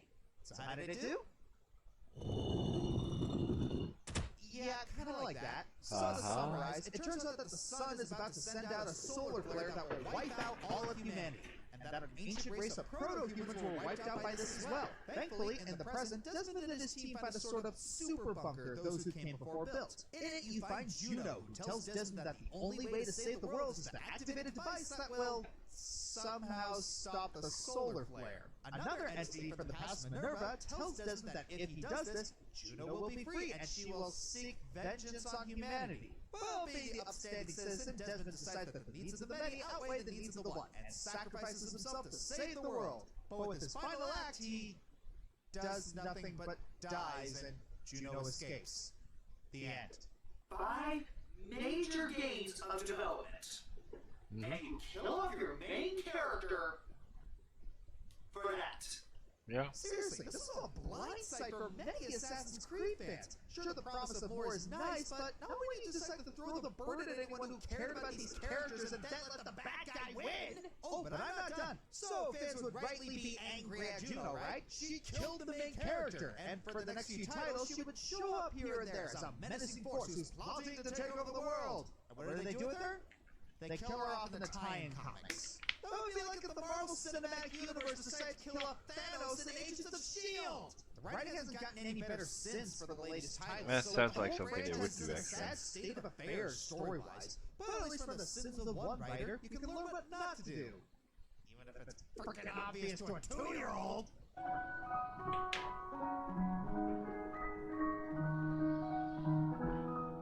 Remember earlier how I mentioned the rise of story-focused video games? Well, The Last of Us was one of the biggest leaps forward in that aspect. You know, it gave it something Oh yeah, that this would was have where I whole hated page the ending accolades. would show. While zombie apocalypse stories had been done plenty of times before, it was the deeply human story at the center that truly resonated with people. And then you get to the ending. So it turns out that Ellie's DNA may hold the secret for making a cure for humanity. Unfortunately, making said cure involves an operation that will kill her. So what does Joel do? Does he make the ultimate sacrifice and put others in front of himself, therefore proving he still has a heart in spite of everything he went through? He kills the completely innocent human scientist and hightails it out of there. Whoa, whoa, whoa. If I get this part correctly, are you completely innocent if you're taking one? If you're gonna do an operation and you know they're gonna die? Lying to Ellie afterward. In the process, Joel goes from a tough yet caring father figure to an a-hole who doesn't care who dies as long as he gets another chance at having a daughter. This whole attitude of "fuck you, got mine" just really ticks me off. There was no talking, no discussion with Ellie about it, just Joel be Joel, I guess. The worst part about this ending is that other games before and since have done it better. In Nier, the eponymous character doomed humanity due to his own inability to perceive the shades of former humans. In Lisa, Brad's selfishness was called out by the other characters, and he was punished for wanting to keep Buddy to himself instead of letting her repopulate the world. Meanwhile, Joel doesn't even get a slap on the wrist for screwing over the whole world. Why are we supposed to agree with him again? So he is more on the side of killing an innocent life because she might have the cure for it. I understand the part. It just just to me, it doesn't justify it. It is the person's choice. I don't know if Ellie makes the choice that she wants to do this, but yeah, if she made the choice, then Joel should get something.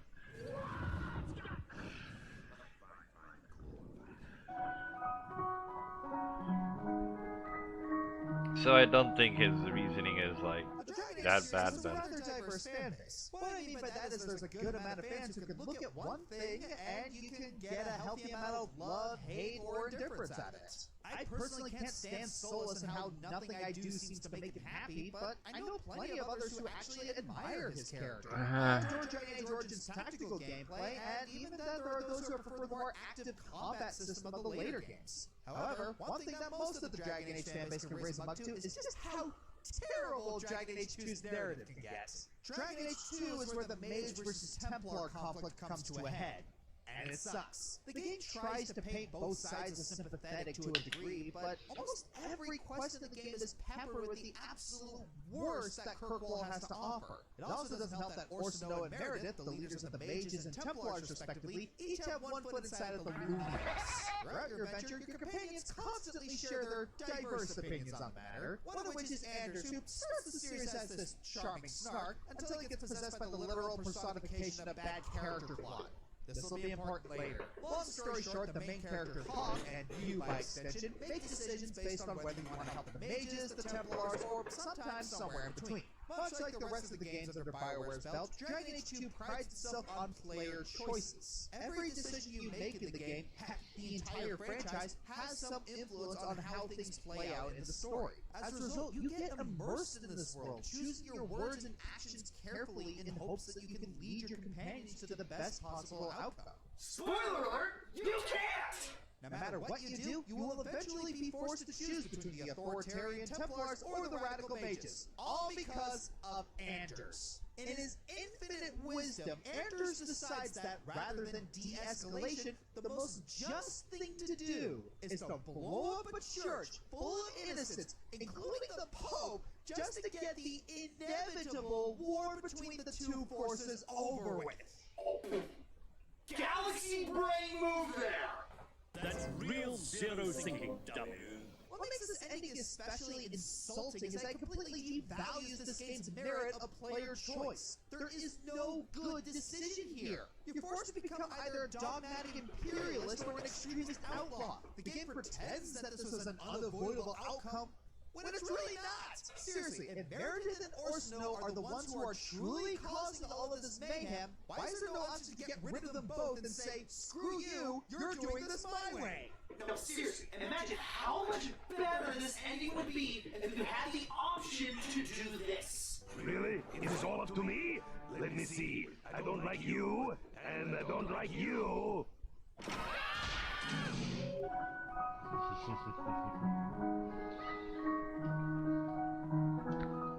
In spite of Final Fantasy XIII's divisive reception, it still quickly became a bestseller. According to Square Enix, this meant that it was time to turn it into the next 7. So here came the sequels. By far, the two biggest issues fans had with 13 were the extremely linear nature and convoluted story. To its credit, 13.2 completely fixed the former issue and actually gave you some choice in how to progress. As for the story... well, when you take the ridiculous terminology of 13 and combine it with time travel, you get... If you change the future, you change the past. Does not compute. Does not compute. Whenever time travel appears, it's usually the writer saying either, just please let us do this awesome thing, or we kind of wrote ourselves into a corner. Yes. Sometimes both. In either case, it can really overcomplicate your universe, and here's no difference. And no mess of a storyline would be complete without a sucky ending. And oh boy, does 13-2 deliver! So, after Sarah and Noelle finally beat Kynes for good, what happens? Well, Sarah and Mog die while everything they, and by extension the player, worked for is destroyed. Okay, well, that was probably just the bad ending. If I go back and spare Caius, I'll get the good one, right? Nope, he just does the himself and he gets the same ending. Well, if I get all the fragments and the alternate endings, I'll get the true ending, right? Nope, same thing happens. Oh, wait, a post-credit scene that not so subtly mocks you for trying to get a good ending. But we did everything you said! I followed all the rules! With all that said, 13-2 avoids being higher on the list since Lightning Returns came out later, which gave us an actual satisfying conclusion. But by that point, all except the most die-hard of fans were burnt out, so what was the point of seeing it through? I'm so happy I skipped 13. Or at least most of it. While it never quite reached the popularity of Phoenix Wright or Danganronpa, the Zero Escape series was pretty unique. It started out with 9 hours, 9 persons, 9 doors, which was a combination of a visual novel and a puzzle game, including one puzzle where you had to turn the DS upside down. Real shame it got changed in the remake. Then Virtue's Last Reward came out and it was even better. It had voice acting from some big names, complex decision making, and some incredible twists. It ended on a huge cliffhanger with several questions left unanswered, but that was to be expected since there was a third entry coming later. Unfortunately, said third entry, Zero Time Dilemma, didn't exactly live up to expectations. There were many issues that fans had, but the ending deserves a special mention. The whole goal of the game, and the whole reason that allowed the previous game happen, was to prevent a virus from being released that killed 75% of the Earth's population. So when you finally confront the guy who released it, Delta, what was it that made him do it? You see, there's this other guy who was never alluded to, who's going to destroy the entire Earth's population. And he figured that by releasing the virus, he'd have a better chance of killing him. Not a great plan. After that, you confront Delta again where he does something unexpected. He gives you the ability to kill him. His life is in your hands, and it all comes down to this one last...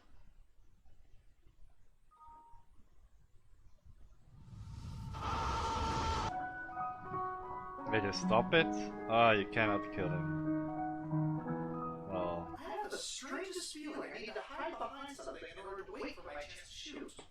Well, it was only a matter of time. Here we have probably the most infamous ending on this list, Mass Effect 3. You've seen the memes, you've heard the analysis, and you know my basic thoughts of the series. Despite that criticism, I can admit that Mass Effect's overall story, characters, and world building is top-notch, for the most part. Throughout Mass Effect, you can build your main character, make choices to shape the world, galaxies, and have those choices affect the story, your relationship, and the development of other characters, and how the story is supposed to end. And that's that last one. In Mass Effect 3, everything leads up to the final confrontation with the Reapers, and eventually, you will be given a choice from the Reapers' architect. This choice boils down to picking what color you want your ending to be. Actually, from how it looks, it's probably more accurate to say pick your Instagram filter for your ending. The colors, Duke! The colors! If you pick red, all synthetic life is destroyed, which includes the Reapers, but also all friendly synthetic life you knew. If you pick blue, Shiver becomes an AI that can control the Reapers, becoming something of a godly being, though could be corrupted later. And if you pick green, all life, biological and synthetic, will merge with parts of the other, becoming a new but harmonious society. Of course, making that decision for the whole universe is pretty insane. Well, it's not all bad. In the DLC, they also added a fourth ending, where you can shoot the architect in defiance.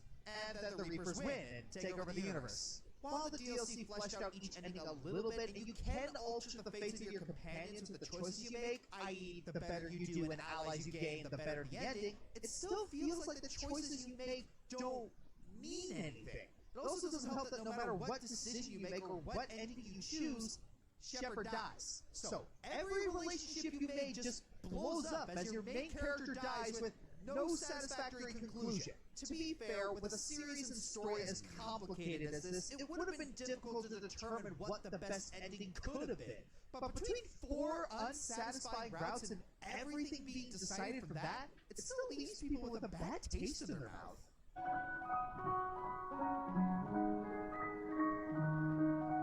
That does sound rather bad. Let's talk weed stuff again.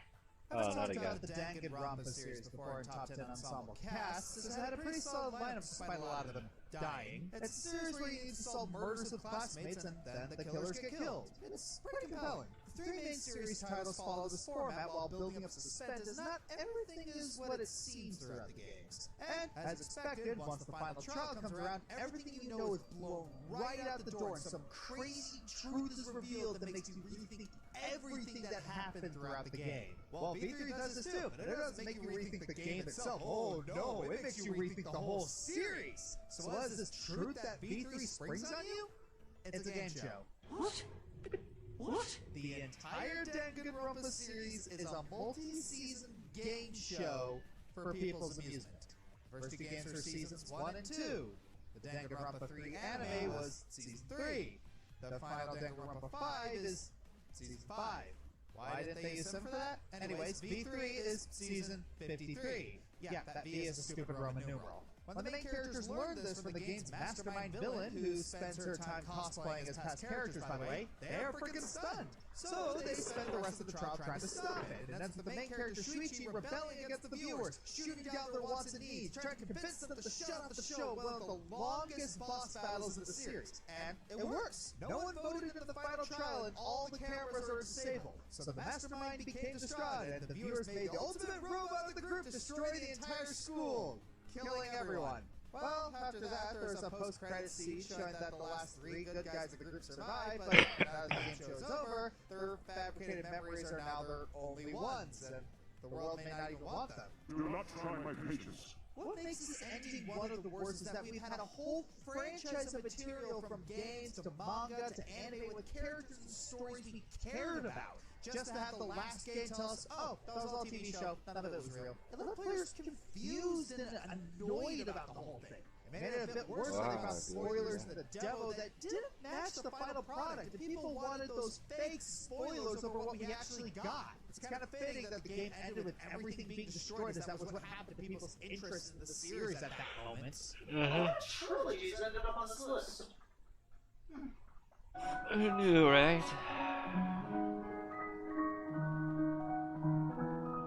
Super Mario Bros. 2, one of the first disappointing endings in gaming. Eternal Sonata, it just keeps going and going and going. Arc of Night, blatant theory bait that's way too ambiguous. Mother 3, so did everyone die, or what? No More Heroes 2, Desperate Struggle, revenge story that's unfulfilling and it just fizzles out halfway through. Monkey Island 2, Electric's Revenge, a twist on the it was all a dream cliche? Borderlands, what was inside the vault? A monster! Yay. Kingdom Hearts 3, more like sequel bait than an actual conclusion, but that could change via the DLC.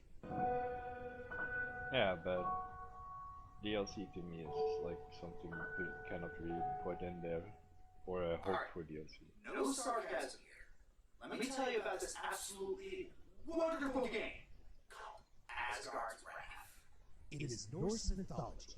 You are the fledgling god of animals, taken under Loki's wing. Funnily enough, he's the tutorial NPC. You have 2 tasks. Help Loki obtain special stones, and along the way, help needy citizens all over the 9 realms. As you travel the beautifully designed Midgard, Asgard, Niflheim, and Jotunheim, you meet dozens of gods and legendary creatures. Heck, the first boss of the game is a Kraken. That usually bodes well. In terms of the setting, Asgard's Wrath goes ham, trying to get as many references to Norse mythology as they can, and even try making them a part of the gameplay. In terms of VR, I would go as far as to say that if Blade and Sorcery is Super Mario 64, then Asgard's Wrath is Ocarina of Time. In the same way, it's a combination of action, adventure, and puzzle solving. However, instead of using items to help you solve puzzles, you use companions. Part of being the god of animals is that you can transform them into anthropomorphic companions. The eagle can move turbines, the bear can lift tree trunks, for instance. But that's not all. Each companion has their own unique fighting styles, personalities, and names. You can bond with them and even fist bump them. But as a god, you are limited in your interactions with Midgard, so you must possess a willing mortal. And each of them have big personalities, ranging from Ingrid, the no-chill warrior, to Sukan, the shifty dark elf, to Siki, the half-giant cowardly lion, to Roggenwald, who's a big boisterous idiot. Every single inch of the game was lovingly crafted to make a magical, unforgettable experience that everyone needs to try. Seriously, buy it. It's so good. So, if I've sold you on the concept and you want to experience the greatness and majesty that is Asgard's wrath, do not give the fifth stone to Loki. It will ruin the entire experience for you. You think I'm exaggerating, but I'm not. I'm dead serious. I am completely sincere right now. It will take your playthrough and play the game up until that point. Alright? Spoilers in 5 seconds as to why. Alright? Everything you loved and valued and experienced in the game, it was all illusion by Loki. It was all fake. What? Everything was an illusion. Your animal companions that you enjoyed fighting alongside, fake. The mortals you possessed and you got really invested in their personal struggles, not real either. Every single character, location, and hardship you experienced during this whole 40-plus hour adventure was fake! It was all ruse so Loki could break out of his prison and kick off the second half of Ragnarok. And then it just ends with you spending an eternity in a gilded cage with fake people. Are you kidding me? Every little bit of happiness and joy I experienced in this game was fake? You expect me to leave with a good taste in my mouth, partying it up with all these figures and enjoying the credits after ending with that little betrayal? You might think I'm taking this too personally. Yes, I'm taking it way too personally, because I was ready to go up to bat for this game. I was ready to recommend it to all my friends, praise it to the high heavens, and get stabbed me in the back. Now, if it was trying to make a point about valuing things that are technically fake, or if it deconstructed suspension of disbelief like how Spec Ops: The Line deconstructed protagonist syndrome, I think I would be okay with it. But no, it's Loki tricking you because Loki's got a Loki. It's a nasty twist ending for mythological accuracy. Yes, this is technically within Loki's MO. Yes, you could feebly argue that a lot of the mythological inconsistencies, like Heimdall being a female, hinted at this. You could argue that Loki betraying you was obvious. Of course that was obvious! It's freaking Loki! That's not why I'm mad! Imagine if at the end of Breath of the Wild, it pulled a map pat and you were dead the whole time. You feel pretty cheated, right? Or at the end of Dragon Age Inquisition, everything was a dream. Your boss with Morgan, Fenris, or Iron Bull being completely fabricated? How would you feel? I feel like the courtesy of my suspension of disbelief was taken for granted. Ignoring any mythological accuracy, this narrative choice means that everything I did in the 60-plus hours I invested into this game meant nothing. I had completed all the side quests, and now I don't feel motivated to do so, because the fact that it's not real still hinges on the back of my mind. It sucks because I wanted to complete the game 100%. I felt that it earned it by virtue of just being a good game. But the ending comes around, and I don't feel motivated to play the game any further. I don't want to start it over again. I almost didn't want to recommend it to all of you. The worst part is that I'm gonna have to eat the words I said in Top 10 Overhated Games. I'm pretty sure you guys all had fun up until the end, right? The whole game isn't ruined just because of an ending. While the game as a whole... It's not immediately like it's a big problem, I think he's trying to say. It's more of it's the entire part of if you have a game where you play, like, quote unquote, try to save. It's like let's say the entire D&D your D&D ends, and I'm just going like, and then Jenka wakes up and then he knows it's all a dream. It would be like very anticlimactic.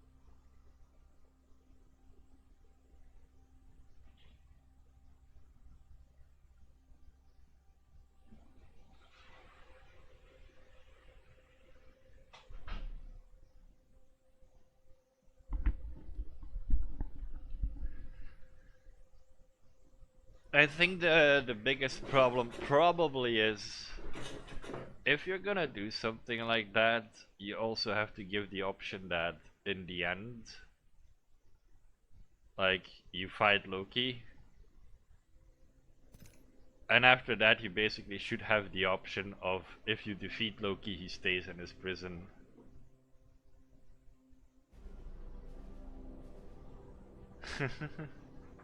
Maybe. As I said, it's more of a, I think you should at least give someone the option to go like,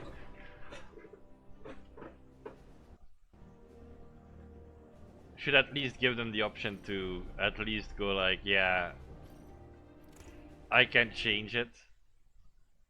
Instead of just going like, ah, this is the story and deal with it, kind of thing. And I would agree to that in a big extent.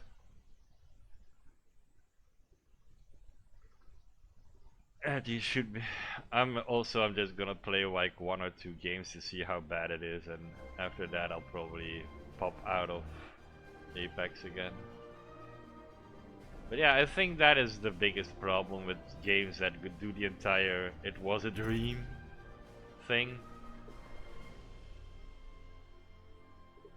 It's mostly the part of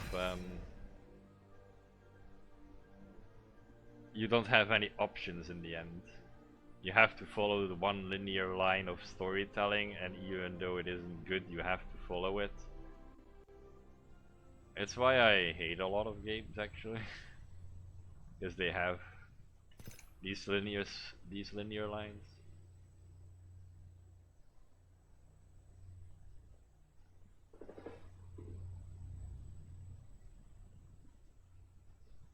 Yeah, that is what I mean. Like,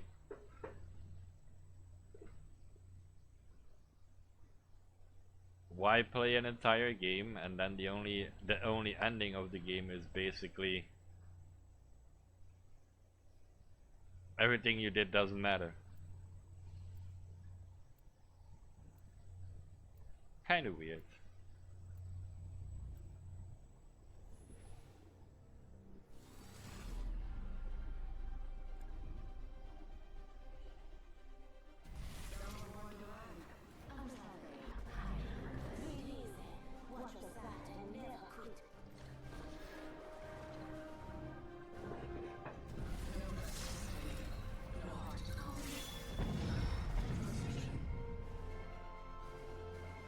It's okay, man. I'm happy to see you. I hope you get better soon for a second.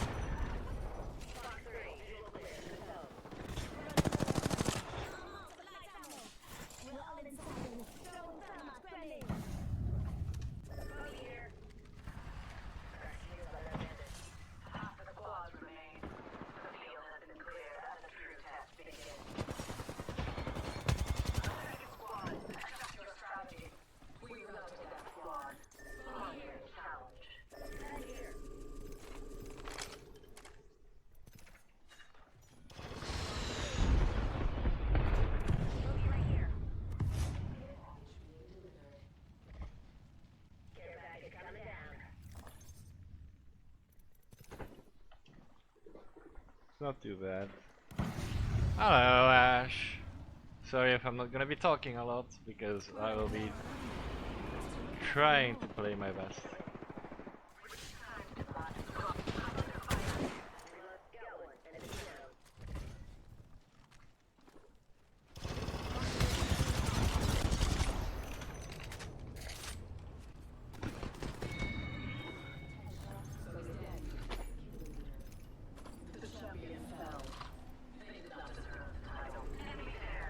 New kill leader. Eyes up for.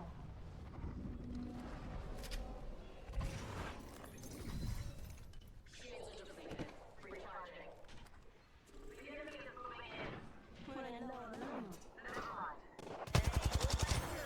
Energy ammo.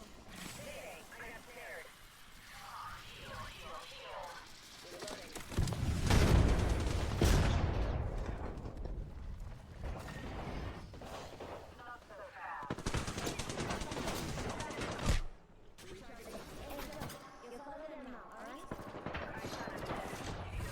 Just kidding. Recharge.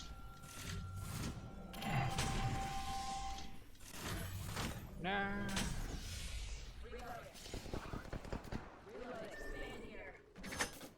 Look out, grenade. Yeah, I've got nothing.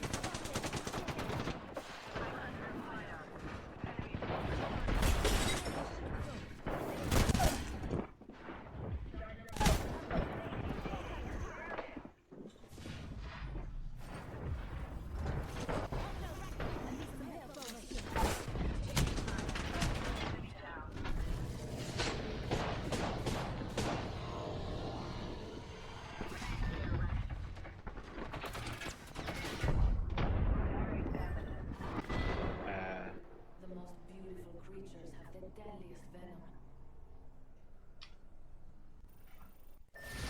I had 0 ammo left. Well, that sucked.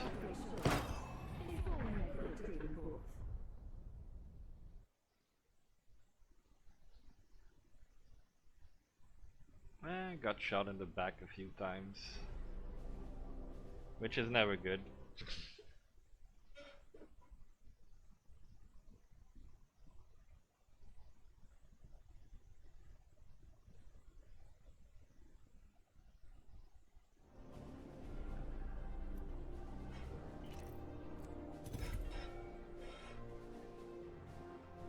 Fifth place though, for a hot drop, not too bad.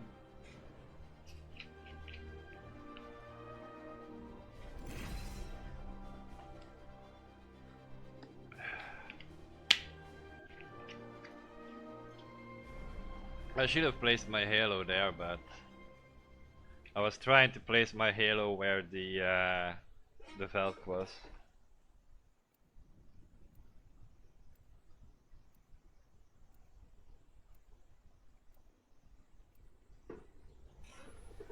Technically, it's not more as it wouldn't be like falling asleep. It would be more like he's bored with the world. He has seen it all, kind of thing.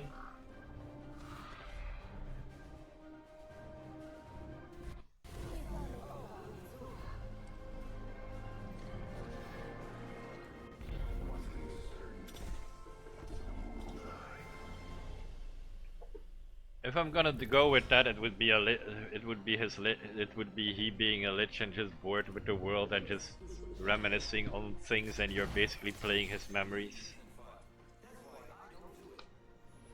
That would work.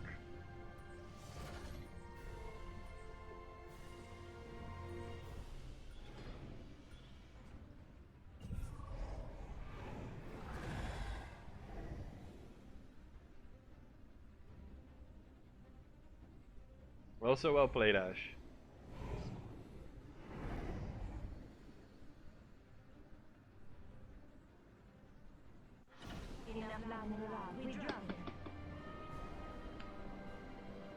I can't really check anything now for what is follows and all that, so.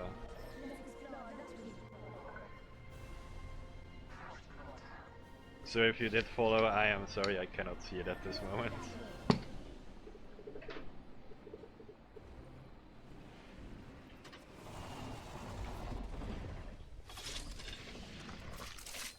Mozambique.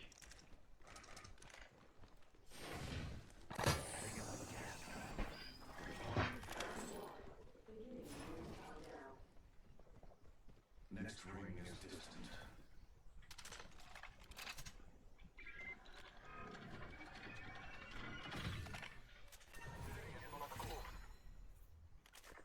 The ring is not close. You are correct. The ring is not close indeed.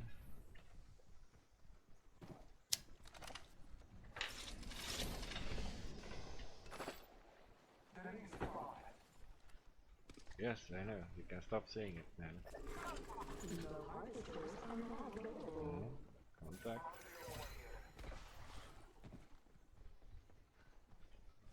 Gas trap deployed.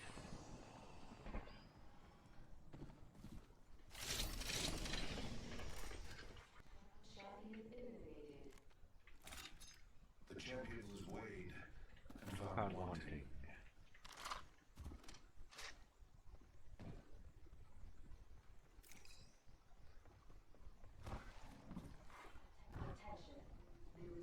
Got a car and a sentinel. I have a good start. There's a new kill leader. Just another insect if you ask me. Use the net as your guide. The ring is moving. Yes, it is. So should we.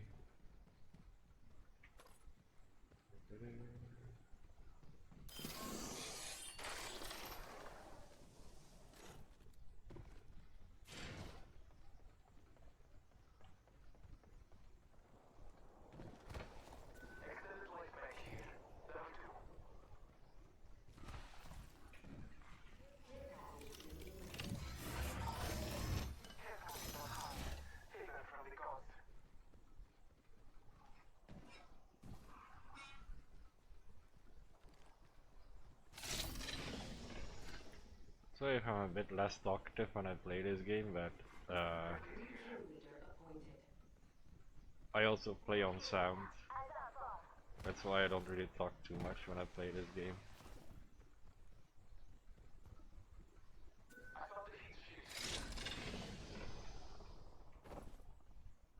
R301 here.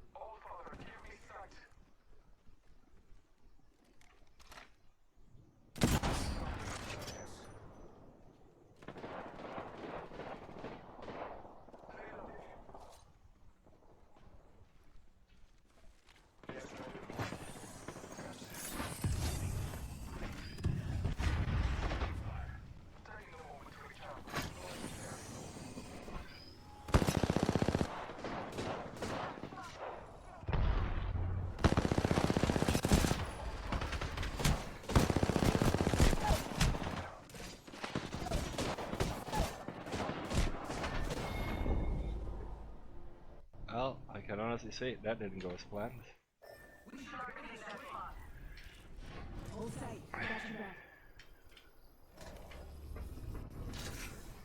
Or he could have been using a body double and transferred his soul into it, creating fake real memories, basically creating a whole new identity. Yeah, but that's good. That's taking it pretty far.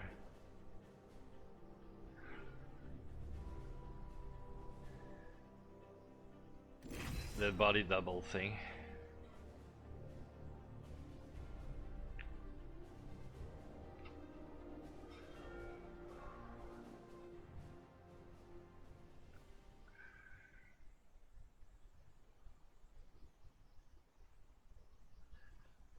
But it's definitely an option.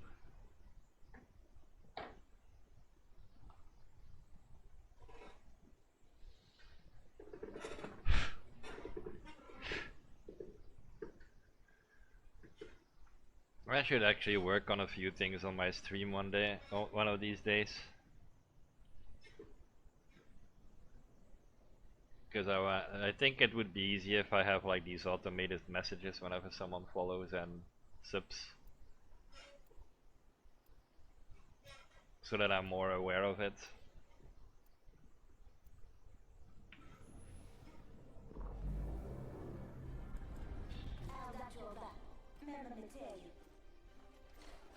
And I should clip more.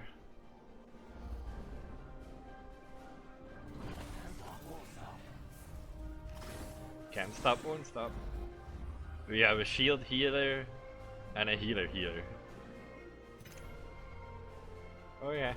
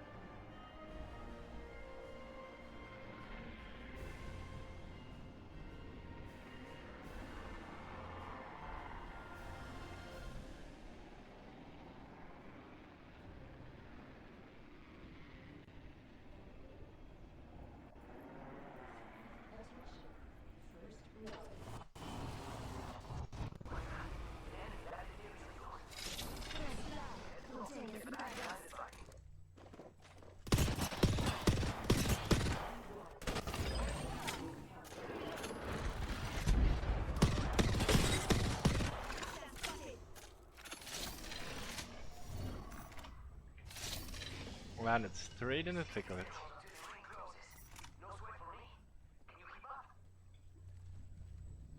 I can keep up. Can you keep up with me though? That is the real question. Firepower is key. Make it here.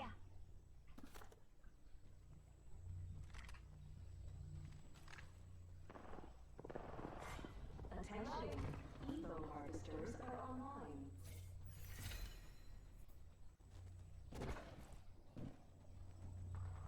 Taking fire.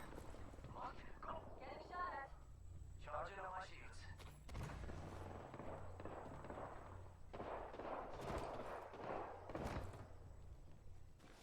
Don't feel coming with me. One sec. Reload. Right down here. Salamat.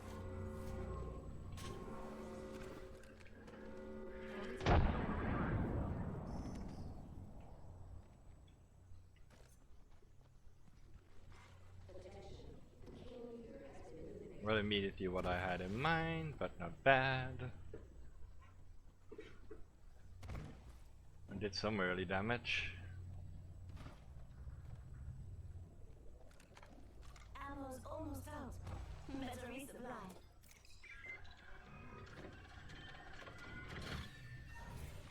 Attention, delivering care package. Care package. Sweet.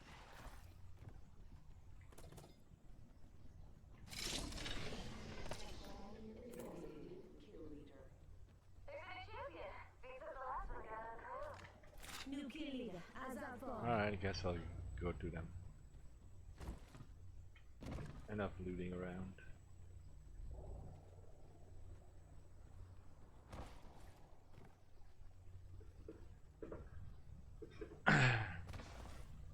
Well, it mostly depends what kind of lich you're talking about, so yeah. I get your point.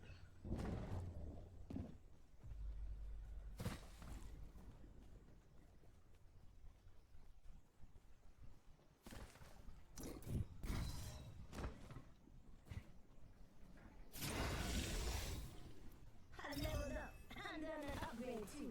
Now that's an upgrade. You're welcome.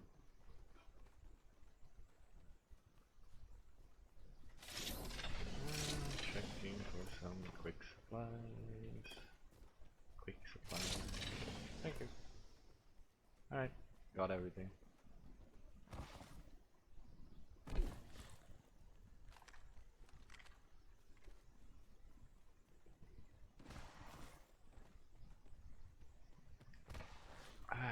catch up with these guys at the moment.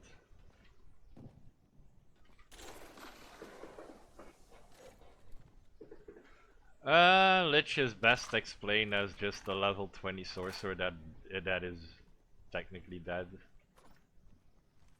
Well, sorry, level 20 wizard.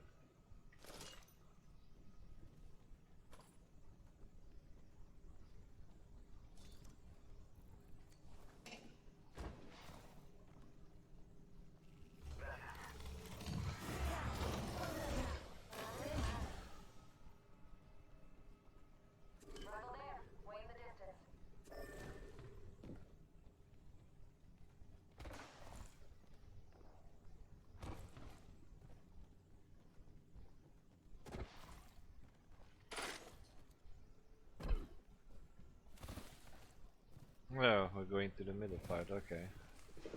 We got evil at good place, quit Lich.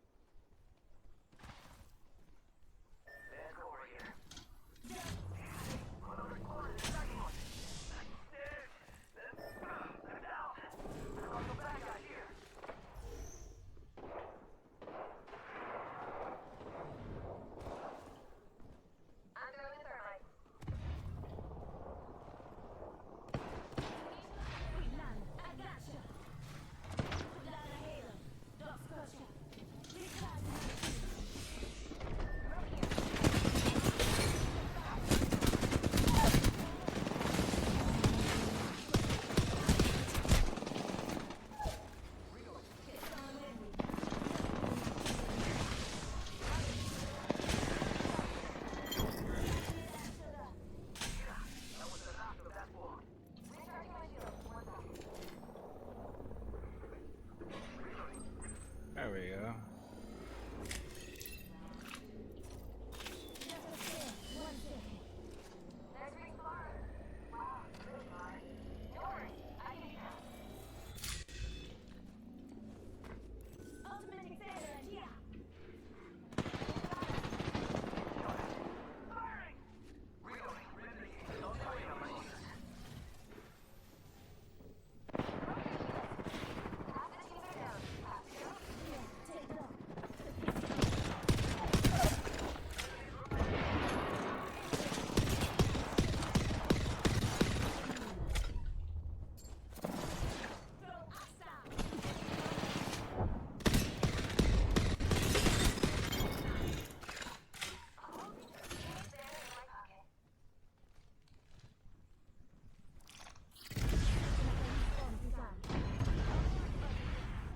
Oh.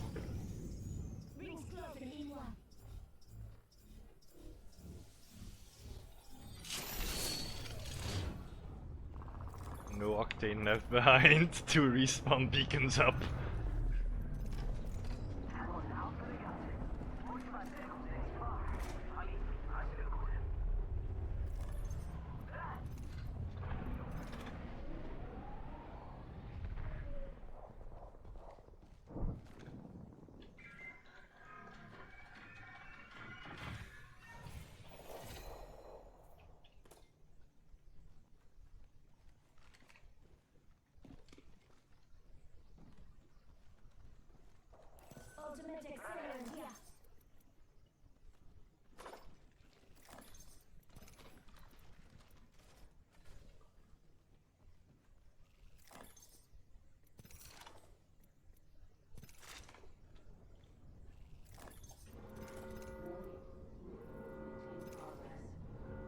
Oh shit. Wasn't paying attention. Ah! Octane, save me! Octane! Save me! Ah! Give me your boost, Octane! Woo!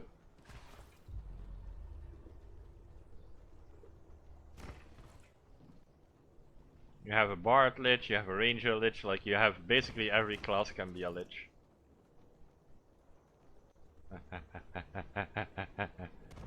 Ruining! Woo! One slow poke.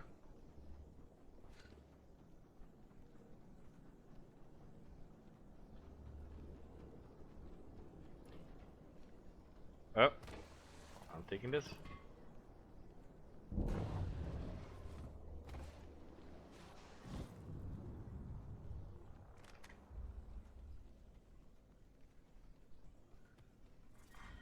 Round 3, beginning ring countdown.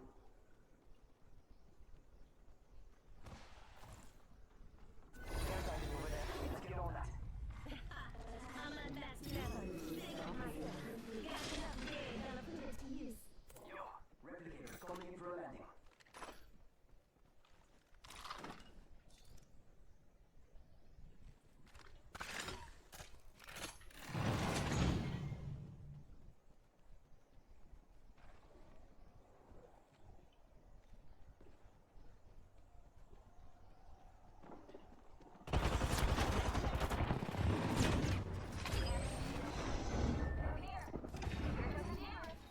Just keep my shield in charge.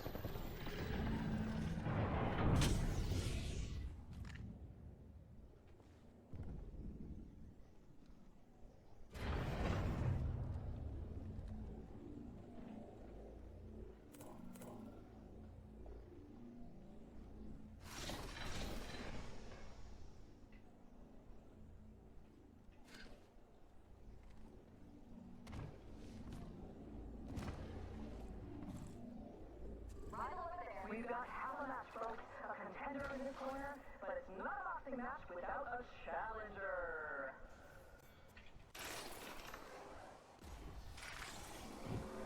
A challenger. Do you want to lock them inside the corner, Terry? No, you want to lock them right. Don't stay with me. And keep the healing coming. You hear that? There's a care package coming down. Charging shields. Recharging my shield.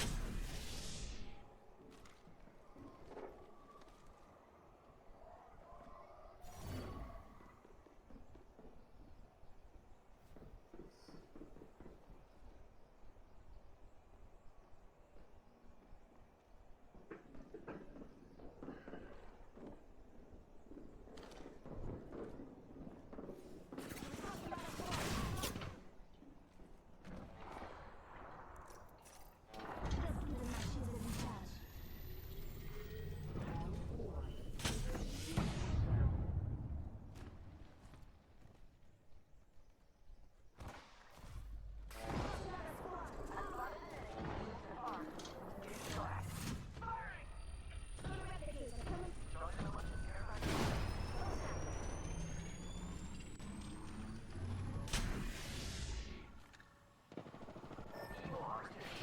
Taking shots here. Recharging my shield.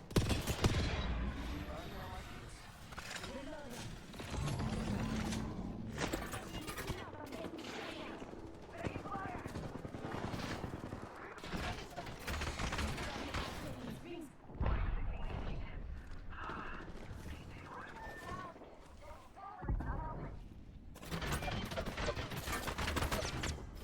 Tails out.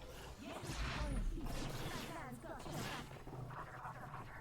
Rings around the corner and we got 30 seconds.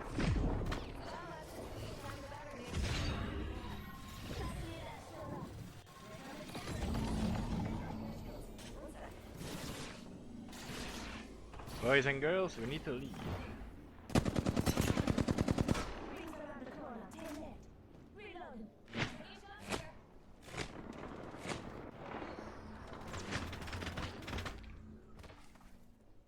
I'm spotted. Taking fire. Stand by your trial. I'm not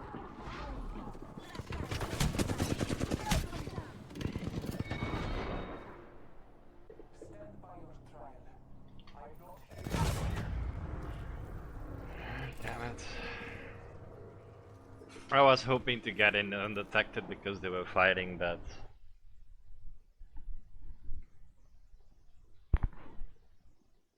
the moment I got a little closer, I got immediately sniped out. So they were pretty much very well good setup in there.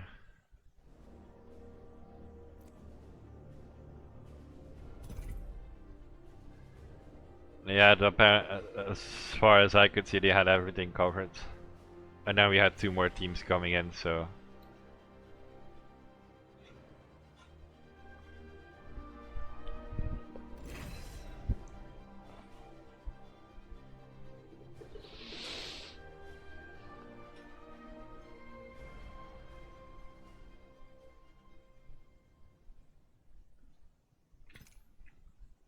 Oh.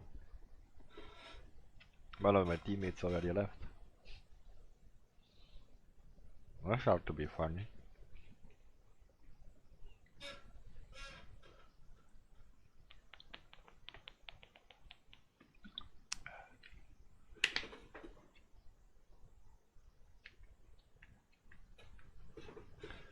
Maybe. It's more of a...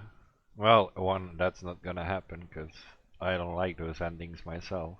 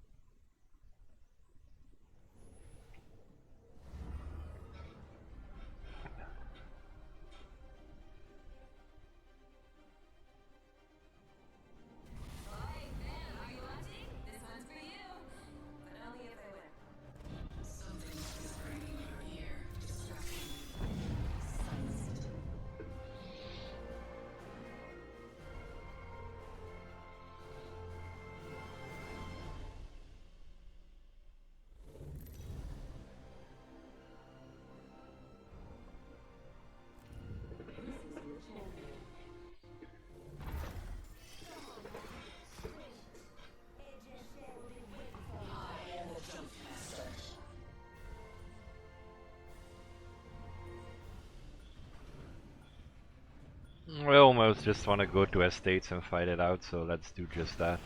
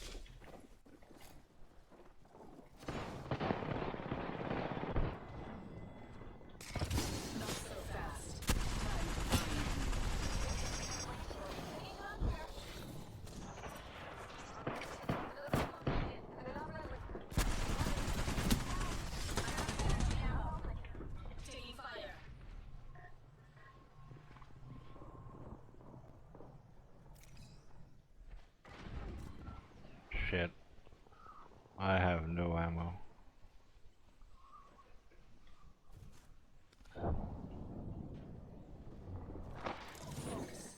Do not let them best you again.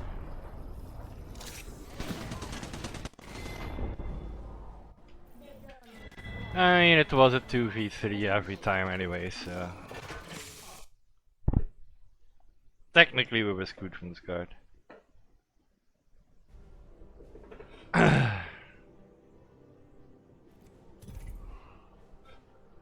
Ah. There's a lot you guys can do. To be fair.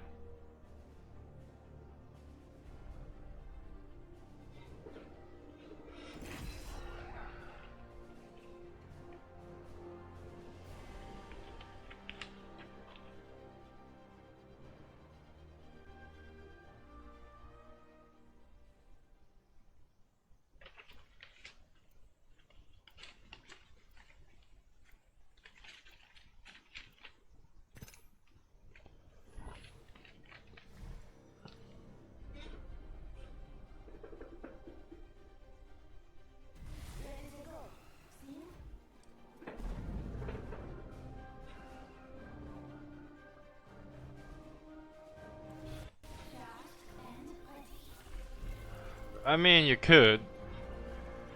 You can't have necromancers that are like true neutral. Like they only need the undead for like very specific and dangerous jobs. Like if there's like a lake of acid, or is there a very poisonous place nobody can go, they can send them in and check what the cause is and stuff like that. There are necromancers like that.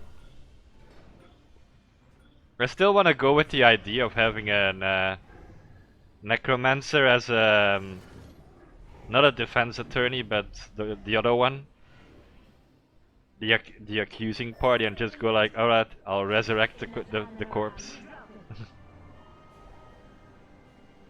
Those are my witness. What is your witness? I resurrect the witness.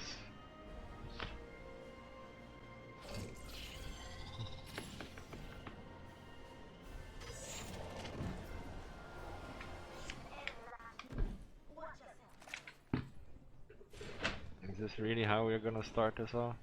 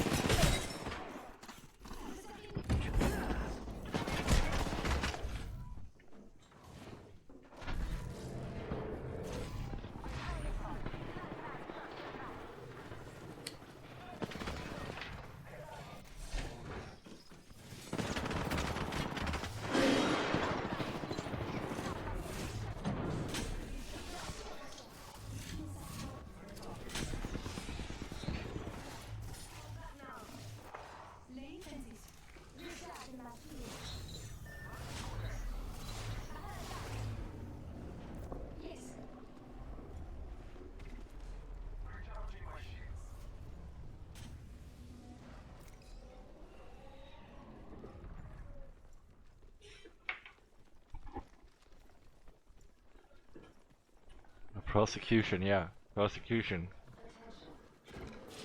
And how do you know all of this is true? I will summon my first witness.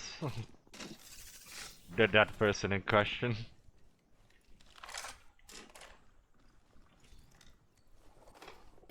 No, I need that.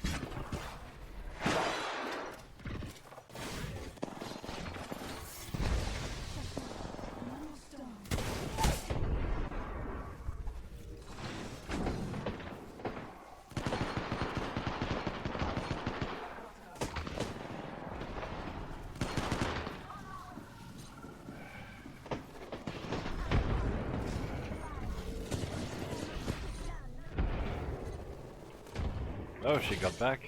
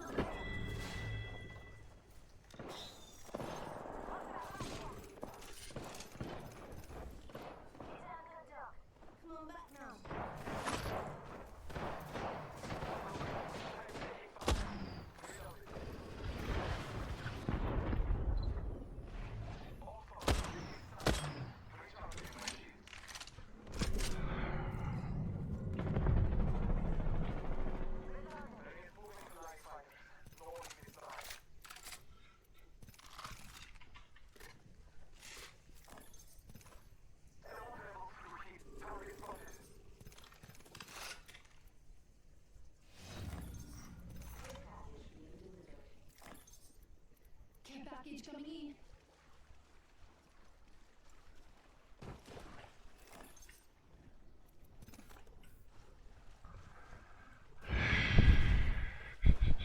Sorry. I was... How the kids say it? Locking in?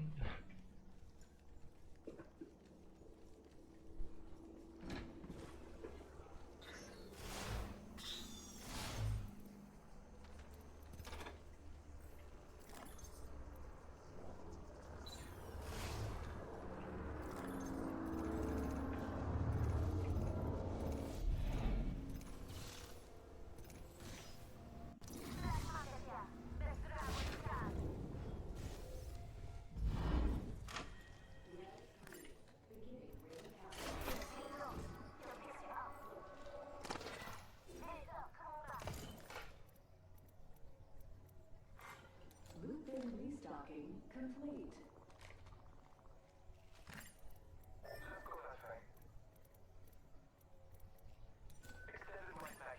Ah.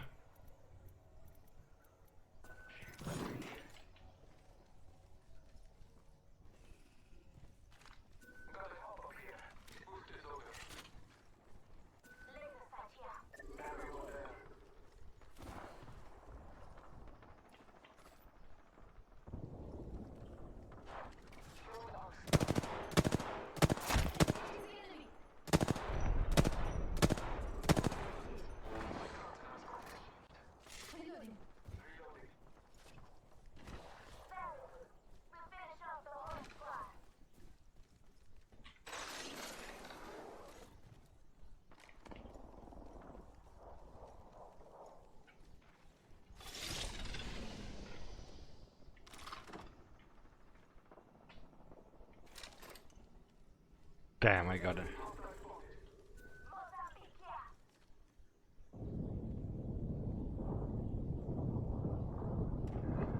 Would have been easier if we went around on the top side.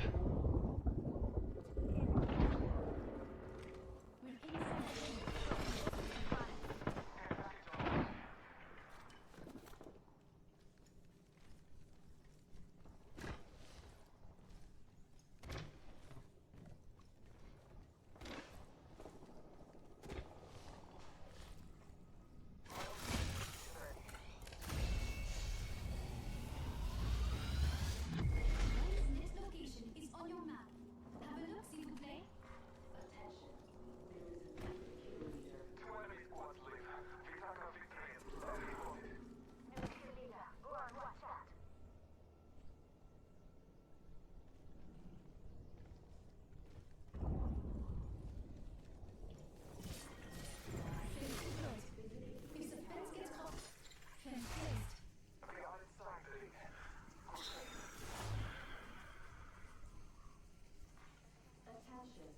Delivering replicator.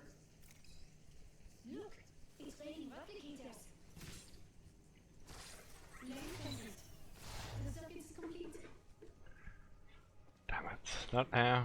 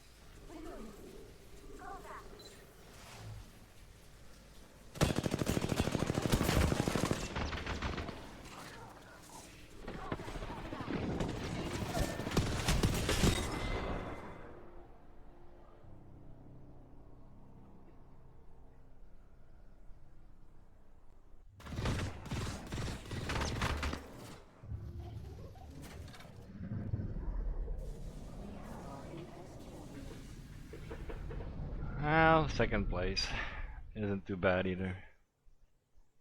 After the probably gonna fix this and then going on a unique recruiting church members crusade. I mean, technically I'm doing part of your recruiting with Lorraine.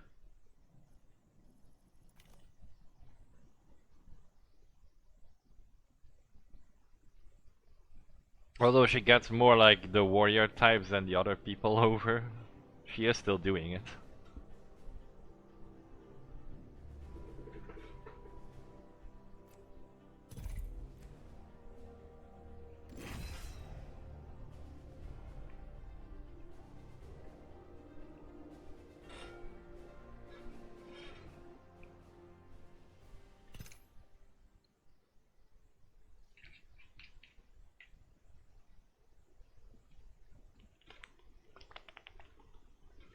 should have taken a car or something like that. Having the R301 helped, but it wasn't really the most best thing I could do. Could have taken a car, alternator. Although alternator's fire rate is the same about it, so I would say car, then the Volt maybe. But I like my Nemesis way too much. Could have swapped the Nemesis for triple take. But then again, we were approaching the end part, so...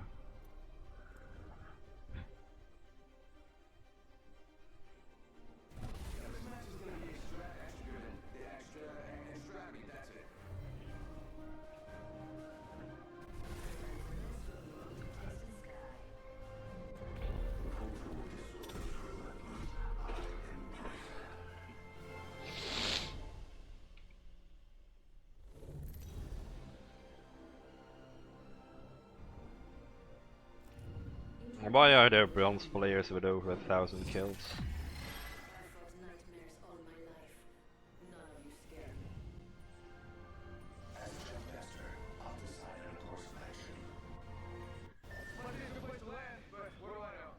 Alright, I mean if you wanna land there, it's up to you.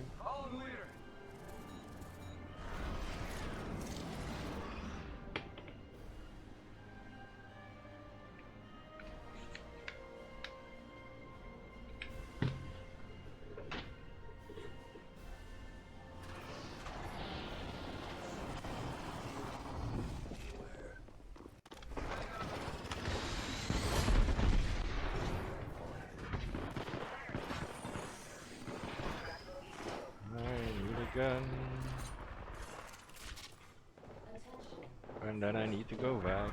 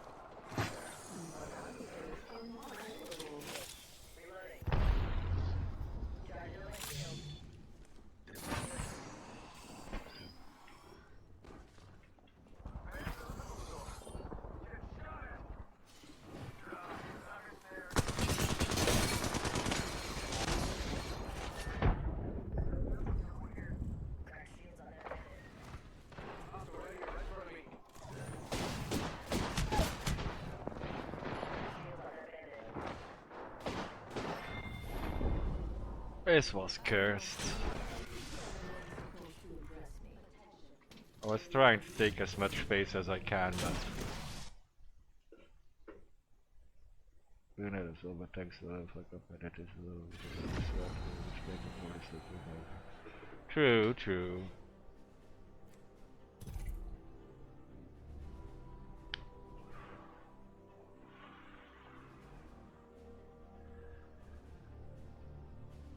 I mean, after the Lich, it's probably, the campaign is probably over.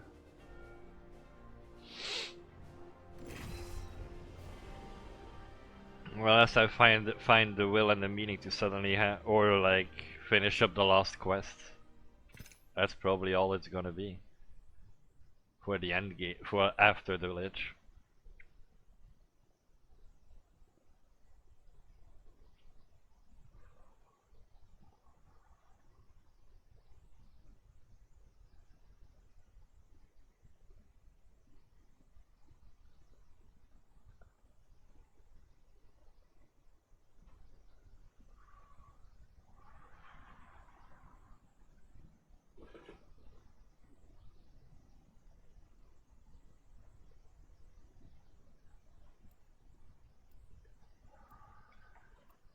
As that's all I can think of at the moment.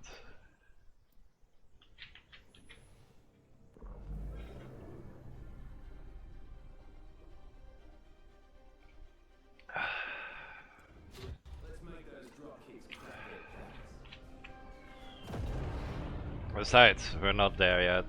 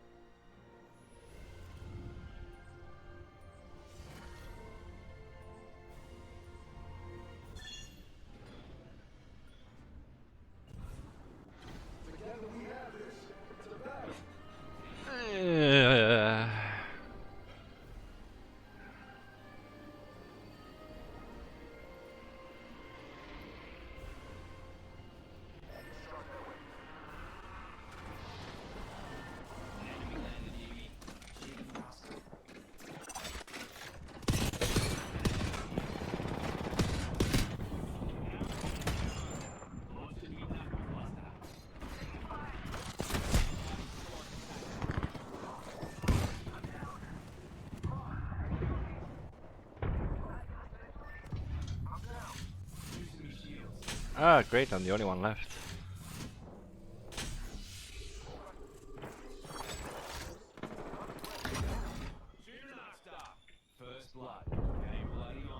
It's kinda hard to do anything when you don't have ammo. Looky here, lads. We're inside the ring.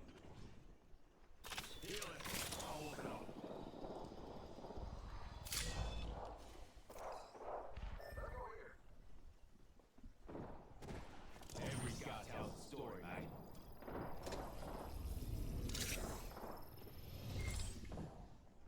I'm recharging my shield.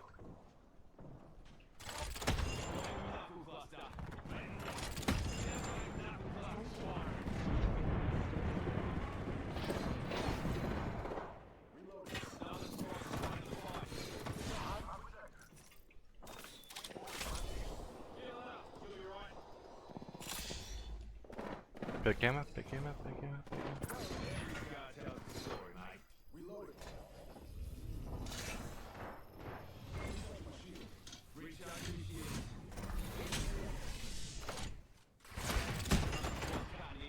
Knuckle buster out.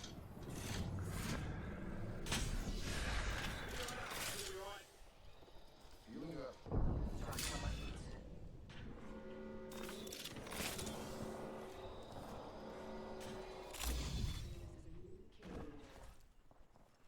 Take note, there's a new kill here. Attention, the champion has been eliminated.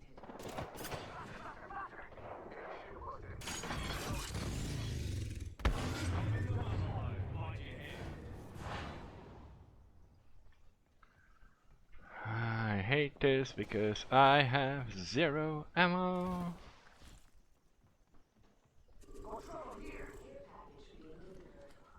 Yeah, ought to take a second and recharge me shields. They're low.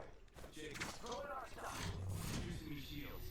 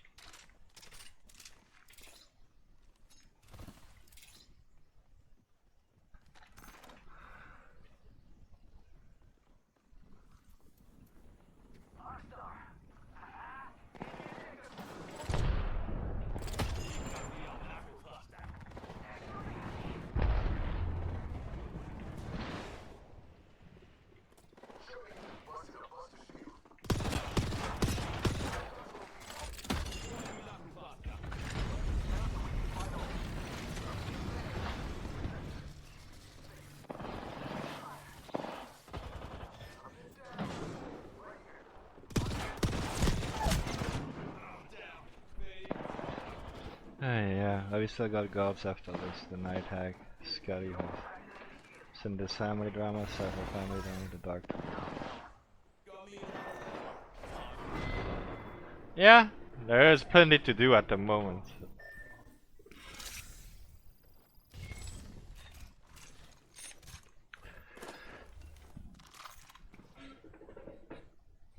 mean, it's not like there's nothing to do, it's just like after the Lich, I think all of those problems should be gone. So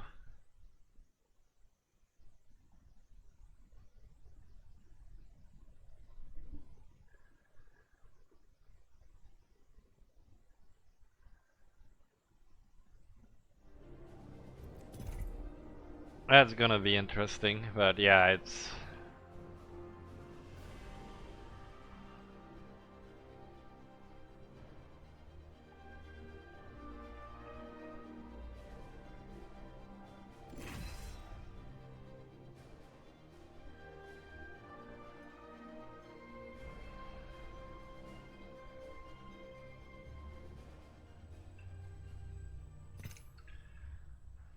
Ooh, already with silvers in the team. It's interesting, but on the other hand, it's like... It's far in the future. Right now I'm more concerned about making this entire puzzle that I'm thinking of. And then I have to see what I actually do with the Undercity, because I kinda know what I'm planning to do, but...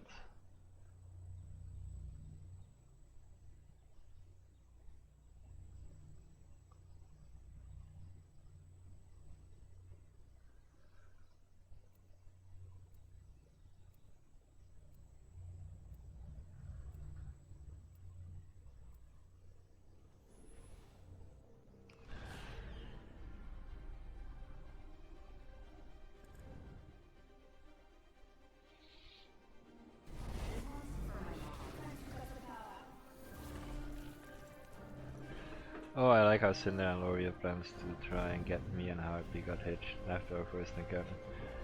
I mean...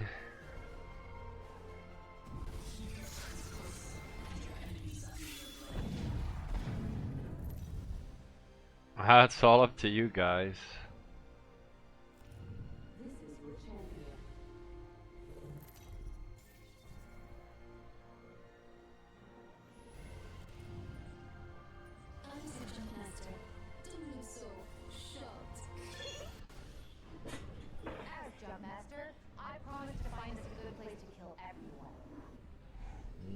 Everyone, huh?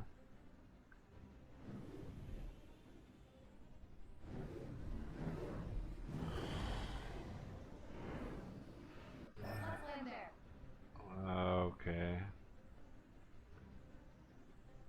The Steam is probably gonna drop with us there. This must be what a bullet feels like. Pretty cool.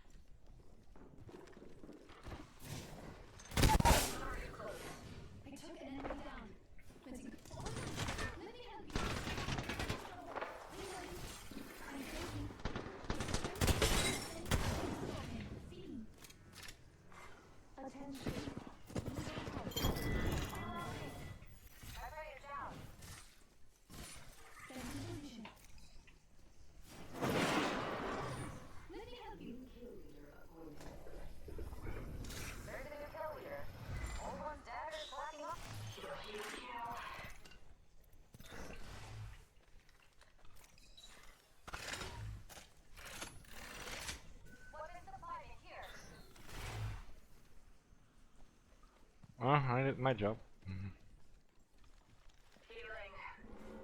Weapon supply bin here. Extra supplies. Outside the ring is where the stupid die. Let's get inside. No level up would be complete without an upgrade.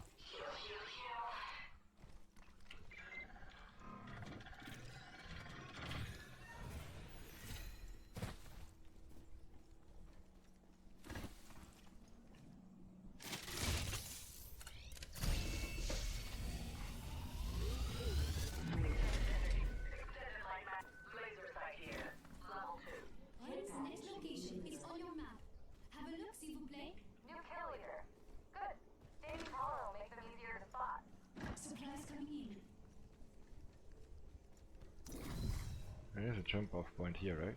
Right!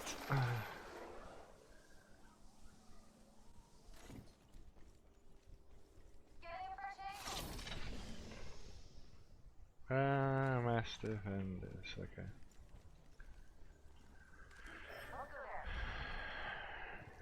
Yeah. You haven't noticed yet, ma'am. You're way ahead of everyone.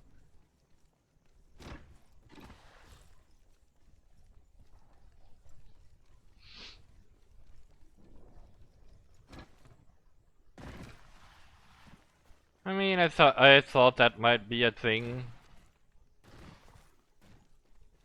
Let's jump into the face runner. Save us the track.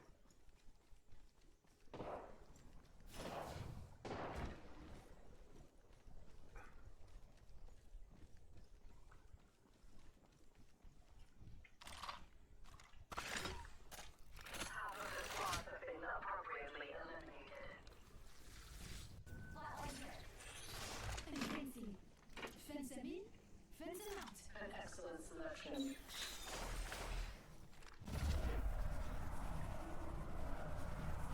Whee!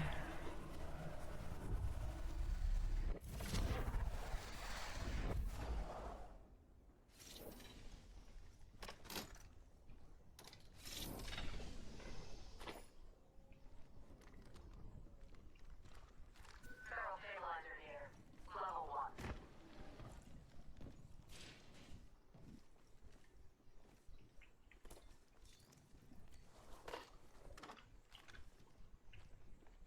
Enemy at that location. A mark over there.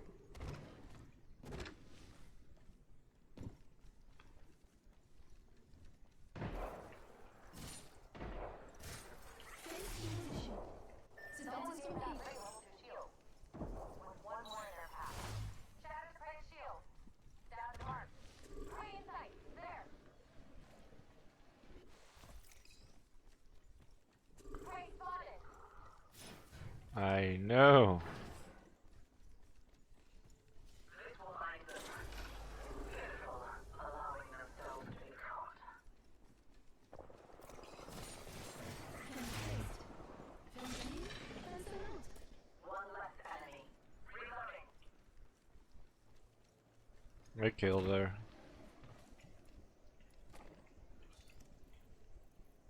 Optic here. Mid-range. Right here.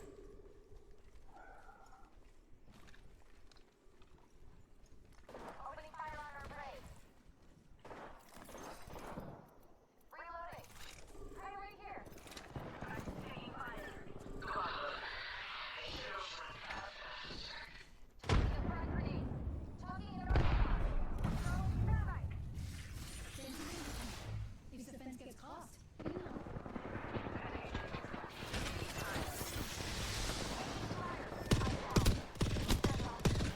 Down to mark. Reloading. Repairing damages. Right here. Mark weight.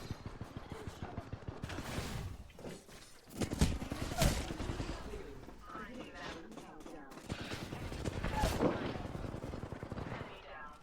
Shields are depleted. Recharging.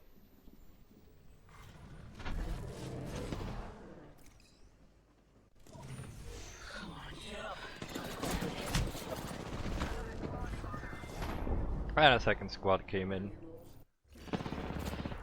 I was trying to get back to the building, but I mean, they can try, but I wouldn't live long enough for it to really matter such things in the my human nature. True.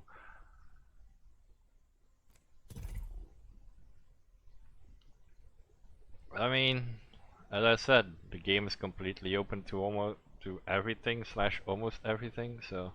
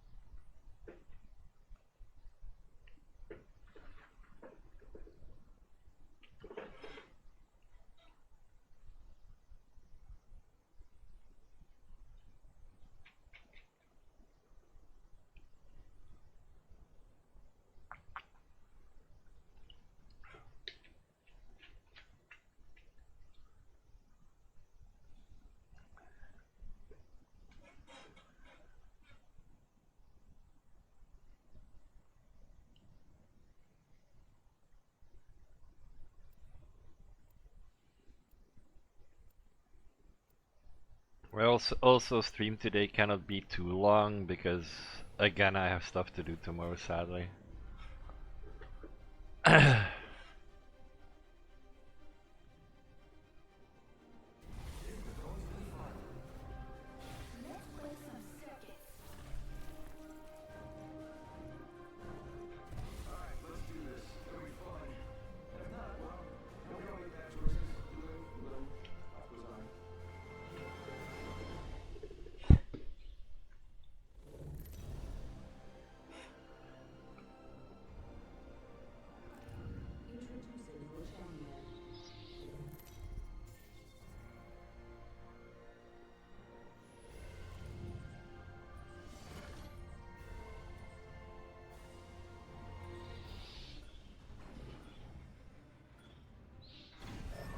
It's also why I started streaming earlier.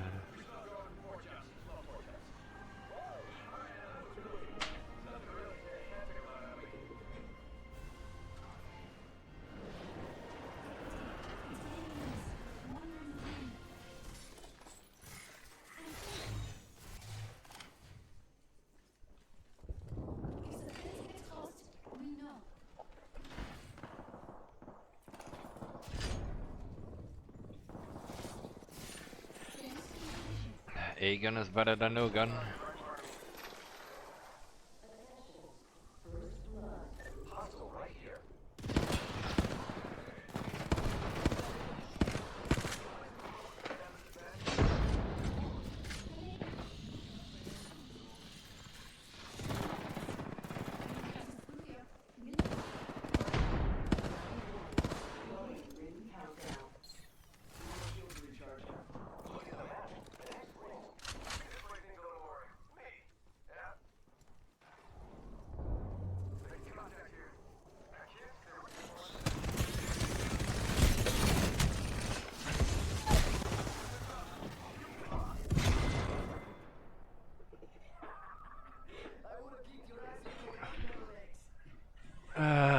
Yeah.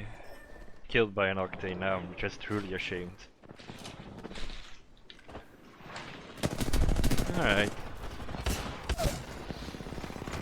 1, 2, 3, 4, 5, 6, 7, 8, 9, 10. Whew. Also, I have no idea how a devotion works, so...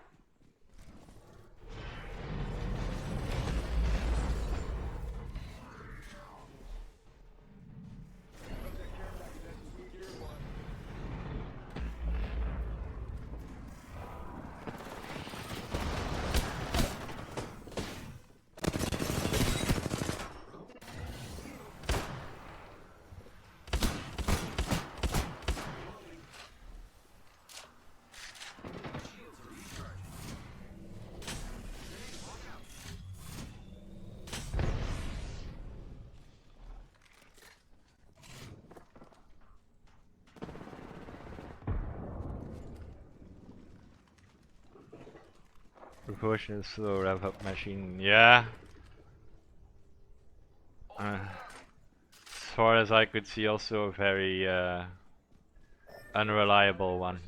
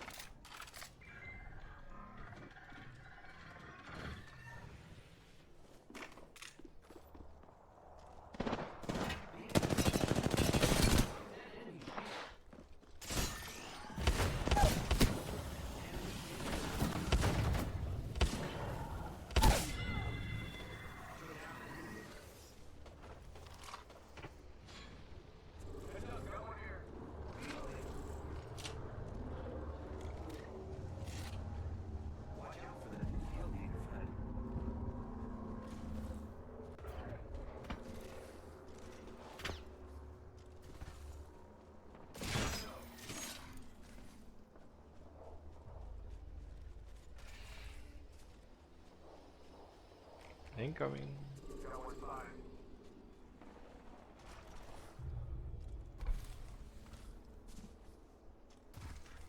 They're going to res, aren't they?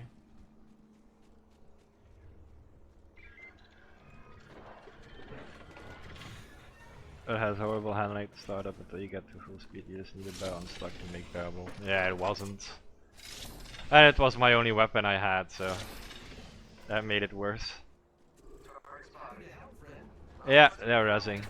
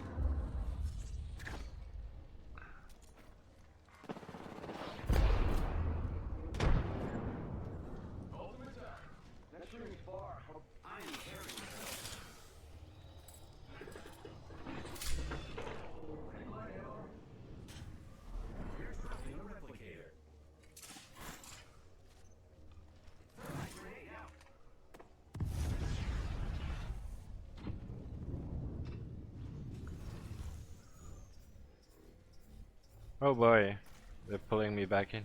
Just when I thought I was out, they pulled me back in.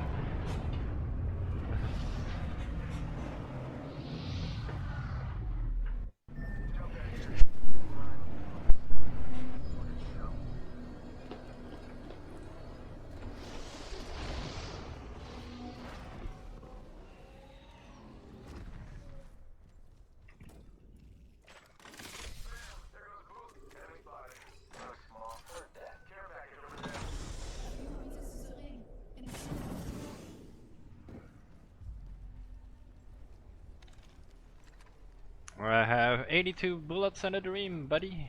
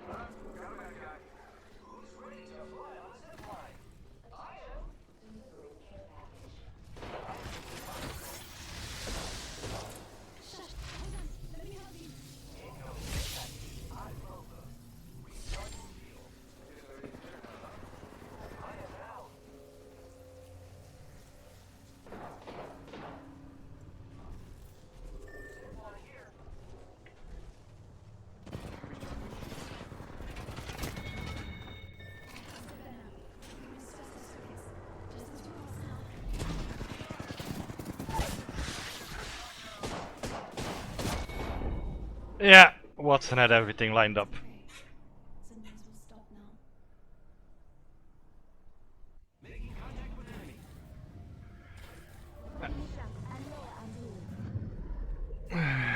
RS01 just needs basic and well top tier. Yeah.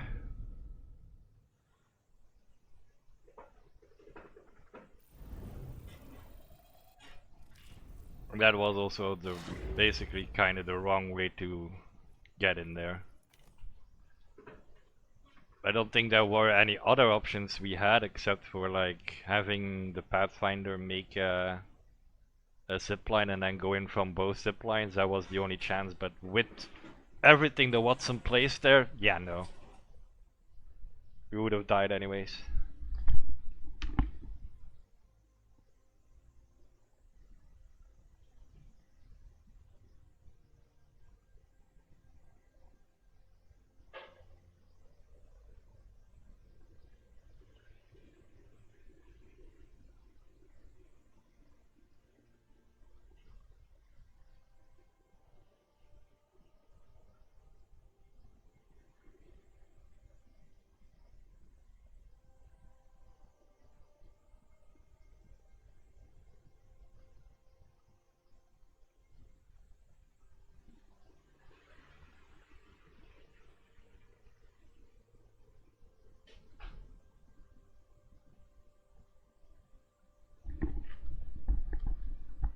We had pretty much a perfect spot for the Watson to place.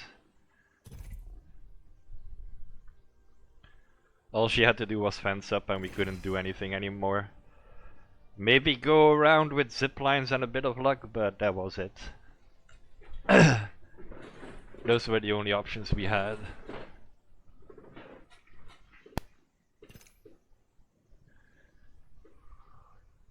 You can't even call it an option. I said it needed luck and time.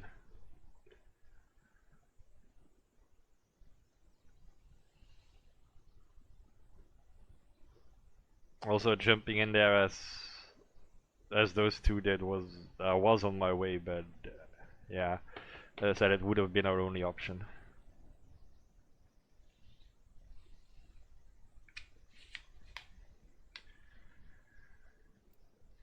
Only thing that could save us there was if we had as I said, if we had a line to the side somewhere where we could grab on and move away from everyone. Oh, do you want to play Watson? Okay.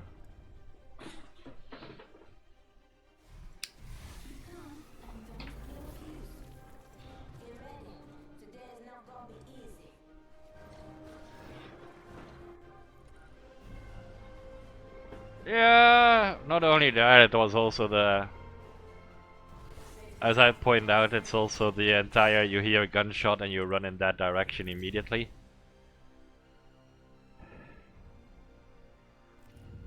We have to think about it a little bit as well. But that is the thing you can do until gold at least. Just run in and shoot.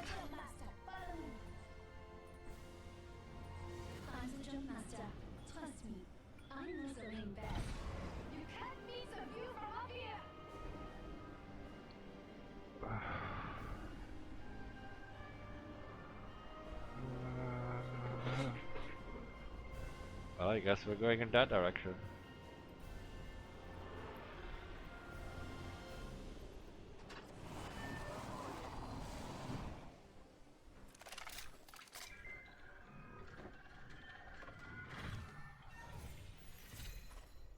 There we go. Remember, I'm not playing Watson. I am not playing Watson. Because I have this incredible urge right now to press Q, which would be a waste of dock.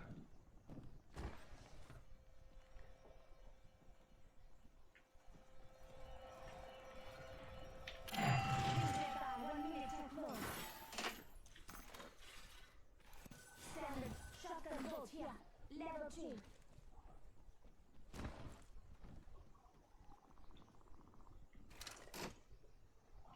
Next door. 45.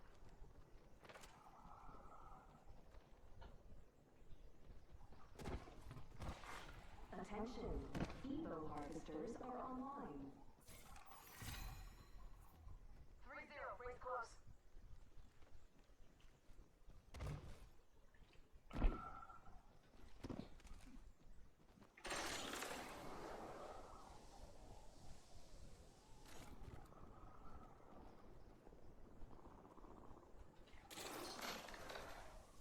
Rings around the corner, 10 left.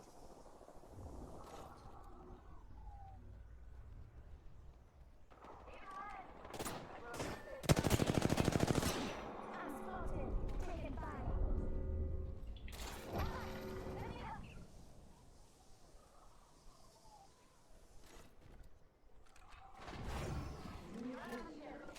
Here, take Doc.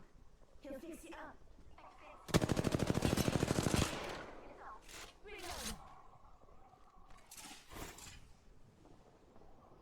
Got my tornado.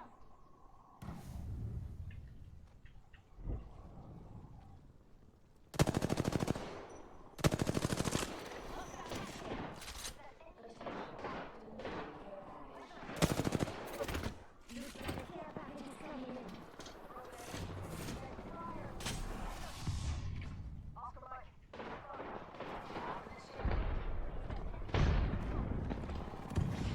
Use the wall now, they need recharge. Give me a sec. Recharging shield.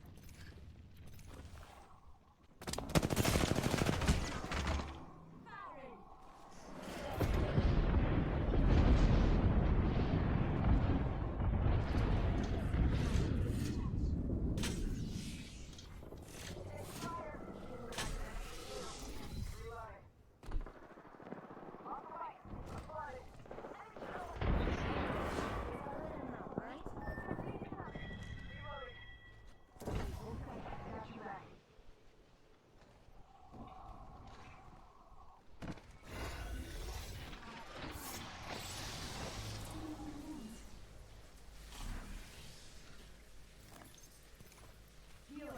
Watch my back.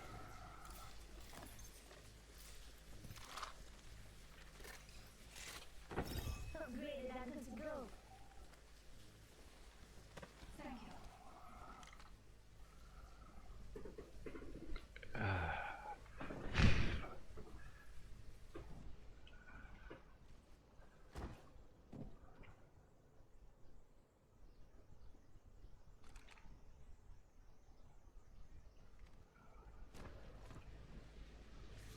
I'm going. Oh no. She made a current joke run. There wasn't.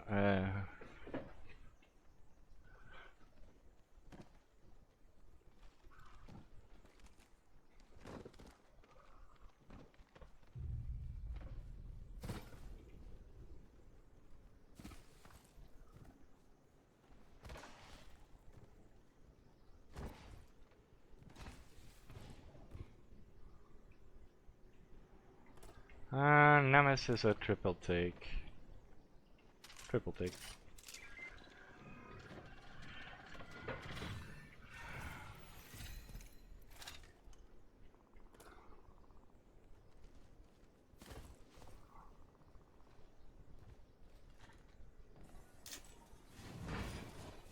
I mean, at least I have 2 guns now. Progress.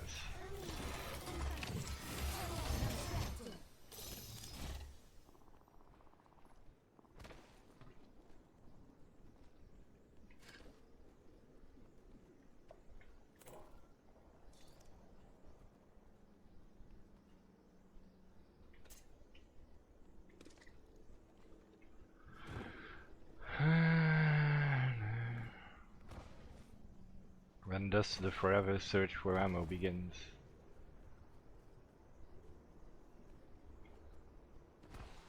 I guess we're going in that way.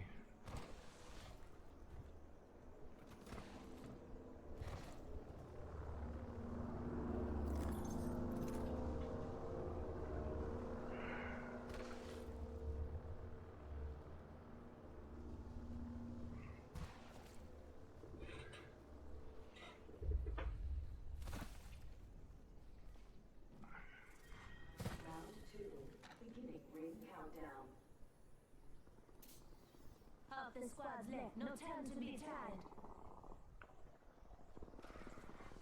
Replicator being delivered. It's raining replicator. Shield is broken. Feed. Firing. Reloading.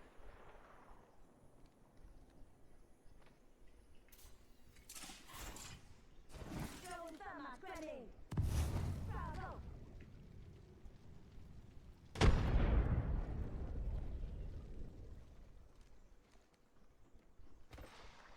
Enemy spotted.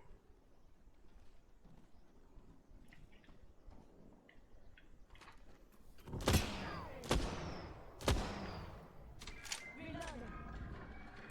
Listen up, I'm getting shot at. Recharging my shield. Fire. Broken enemy shield. Spotted. Double timing. Come on in. Obey on the way. Follow them now.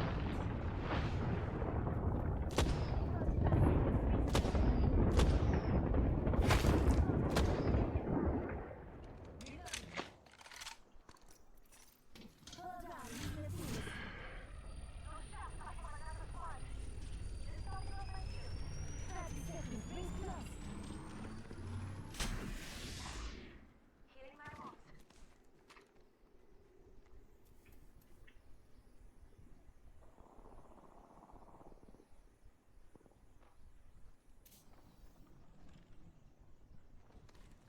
Ten seconds. Ring's just ahead.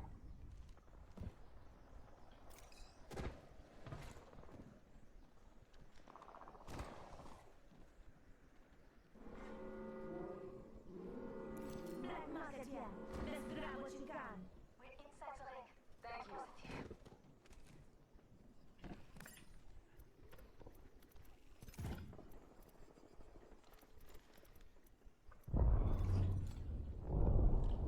Tango spotted. Attention. Delivering care package. Care package incoming. I like one out there. Hands up. You follow them now, alright?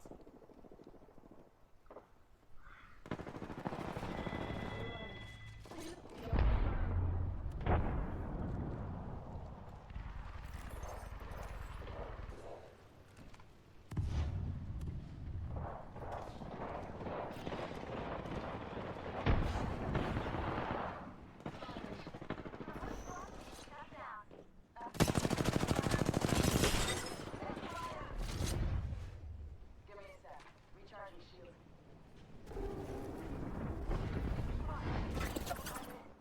I'm down. Leader medic.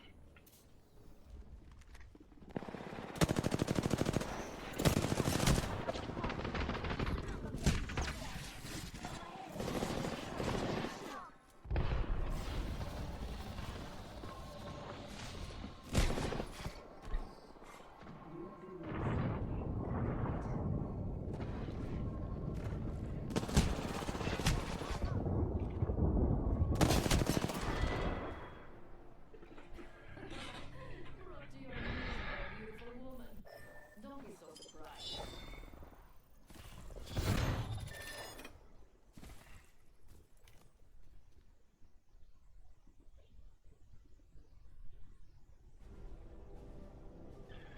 I would say it was a mistake, but it wasn't even planned to go into that rift, because I jumped down and I landed in it.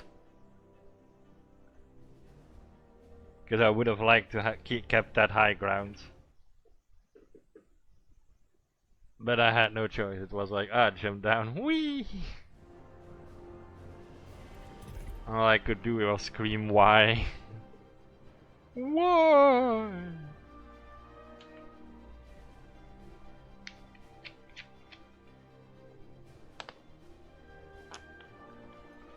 Because I clearly didn't want to take it. I even tried to go back, but you can only use her rifts in one way. Apparently.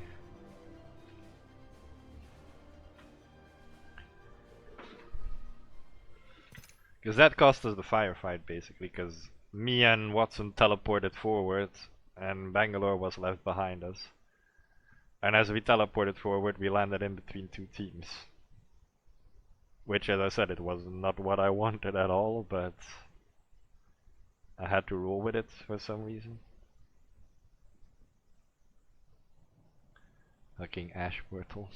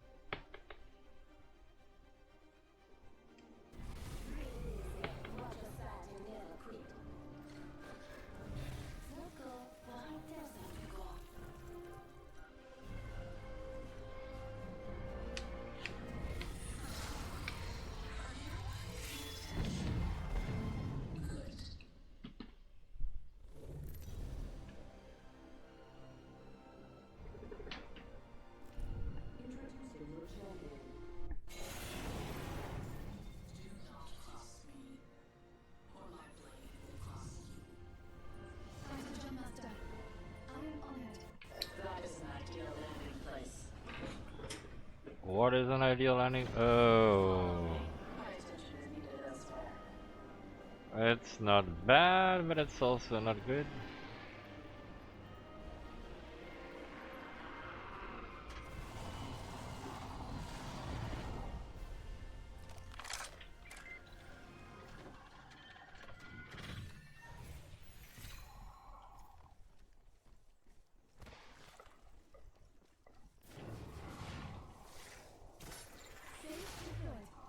If the fence gets hot, we and fencing.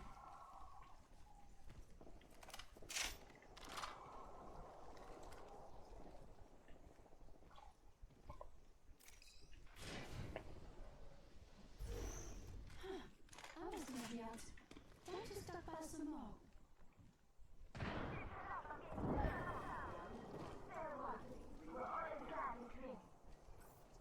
How do I even get up?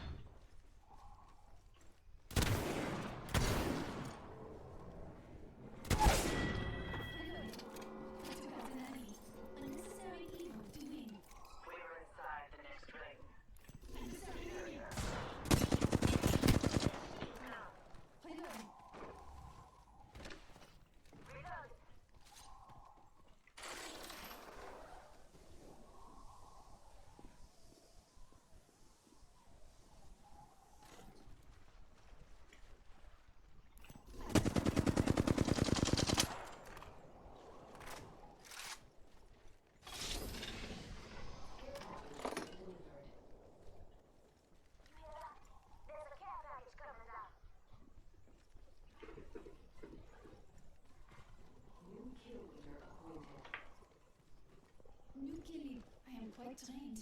Time to patch myself up. Just topping up the shield.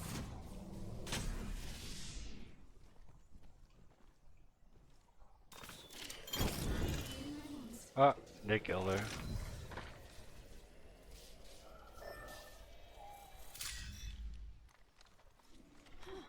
I was nearly out. Time to stop by some more. Extra supplies here. Firepower is key.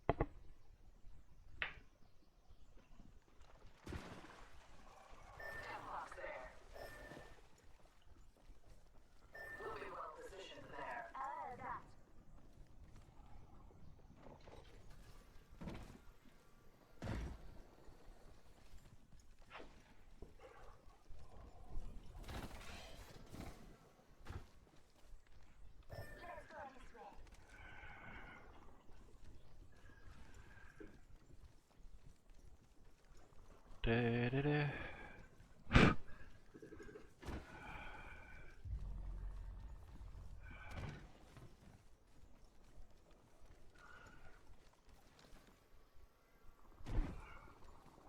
Sniper truck here.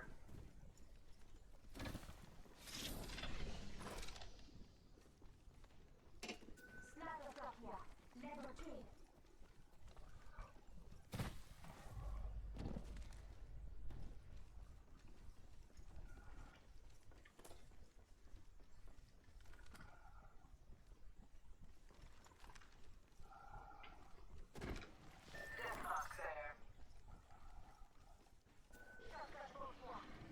Extended heavy mag here. Got this. Sniper stock here. Level 3.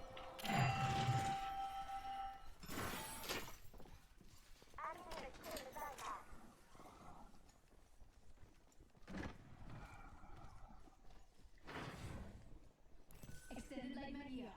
Level 2.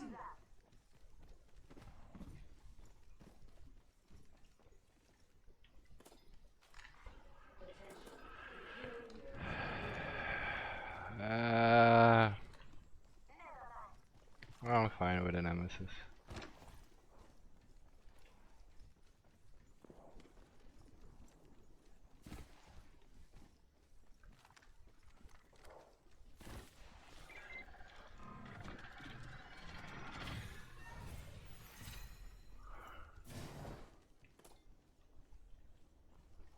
Alright, guess I'm done looting.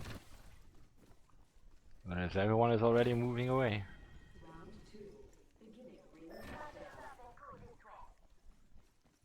Oui.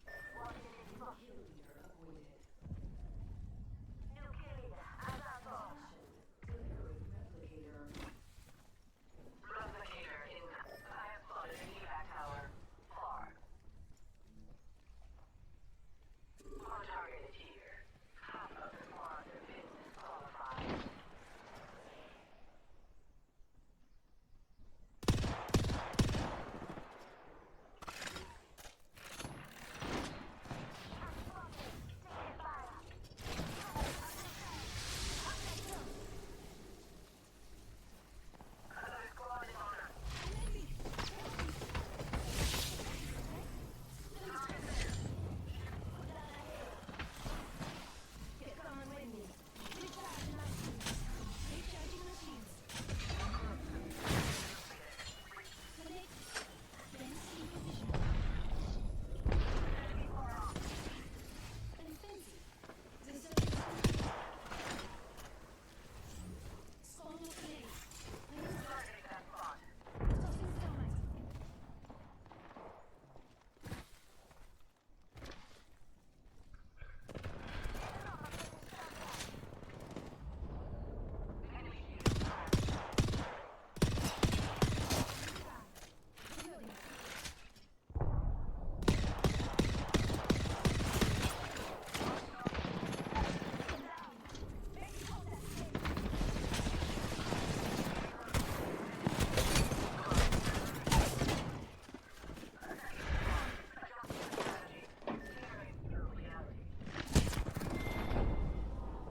Well, I'm not even gonna put my shield up.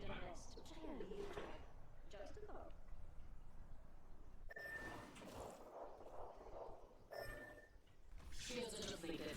Recharging. And this, ladies and gentlemen, is what happens when if you run after every gunshot you hear. Replicator far off. It could be of use.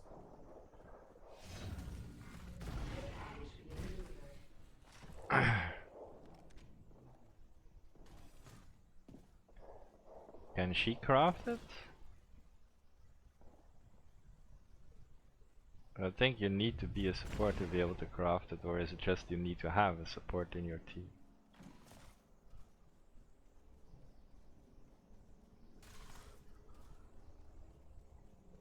Well, guess we'll find out now.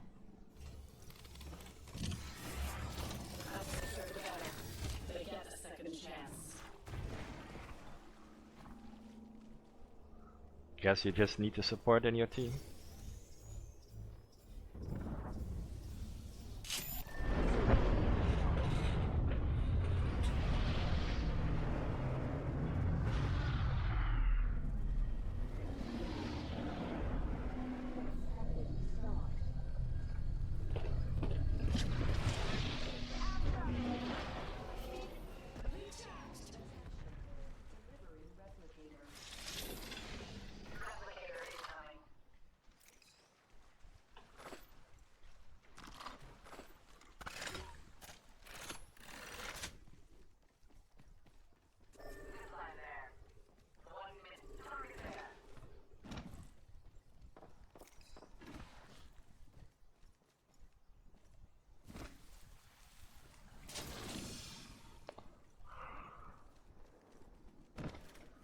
45 seconds until enclosure.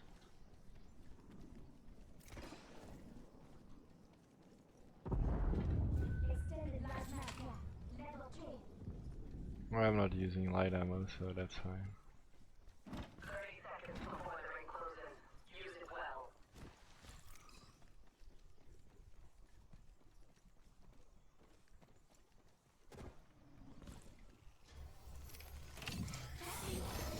S'il vous plaît. 10 seconds until the ring closes. Move. Medkit here.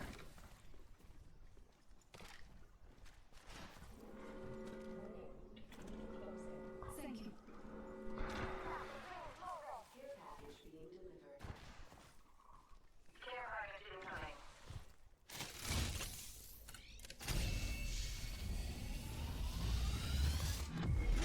Location is on your map.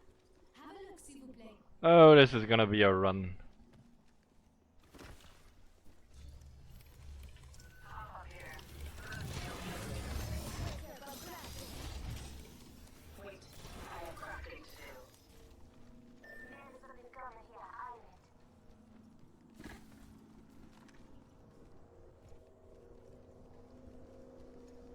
Enemy in that location. Leave fire. Reloading.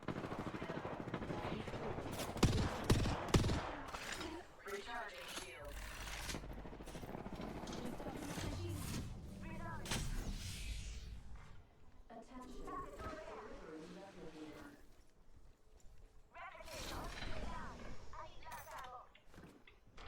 Light ammo here.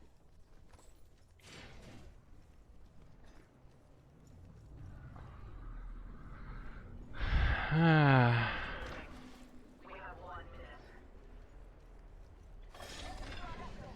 Light ammo here. Light arrow here. 45 seconds until enclosure.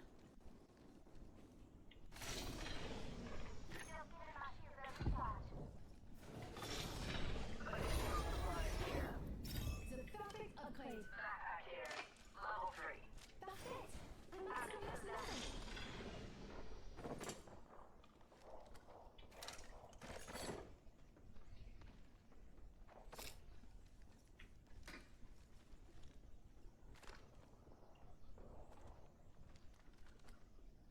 My ultimate is prepared. Do not slow me down. Evo cache here. There's an Evo cache here.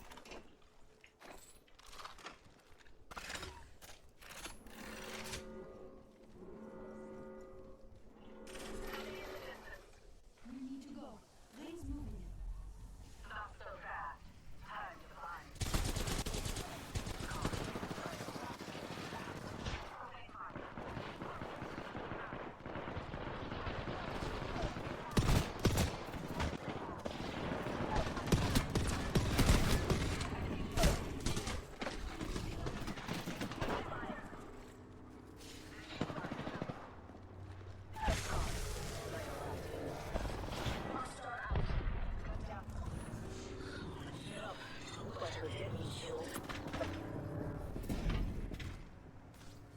Taking fire.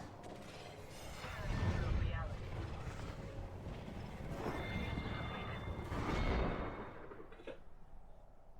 We needed heat shields.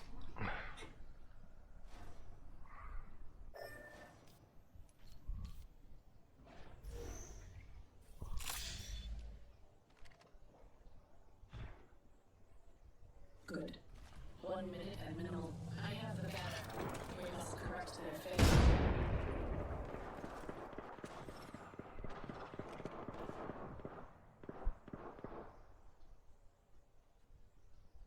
"45 seconds until the ring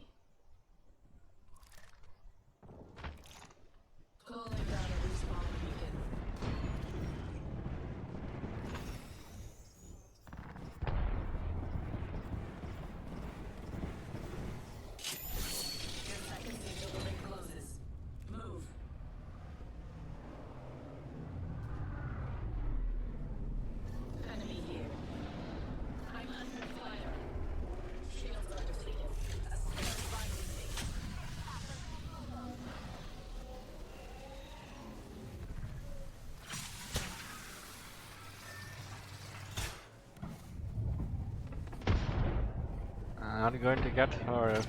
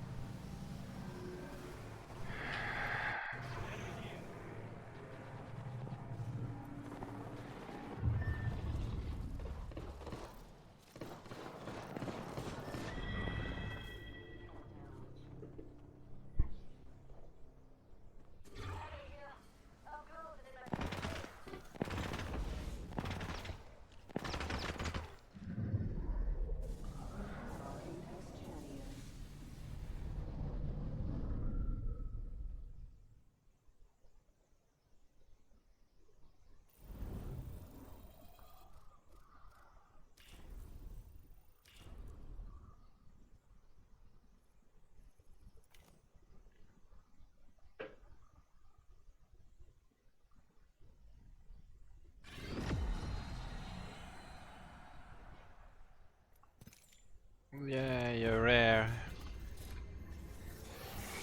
Ooh, epic. Not too bad. I'll equip it for now.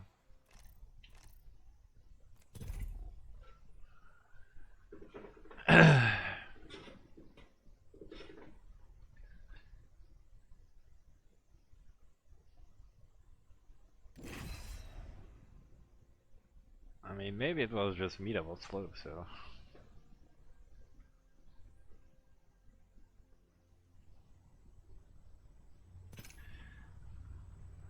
Then again, I don't really play competitive that much.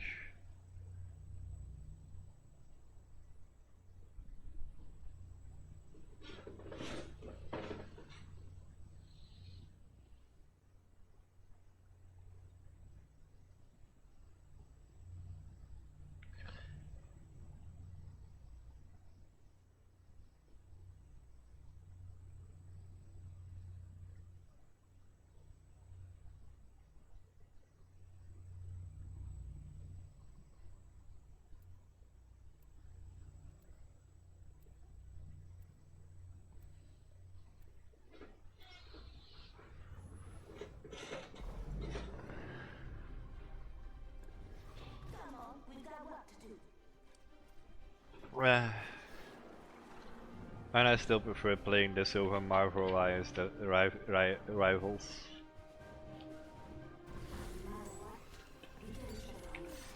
Which to me is still is just Overwatch clone number 968.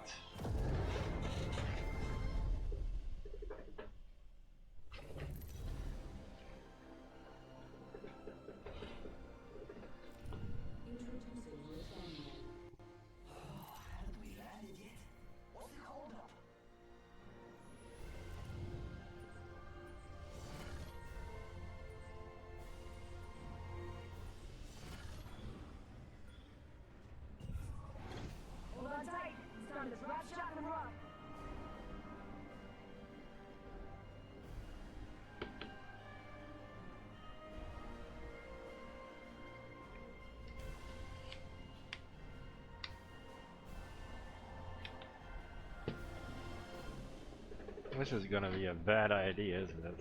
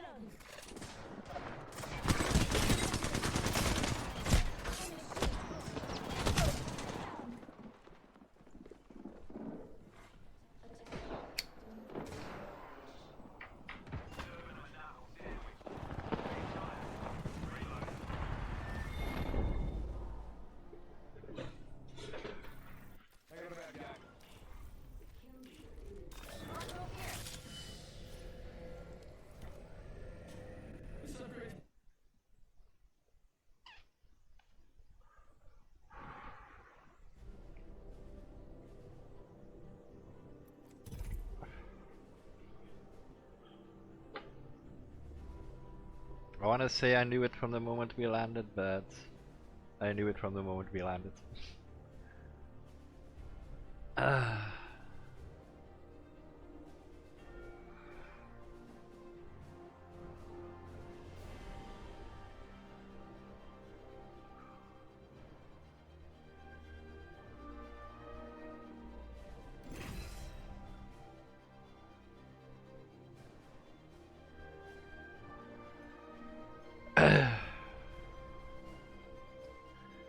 Shit happens, I guess.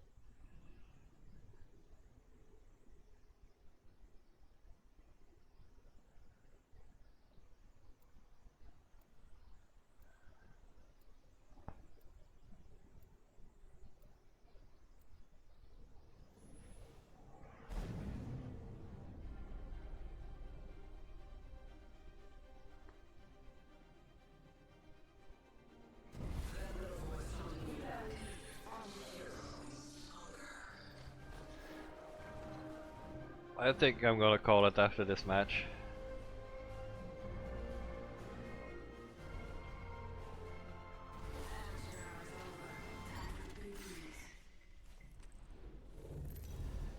Depending how it goes, but yeah, probably. Introducing your champion. You know what I look like. Confront me. Well, only 842 damage. 842,000 damage. So. Sweeping that location for loot. That location interests me.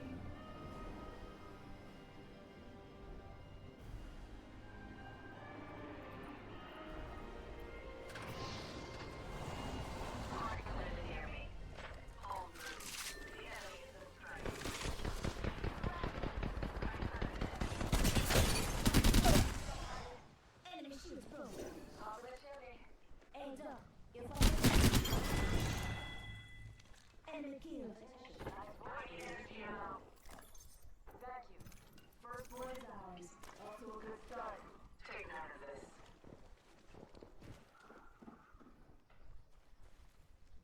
Ah yes, 10 bullets and a dream. Perfect.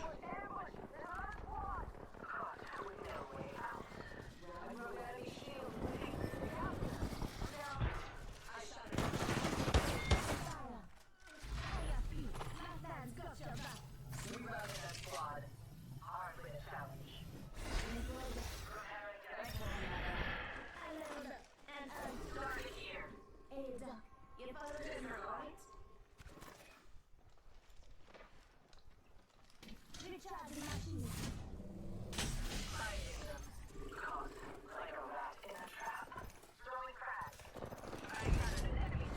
Even harvesters are now available. Extra supplies here. Firepower is key.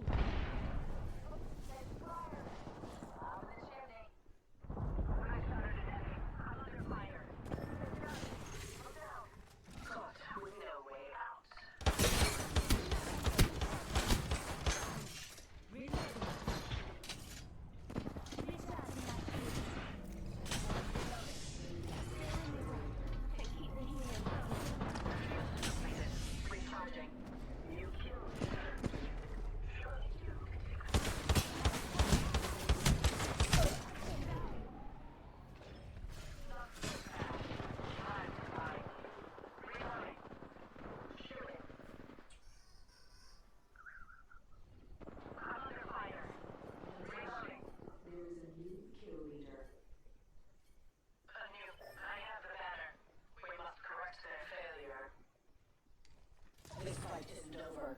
Get up. I already DC'd, so. Can't leave my shield like this.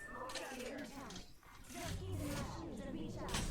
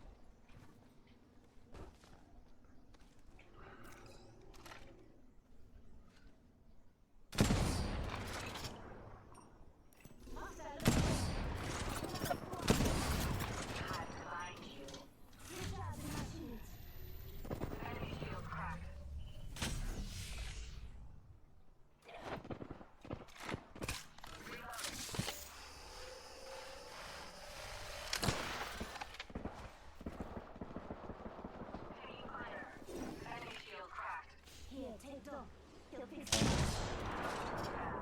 Time to find you. Shield eliminating the enemy.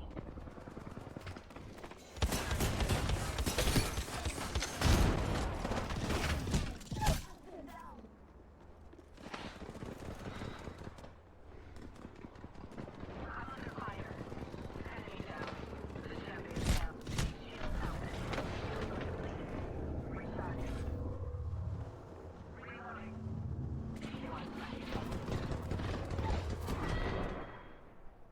I'll give as many prisoners to take. None. Recharging shields.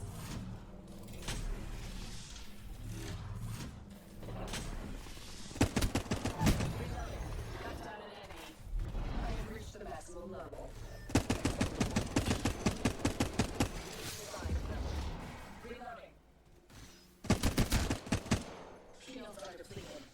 Recharging. Reloading.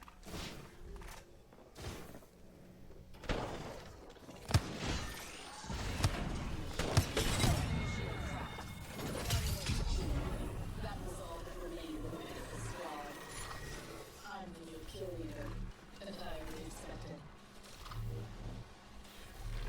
Deploying the evac tower. Repairing damage.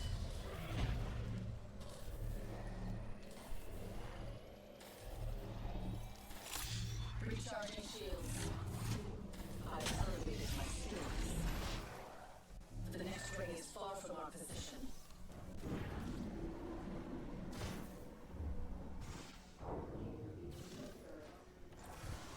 Replicator incoming. Healing.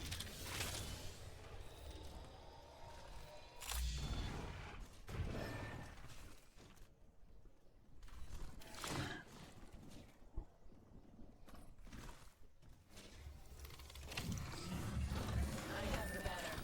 We must correct their failure. Calling down a respawn beacon.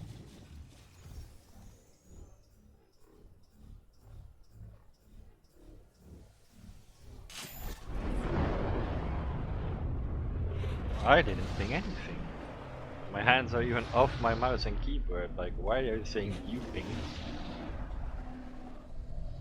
We're close to the ring. We have one.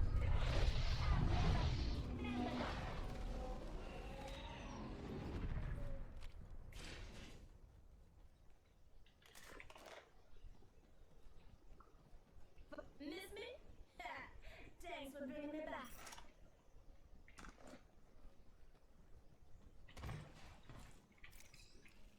I'm going there. Never mind. 30 seconds, rings close.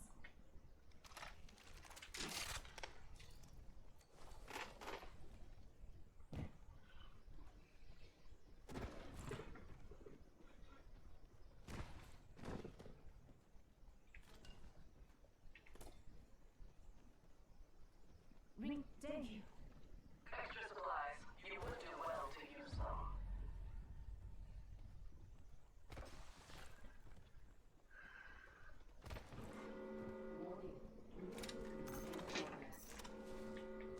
We'll be caught outside the ring if we don't move.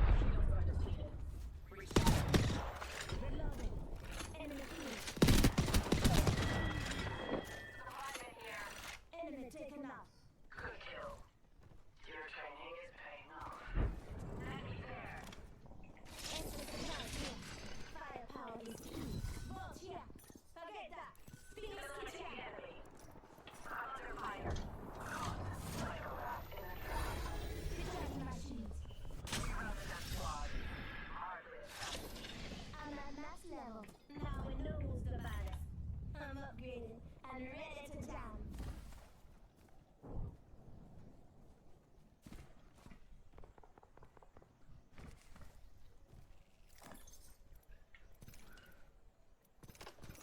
Enemy in the distance.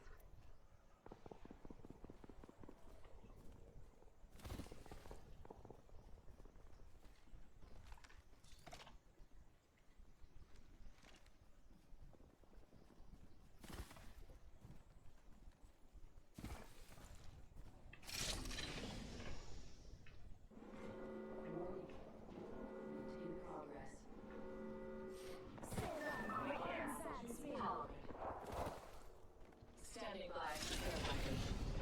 Enemy far off. I'm spotted. Taking fire. Cut down enemy. Shields are depleted. Recharging. Reload. Enemy taken out. Enemy there.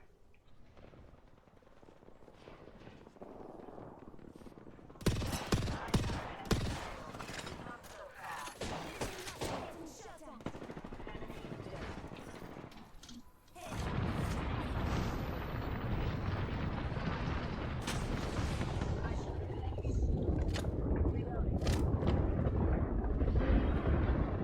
Next ring. Now we wait. Two squads stand between us and the question supremacy. Replicator on the radar. Now by my hand. Opening fire. Reloading. Reload. Enemy at that location. Hostile spotted. Just giving my shields a recharge. Listen up, got another squad coming in. I'm spotted. Taking fire. Caught. Reloading. Reloading.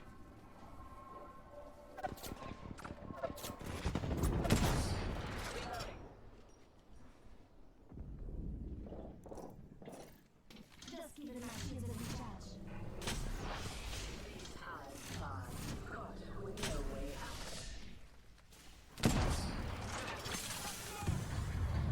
Recharging my shields. Reloading. Taking fire.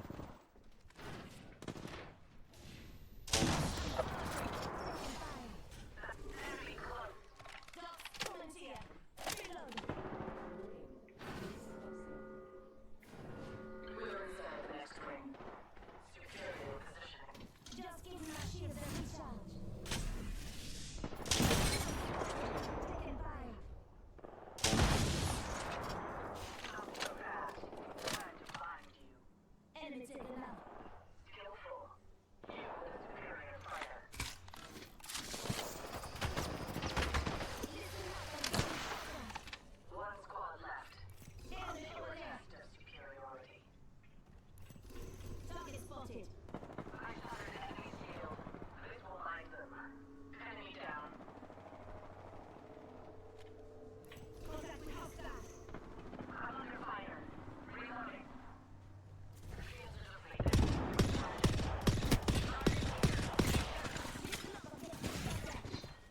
Dogs volunteer. Reloading. My hero here. Come heal and heal. Shields are depleted. These high fives. 1 minute. Good kill.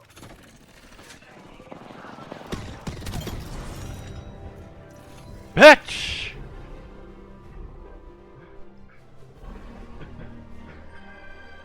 Of course. That's when the people rate me when I yell a bitch. Hey Mo.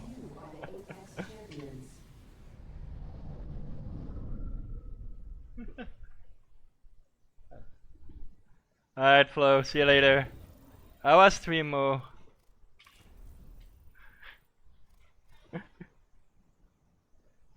Let's go. It only took me the entire day. Let's fucking go.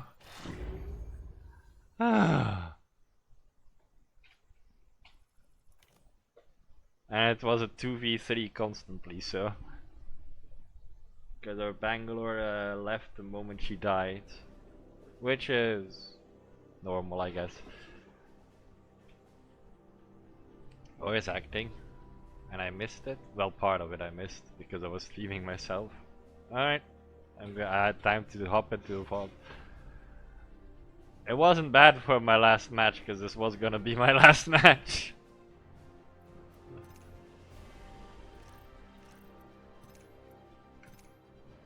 I'm sorry.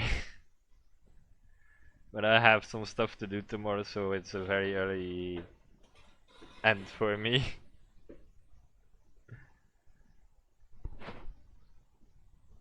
What did you do actually? Because I think I saw parts of it, but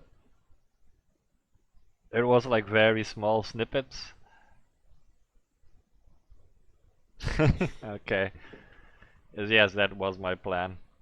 Starting to with a raid out, and it was actually my plan to raid out into you, so now I have this conundrum of needing to know where to go.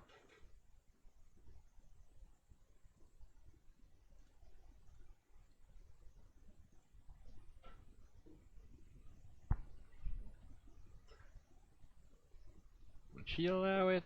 Let's see. Am I allowed to raid Spite? I am. Look at that! Oh, I have to be on this screen though. So yeah, thanks all for coming. Thanks more for the raid. Sorry I had to dip so soon, but I have stuff to do tomorrow early in the morning, so I cannot keep the stream going for all too long. But yeah, hope you all have a great rest of your day, evening. Hopefully see you all tomorrow,